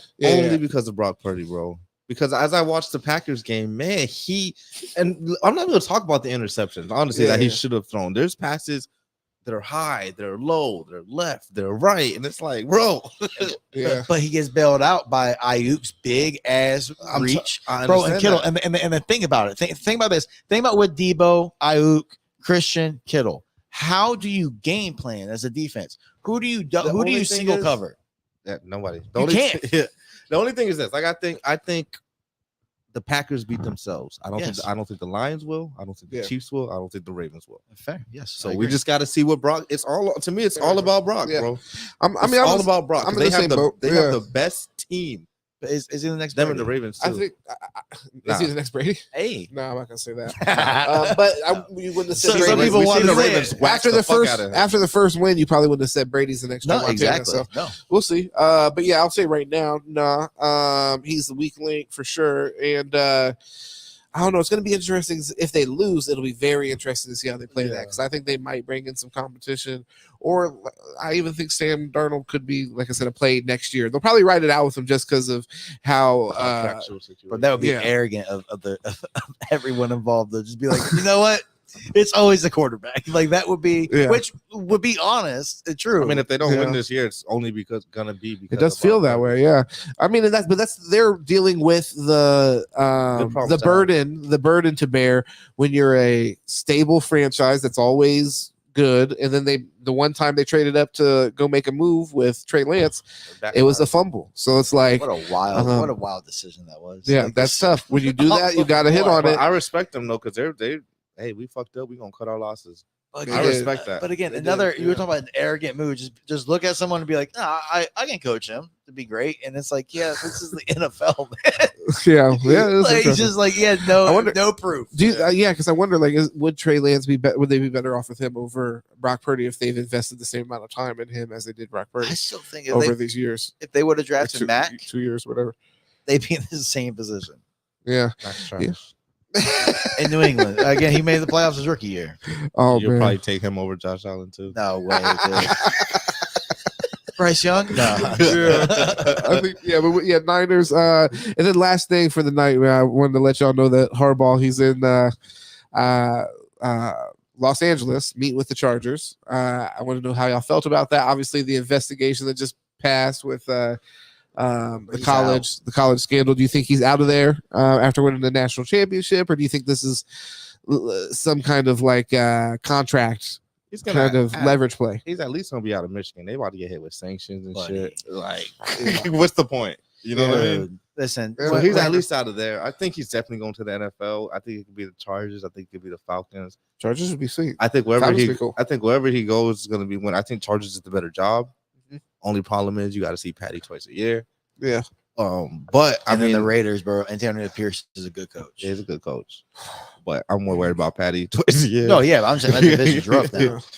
And even Denver, Sean Payton, Denver got a good team. Yeah, Denver, yeah. So that's tough. But I mean, I think he definitely deserves a job. I think he's a great coach. I think he's been a winner wherever he went. Sure. Fair enough. If you didn't have Tomlin, you'd be interested if you guys were in the market. I don't know. Man. Don't talk to me about that. I got Tomlin. You can't even consider I got the best coach. I don't want no other coach. I couldn't even imagine life. Second, third best coach all time. Fair enough. Yeah. I don't know. I don't know what that means. But second, Tomlin's second or third. Oh, well, Bill Belichick's the best coach of all time. No. Yes, and then you got Bill Walsh or Tomlin. Don't even get me started. And then Shula. Oh yeah, man, I got. Tom was actually he's falling down. Bill Belichick. Bill Belichick is not the best coach of all time. Let's not talk about that right now. Yeah. Well, why do you say that? Confidently. Do we not see what the fuck is going on, bro? Yeah, but Come on, man. The whole happened. team fell apart. Stop it. All right. Well, Who is in charge of the team? Stop it. Who's in charge of the team that fell apart? That was GM Bill Belichick. Bill Belichick, I guess. Yeah. Who was GM? Was GM Bill That's an Belichick the one who had Matt It's an interesting Patricia? distinction to make. Was he the one who had Matt Patricia calling the offensive plays? That was bad. I'm just curious. Yeah, What there was was that? some- The I don't GM know what that Belichick? was, bro. Yeah, All I know is this, bro. I'm not even trying to hate. I just know but this. can we take the entire career? I just know this. perspective here. Not just Your guy wow. let Air Canada happen for Listen, fucking 2 years. Yeah, what that did he do? was What did he do before Tom Brady? What did he do after Tom What Brady? did he do? He was in the AFC Championship game before Tom Brady with Bledsoe. Yes, cool. Yeah, Cool. Congratulations. What did Andy Reid do? That's just great. What did Andy Reid do before Patrick Mahomes? He won a Super Bowl. No, went to the No. Super Bowl with McNabb. A lot of and, NFC and it was in a championships. lot of NFC Championship Okay, games. and if he didn't But have, you have to win. It's just one game away. It's like, bro, only one person can win it. You know? Do you put Andy Reid over Belichick as well? That's wild. no. Okay. I mean, it's close to. I mean, I He's just up feel. there, I though. just feel like with. I'm not even trying to be a hater, bro. Without Tom Brady, Bill Belichick is trash, He's nothing. and we've seen He's it. absolutely nothing. I'm not saying he's absolutely not, but Okay, when all he right. left, I don't want to put words in his Alex mouth. Smith would have won a Super Bowl in that offense with what offense? in New England. Wow, I thought Why did he win you it? said you didn't believe it. Then why did he win it with the guy? Chiefs? Why did he win it with the Who? Chiefs? You said you learned that. You're Hold up. Then why did he win with the Chiefs? No, Tom Brady he was. Why assistant didn't he there. win with the Chiefs? Yeah. And then Patty came. They in went to and the he got AFC a- Championship game with the Chiefs. Why didn't he win? Y'all talking about That's championship? one games. year. Yeah, we're talking about But that's one year, What's and wrong with that? then he got shipped out. He made the nine. He went to the NFC the divisional and championship game with the 49ers. Got shipped to Kansas City. Went to the AFC championship game with them, and they got shipped for a younger Can I quarterback, ask you a question, and then went to Washington and broke his fucking shit. We just got to keep it real. I like Alex Smith. I do, but when you're watching Alex Smith, were you like, this guy's gonna win the Super Bowl? Let's just be fucking real, bro. When you watch Brady the first 10 years, you didn't think so either, but he just kept winning. And the thing was because and Alex Smith didn't keep winning, bro. No, but again, the teams were different, the coaches were different, weren't they? Mariucci versus I think that was who it was. No, who was his coach? No, was no, Harbaugh. His coach was Harbaugh, wasn't it? And then before Harbaugh, it was Singletary, I think, right? No. Oh yeah, I think it was. He was terrible too. It was horrible. Like, and they had Harbaugh, and then he got shipped out for Colin Kaepernick, right? And then he went to the Chiefs, helped them get better, got into the AFC championship because they were horrible before. I ain't seen got into the AFC championship. I ain't seen none of these. And other then it was elite Patrick guys. Mahomes is on the is their guy, and it's like, yo, yeah, that's the best fucking quarterback of all time who took his job. So was Colin Sorry. Kaepernick? Listen, bro, he got shipped out I think twice. Alex Smith went to the Commanders and He then did. like fucked his leg up. He broke his shin or whatever. Yeah, and then after almost the died in Chiefs. surgery. But the We just thing, gotta keep Hold it on, you real. said what? almost died during surgery. Oh shit. Okay, I missed that But part. I just story. want to say the Very big thing is Bill Belichick without Tom Brady, nothing. I disagree, Yeah, that's fair. bro. Tom Brady. I thought you said bro, you weren't saying Tom Brady that he got was nothing. plugged in. Trash. I take it back. Tom You're Brady got trash. plugged in the AFC Championship and an AFC Championship team, and then just made the right decisions. That was one of the best defenses of all time. He had 4 to 6 seconds to throw every fucking play. Bro, he had a wide receiver, Troy Brown, who played both ways in the Super Bowl. Started both ways in the Super Bowl. You know how fucking talented you have to be a starting corner and receiver in the Super Bowl? I'm giving That's Bill incredible. Belichick for Troy Corey Brown's Dillon talent. was a stud back then. So listen, he won with a great team, and then he became the best quarterback of all time after he fucking had 10 years in the best system. Yeah. Yes, he was a system quarterback who then became It's still unbelievable the with a system. So the system works. Just like he went to Tampa. So hold on. Where is the system today? Over the past 3-4 years when they ain't done shit. Yeah. Players matter. But yeah, but listen, But Brady is one of the best quarterbacks of all time. Players matter. You said players matter, but at the same time, you're trying to like diminish Tom Brady's No. like ability. You know what I'm saying? Tom So Brady's it's one of like- the best quarterbacks. He's one of the best players, arguably the best quarterback of all time. I don't know what the argument is, but okay. Because, But you're trying to say that. But you're trying to say nobody would think. You're trying to say. arguments. You're trying to say. fucking crazy. No, because bro. again, football. Obviously, is a it's team Tom game. Brady, and then it's Tua. No, stop. Football's a team game, bro. Marino, everyone before Brady started going on a large run. Everyone's only thing was, well, Marino would have won that Super Bowl. He would be the best. And it's like, okay, so just one game. He lost to Joe Montana in '84, and then fucking had to face the Bills throughout Yeah, the he never made it back. 90s. So, but everyone would, matters. but everybody would tell you, every quarterback that's ever played would tell you, man, Marino is arguably the best of all time. You're But speaking yes, hyperbole right now. Though. Brady. Oh, okay. Again, a lot of Brady's even. Okay, I'm just gonna say this. You're gonna get mad when I say this though. If you want me to consider Dan Marino being one of the best of all time, you got to consider Kevin Durant being one of the best of all time. That's fair. Again, we're talking about talent, right? That's fair. Just saying. But what I'm saying is I've never heard somebody say that Brady. Oh, you never heard that, bro? That's wild. Bro, come on, again, just like Montana. Only Dolphins fans. I'm just trying to tell you. I'm not trying to be a hater, bro. Just like how Montana won, 5 Super Bowls? He had Jerry Rice. He played in a system that was revolutionary in Bill Walsh's West Coast system. They had a Hall of Fame offensive line, Hall of Fame tight end, Hall of Fame receiver, Hall of Fame defensive players. And it's like, okay, so and he was always the best of all time. But you can argue that, yes, he had the best team. Brady walked into a team that had the best defense and offensive linemen. They had one of the best coaches. How many rings did they win before Brady got there? Because I'm sick of y'all trying to tell me it's other people. When Brady got there, they had none. Brady got there. Now they have 6. Belichick was also the missing piece there as well. He went to a team that was the most losing. Brady got there, Hold on, before Belichick got there. Oh my God! But before Belichick got there, they're the most losing franchise of all time. Belichick would have won the same Super Bowl with Drew Bledsoe. He made a great decision by having Brady, saying that's the future. And Brady went on the best run. Again, there was a 10-year span where they didn't win, right? And then they got Gronkowski, Edelman. They started building on that defense, right? So again, it really matters about the players. So I agree with you. Once Brady left, they also lost an entire offensive line. They lost half their defensive players, and you have to rebuild. Brady went to Tampa. They were struggling, right? And their system, the Arian system and Byron Leftwich system. They switched to the system that he built with Belichick and McDaniel, Belichick and Bill O'Brien, right? That was a ready-made team. All they were missing was the quarterback. Thank you. Yeah, I'm not. He went to a team that, dude. I'm not. If Jameis Winston didn't break a record for turnovers, they would have won a Super Bowl. I'm not talking about Brady. You just throw that so loosely. Would have won a Super Bowl.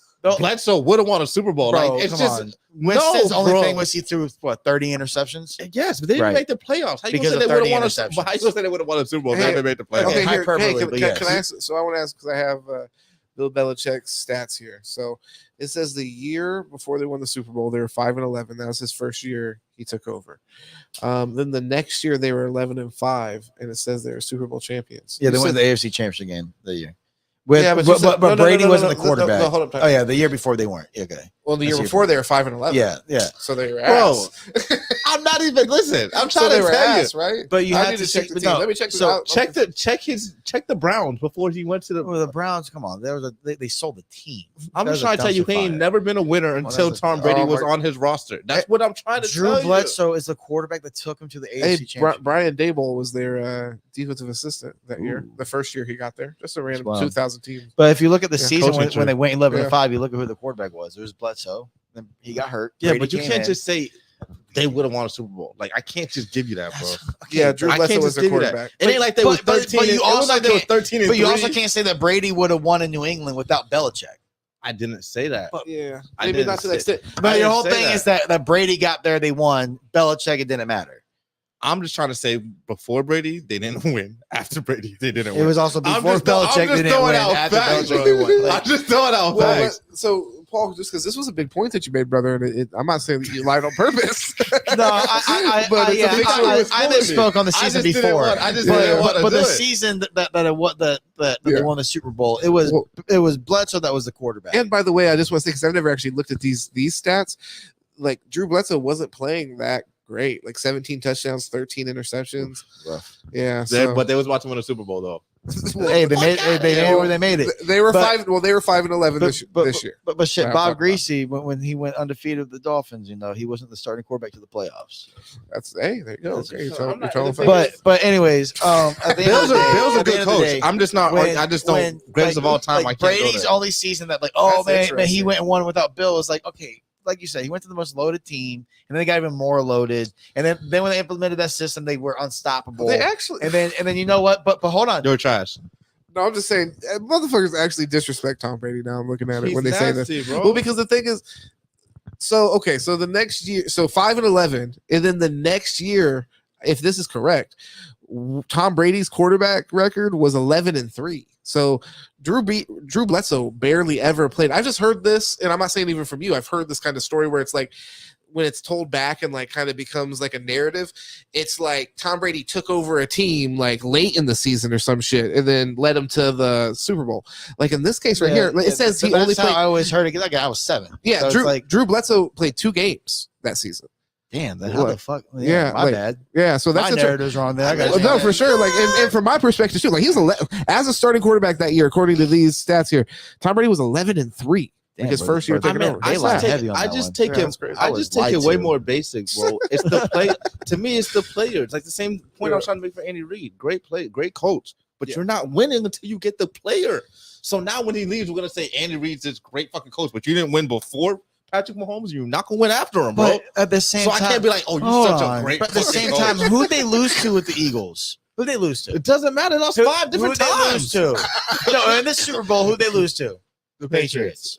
To Tom Brady. Okay. So Andy Reid had to lose to the GOAT and the GOAT, okay, with T.O. with a broken foot. Come on, bro. T.O. had a broken foot. All so your 5 best years? player. All 5 years? No, but you have to give credit to making it to the Final Four every year. Like that's not being levels. Like you're not a great coach, you're not an elite coach. Yes, it took Patrick Mahomes to get you over the hump, but that hump is one game. That's absurd. It's not like it's 7-8 games. It's one game. It is when it's 7-8 seasons. It's one game. But again, it's one game. I get what you're saying, but it's one game. Like, come on, man. This is great. Like, damn. All this shit. So, but no. I just feel like you want to play. You're somebody who's going to give more credit to the coach or even equal credit. I don't think it's equal. I do. Again, no way. I don't think it's equal. Because I think that understanding, like, again, it's just like this. Every cornerback that plays in New England is elite. Hey, hold on. Big Ben and Tomlin. Yes. How do you divide that credit there? I'm just curious. I mean, so Big Ben's first ring, because he has 2. Yeah. His first ring was more Tommy Maddox. He came in. It was our defense. It was his first year. I don't think he even had a game where he threw over more than 200 yards. Okay. In that first season. So that first season is more defense. That was a Bill Cowher. Yep. The second one. Bus. That's Jerome Bettis, right? Oh, yeah. I thought you said bust. I'm like, well, who's a bust? Cowher. Damn, all right. The second one, I feel like he did win with Bill Cowher's team. Willie Parker, Mendenhall. Was Mendenhall in that one? No, that's someone. That was Antoine Randall, Randall L. Santonio Holmes when you caught that bitch. Yeah. No, that was Bill Cowher.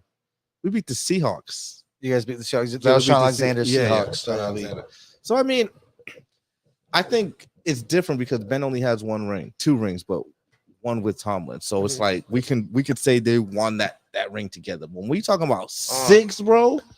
Well, why can you make that distinction that they won the 1 ring together, but somebody who together won 6 fucking rings, they didn't do that together? Well, because we're still competitive. When fucking Ben Roethlisberger left, bro. We're still competitive. Tom Brady left suddenly, bro. Suddenly, your team doesn't go from 12-4. But during that time, there were times when they were competitive. When Tom Brady got hurt and Matt Castle came in, for example. Right, for seasons. And not only Matt Castle, Jimmy Garoppolo came in and looked really good. That's how he got the contract in San Fran. Bamboozled. But it's because how he looked. Money laundering. It's how he looked. But it's how he looked in New England. So at the end of the day, man, like yes, Brady is the GOAT. But you also have to say about Bill Belichick, because again, the defense every year, no matter who he had on defense, I mean, even this year, they had the best defense. Right, with who playing. And the thing is, no matter who plays corner, they are one of the best corners in the league, right? They're always performance-wise. Then they go somewhere else because they get paid. And then they. But this is I feel like you're kind of proving my point, bro. They had a top 10 defense. They were trash. But the offense right now is trash. The offensive line sucks right now. Tom Brady. But Brady never played behind a bad line, did he? He never until his last year in Tampa, and then that was the year he all right, man, I'm done. Like when you break down some of that, I remember with like he was praised with the same thing you were praising Tua with, as far as like getting the ball out. Yeah, which again, I think that's where he became later on. Because again, he came when he was at Michigan, he was in and out. He would compete with the starting job.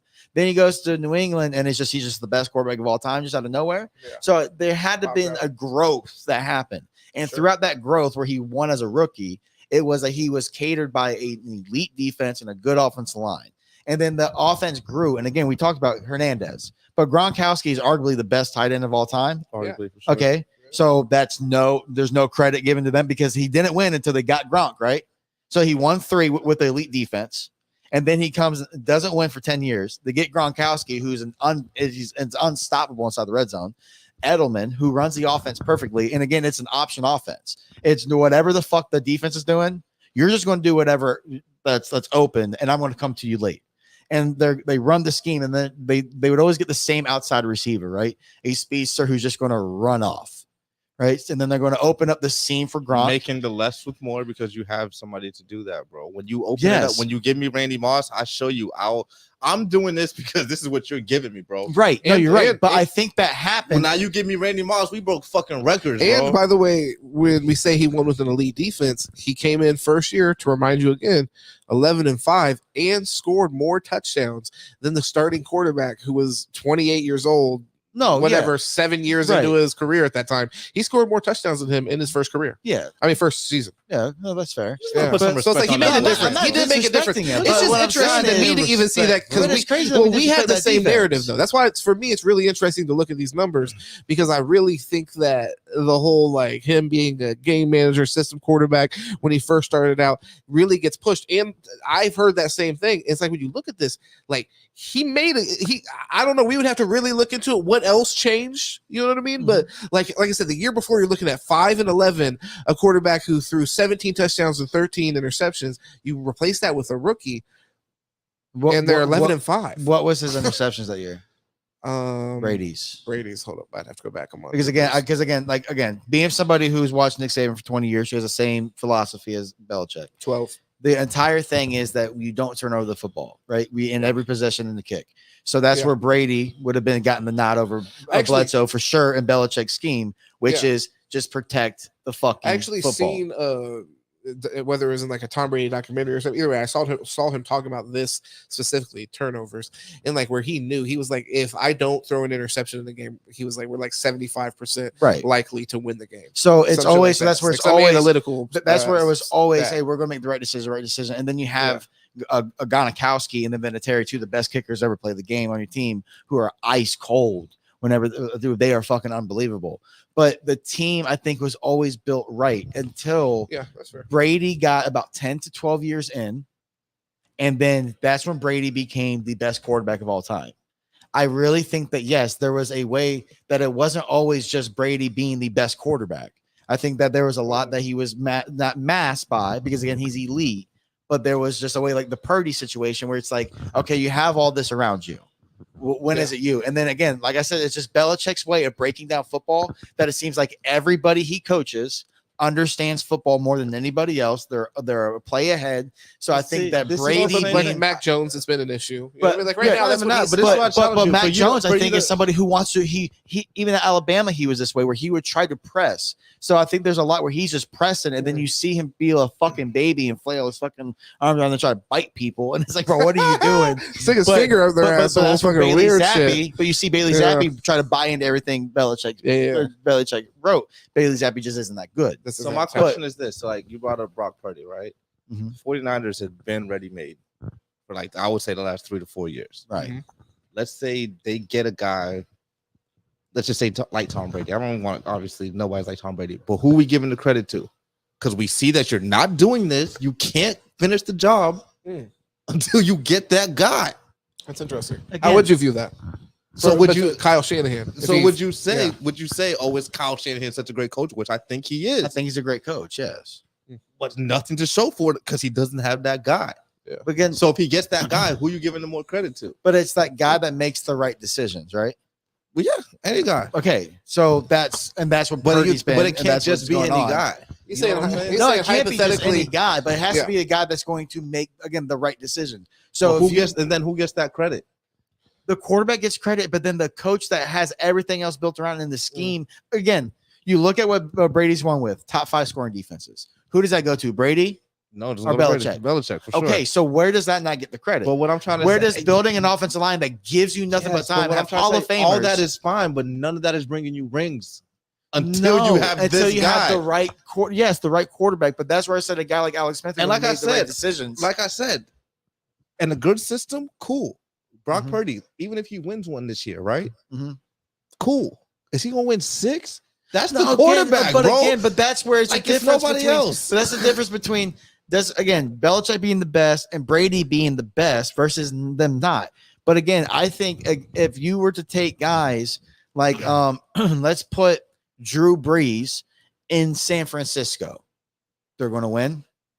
I would imagine so. Boom. Okay, but if you put them in New England, would they have won? No. How? He's an elite quarterback who makes all the right decisions. That's the only difference. That was the only difference in Bledsoe and Brady is decision. I'm not saying the only, but that was the big thing is decision making. It's all about decision making. So Belichick gets the guy who makes the right decisions. But yes, the team now it's not very good. So the narrative can be what the narrative is. Brady went to somewhere that was a quarterback making right decisions away. That Tampa team was a quarterback making right decisions away from winning.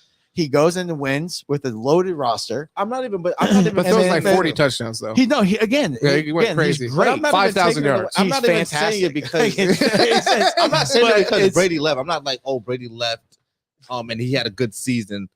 I'm not even taking it. I'm taking it. Let's say he didn't even go to Tampa, bro.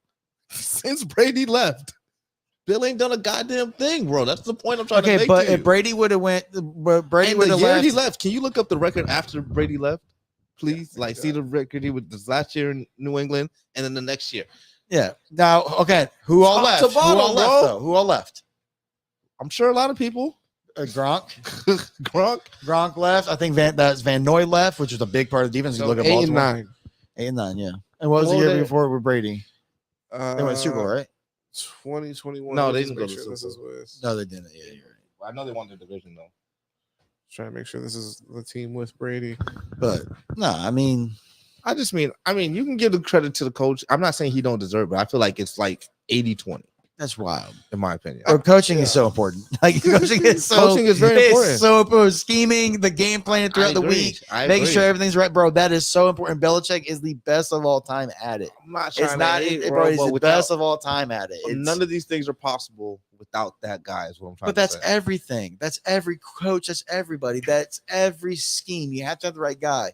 Again, Manning, him and Tony Dungy were beautiful, but there are other 10 and 7, by the way. 10 and 7. Yeah. So they went 10 and 7 to 8 and 9. So 8 and 9. Yep. 2 games string. Dang, they already were going to 17 games that season. Yeah, I guess. Yeah, I guess so. And by the way, Brady did though in that season throw 40 touchdowns. Jesus Christ, so he was going nuts. Like I said, like I said, the last 10 years of his career is best fucking quarterback of all time. But again, I look at the first 10 as I think. All right, breaking news, guys. Tom Brady's the best quarterback. But I don't know. Again, I still, if you were to tell me which quarterback do I think the best, I'm taking him too. I like Peyton. Oh fuck no, dude! It's not even a question. They proved that during their career. Paul B. Balcom. Well, this is a conversation we can have another time. I do want to have that. That's an interesting talk. We can look back on it, but yeah, we can do a debate like that, and I'm picking Patrick, and y'all pick whoever y'all want for what? For best ever. Oh my God! See, no, you can't ever do it. No, Patrick Mahomes is the best. This is unbelievable. Tom Brady. So I'll say the other one. Yeah, I mean, you can make an argument for Tom Brady. I agree. I mean, Patrick Mahomes is on that path, but if Aaron Rodgers wins with the Jets, fuck no. What? Greatest of all time? Fuck no. Wow. Bring that to the table. That'd be hilarious. I don't know. That'd be a hell of a feat, though. But find Paul on Instagram, Twitter. Balcom Paul Balcom. I don't know. Yeah, go find him. Balcom B. Paul, and then also Kev. Okay, I'll just go with Jigga Man. Oh, okay. All right. See, I didn't even do it at the beginning because I thought you wanted to be a mystery man. You've been doing that. Ooh, I was trying to be mysterious, but yeah, you switched up. Yeah, man, I can't be as mysterious as somebody who's taking 2 over Josh Allen. So I stopped. That would look weird. Like, what's he hiding? Stop competing. There's no shame here. And then obviously Sitting Politic. Appreciate anybody for tuning in. Let me actually shout y'all out in the comments. But thank you everybody for tuning in tonight while we were chopping it up. Jake had a cake. Shout out to you. Huncho, shout out to you. Kenny, shout out to you as well. Appreciate everybody for tuning in and just chopping it up with us, talking about football, talking about sports. We didn't get into hip hop, so keep an eye out. We definitely want to do that. I just didn't want to hold you on any longer. We got into a lot of sports talk, but definitely keep an eye out for that. And other than that, we'll see you on the flip side. That was Kev when